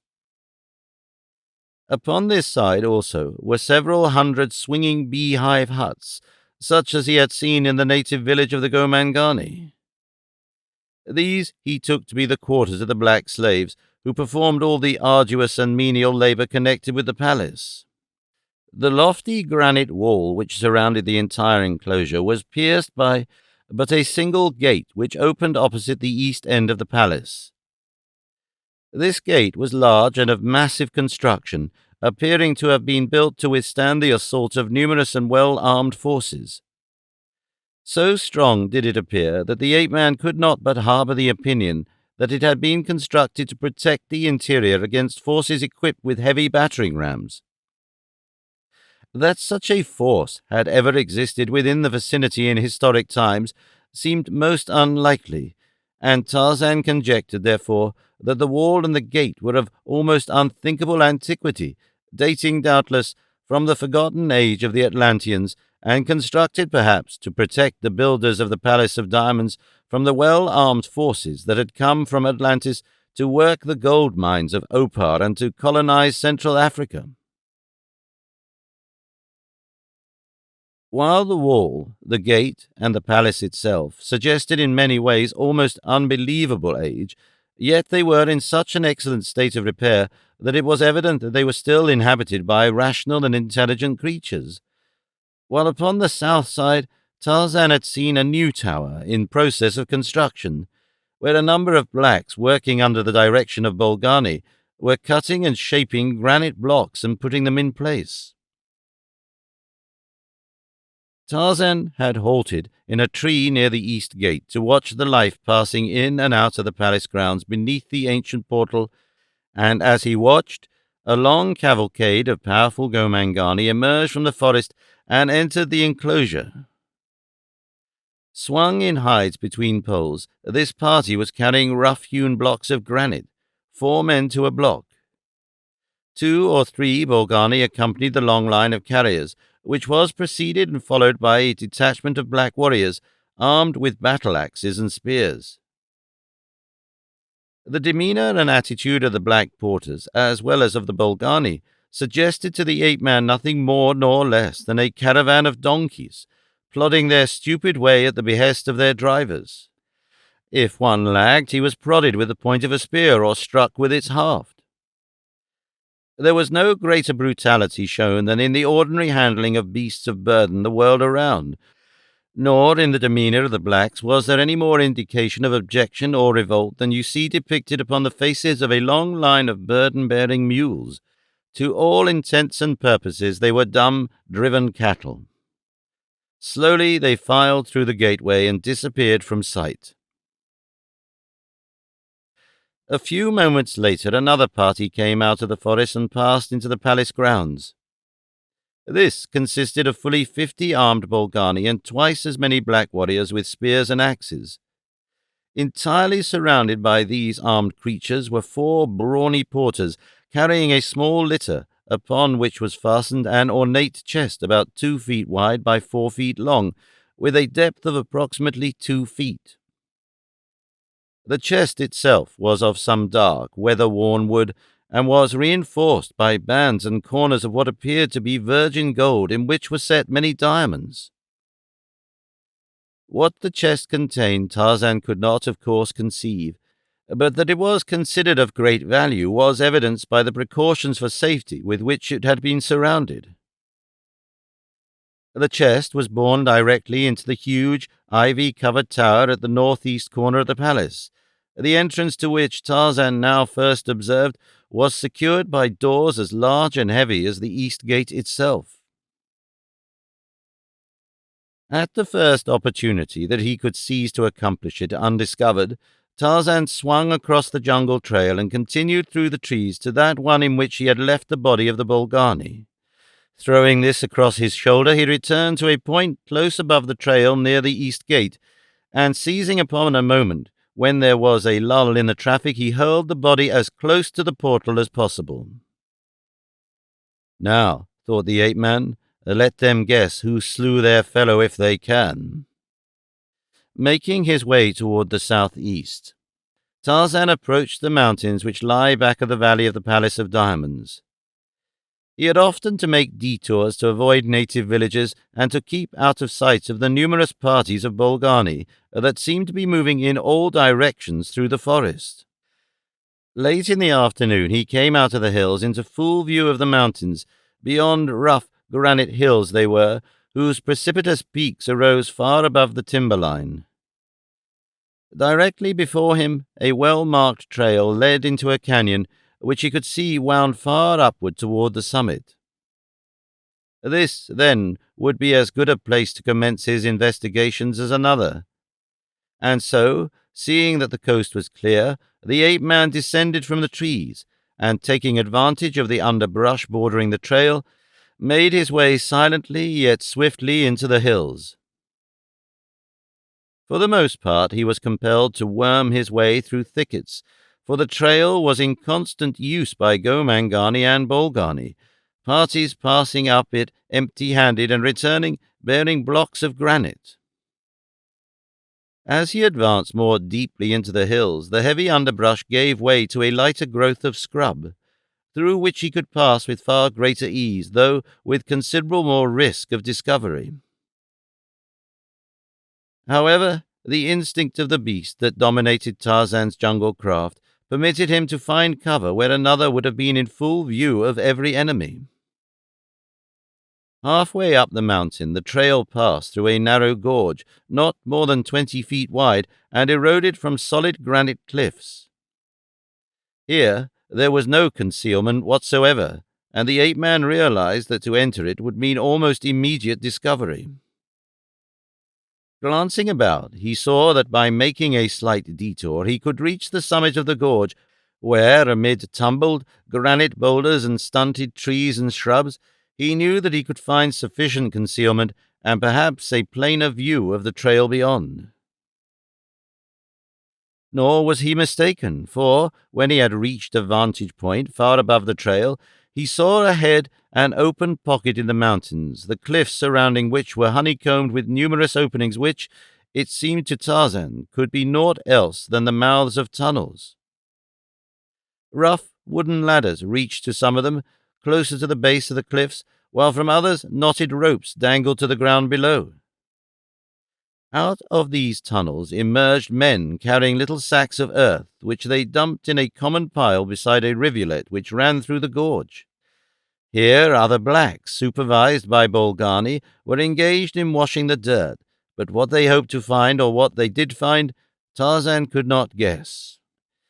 Along one side of the rocky basin, many other blacks were engaged in quarrying the granite from the cliffs, which had been cut away through similar operations into a series of terraces, running from the floor of the basin to the summit of the cliff. Here, naked blacks toiled with primitive tools under the supervision of savage Bolgani. The activities of the quarrymen were obvious enough, but what the others were bringing from the mouths of the tunnels Tarzan could not be positive, although the natural assumption was that it was gold. Where, then, did they obtain their diamonds? Certainly not from these solid granite cliffs. A few minutes' observation convinced Tarzan that the trail he had followed from the forest ended in this little cul-de-sac, and so he sought a way upward and around it, in search of a pass across the range. The balance of that day, and nearly all the next, he devoted to his efforts in this direction, only in the end to be forced to admit that there was no egress from the valley upon this side. To points far above the timberline he made his way, but there, always, he came face to face with sheer, perpendicular cliffs of granite towering high above him, upon the face of which not even the ape-man could find foothold. Along the southern and eastern sides of the basin he carried his investigation, but with similar disappointing results, and then, at last, he turned his step back toward the forest with the intention of seeking a way, but out through the valley of Opar with La, after darkness had fallen.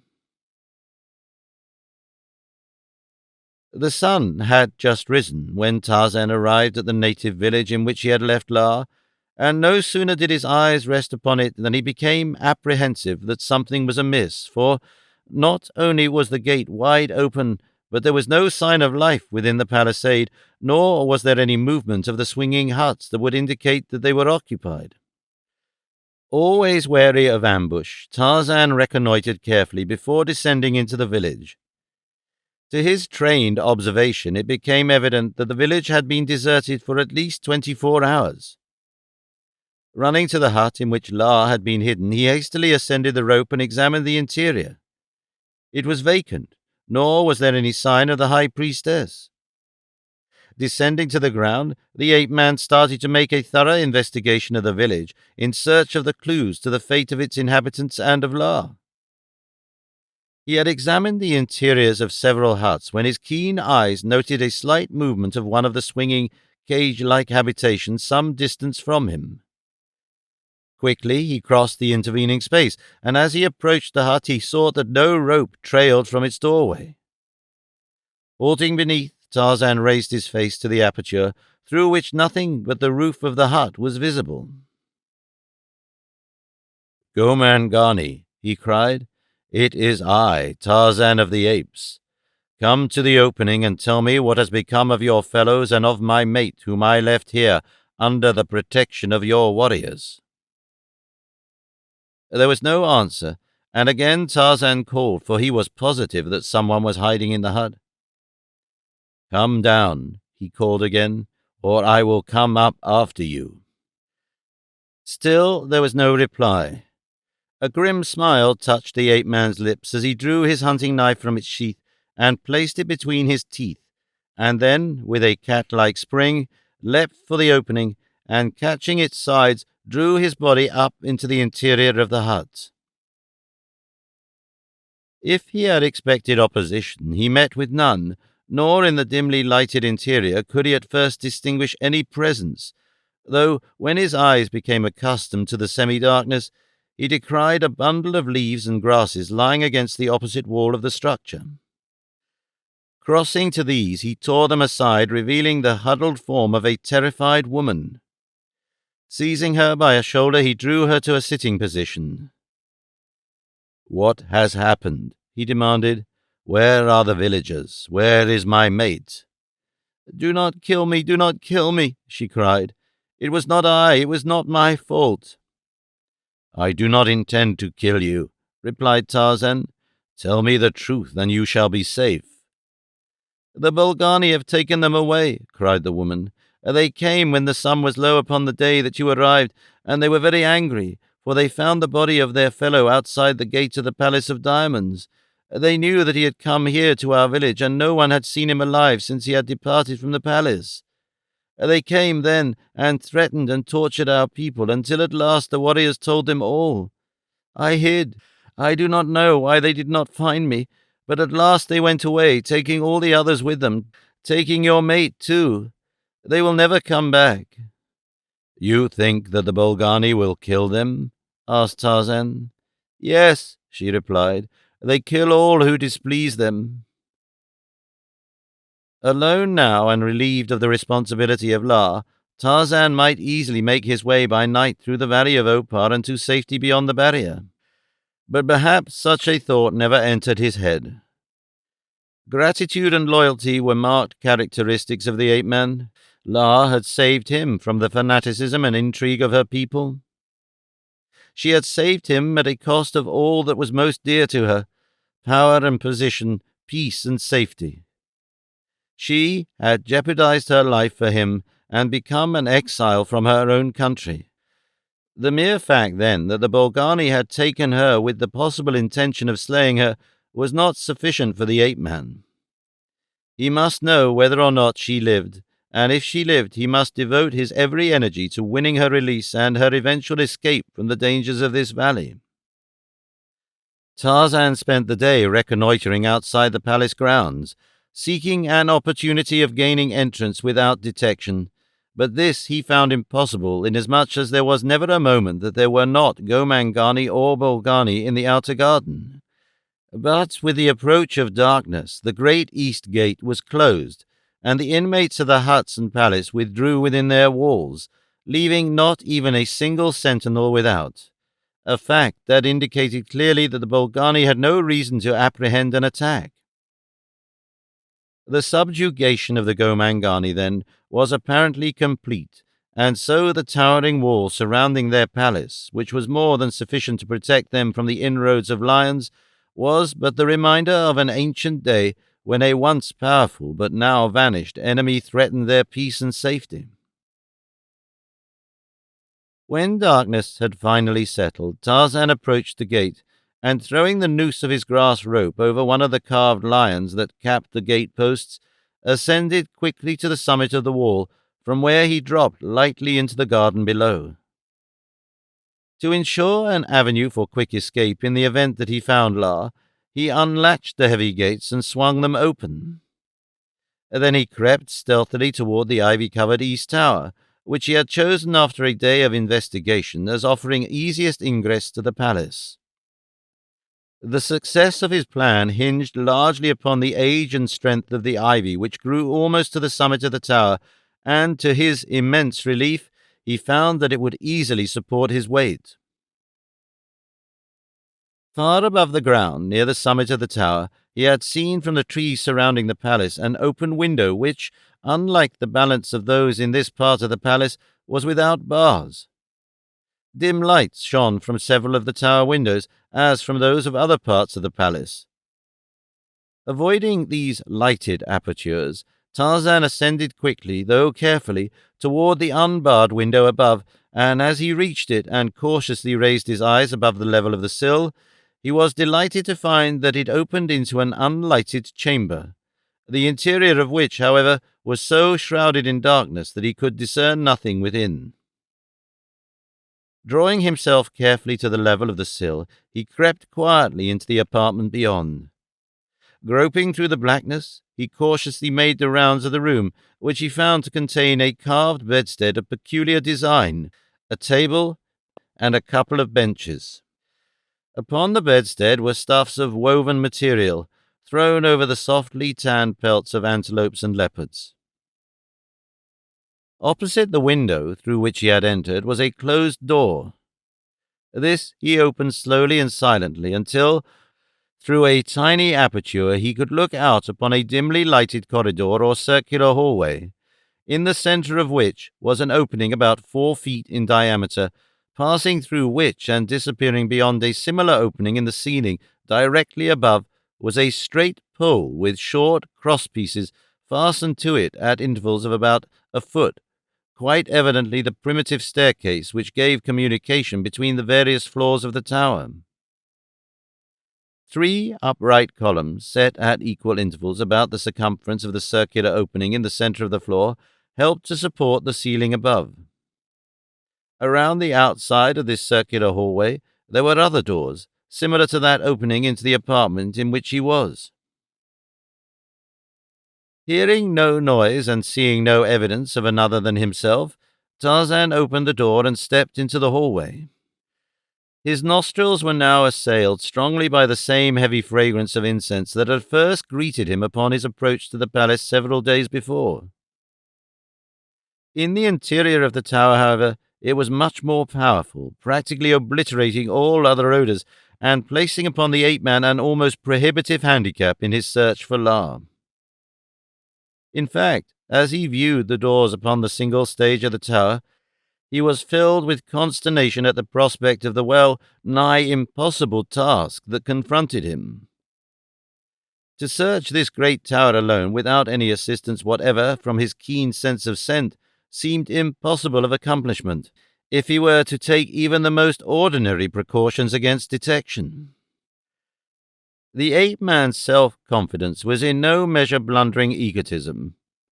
Knowing his limitations, he knew that he would have little or no chance against even a few Bolgani were he to be discovered within their palace, where all was familiar to them and strange to him. Behind him was the open window and the silent jungle night and freedom. Ahead, danger, predestined failure, and, quite likely, death. Which should he choose? For a moment he stood in silent thought, and then, raising his head and squaring his great shoulders, he shook his black locks defiantly and stepped boldly toward the nearest door. Room after room he had investigated until he had made the entire circle of the landing, But in so far as La or any clue to her were concerned, his search was fruitless. He found quaint furniture and rugs and tapestries and ornaments of gold and diamonds, and in one dimly lighted chamber he came upon a sleeping Bolgani. But so silent were the movements of the ape-man that the sleeper slept on undisturbed, even though Tarzan passed entirely around his bed, which was set in the center of the chamber, and investigated a curtained alcove beyond. Having completed the rounds of this floor, Tarzan determined to work upward first and then, returning, investigate the lower stages later. Pursuant to this plan, therefore, he ascended the strange stairway. 3 landings he passed before he reached the upper floor of the tower. Circling each floor was a ring of doors, all of which were closed, while dimly lighting each landing were feebly burning cressets, shallow golden bowls containing what appeared to be tallow, in which floated a towel-like wick. Upon the upper landing there were but 3 doors, all of which were closed. The ceiling of this hallway was the dome-like roof of the tower, in the center of which was another circular opening, through which the stairway protruded into the darkness of the night above. As Tarzan opened the door nearest to him, it creaked upon its hinges, giving forth the first audible sound that had resulted from his investigations up to this point. The interior of the apartment before him was unlighted, and as Tarzan stood there in the entrance in statuesque silence for a few seconds following the creaking of the hinge, he was suddenly aware of movement, of the faintest shadow of a sound behind him. Wheeling quickly, he saw the figure of a man standing in an open doorway upon the opposite side of the landing.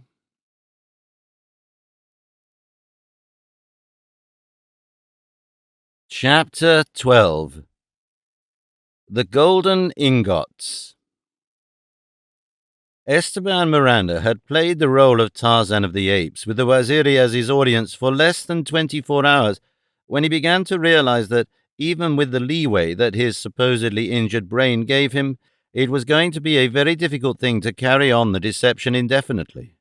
In the first place, Usula did not seem at all pleased at the idea of merely taking the gold away from the intruders and then running from them. Nor did his fellow warriors seem any more enthusiastic over the plan than he.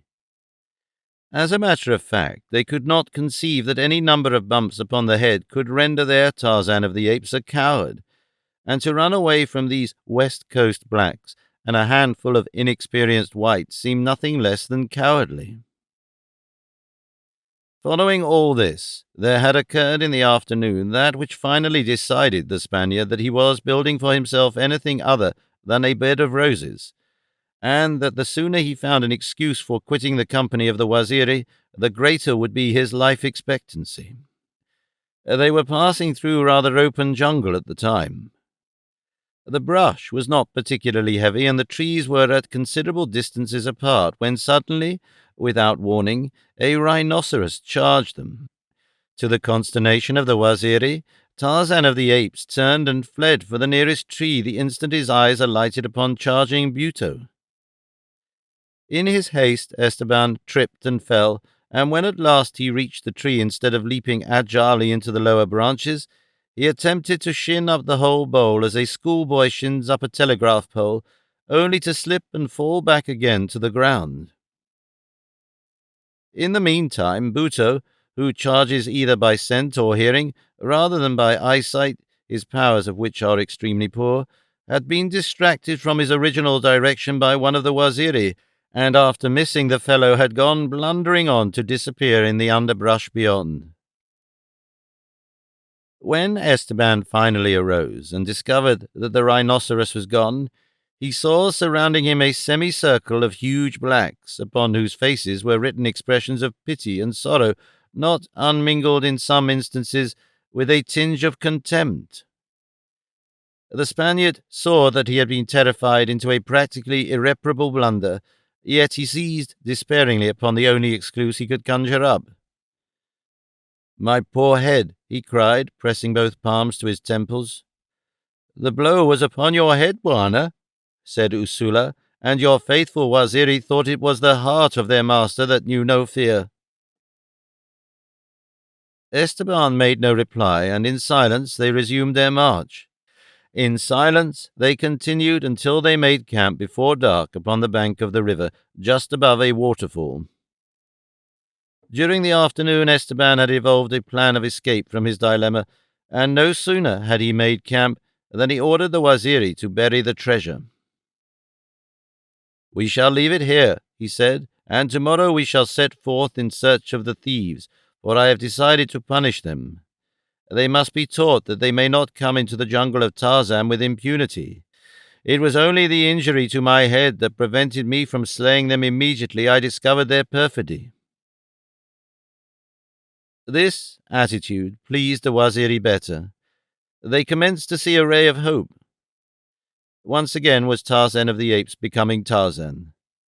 And so it was that with lighter hearts and a new cheerfulness they set forth the next morning in search of the camp of the Englishmen, and by shrewd guessing on Usula's part they cut across the jungle to intercept the probable line of march of the Europeans to such advantage that they came upon them just as they were making camp that night.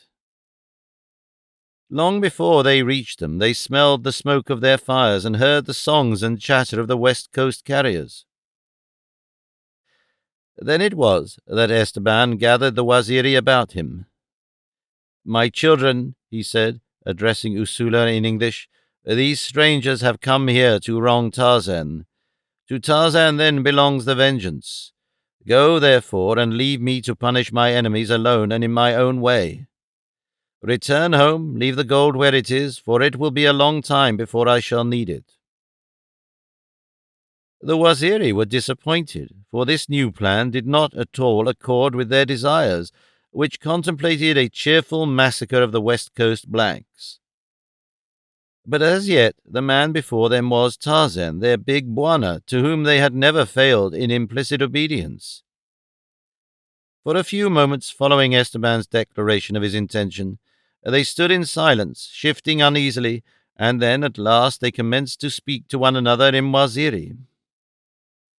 What they said the Spaniard did not know, but evidently they were urging something upon Usula, who presently turned toward him. "Oh, Bwana," cried the black, "how can we return home to the Lady Jane and tell her that we left you injured and alone to face the rifles of the white men and their askari? Do not ask us to do it, Bwana. If you were yourself, we should not fear for your safety, but since the injury to your head you have not been the same, and we fear to leave you alone in the jungle. Let us then, your faithful Waziri, punish these people, after which we will take you home in safety, where you may be cured of the evils that have fallen upon you."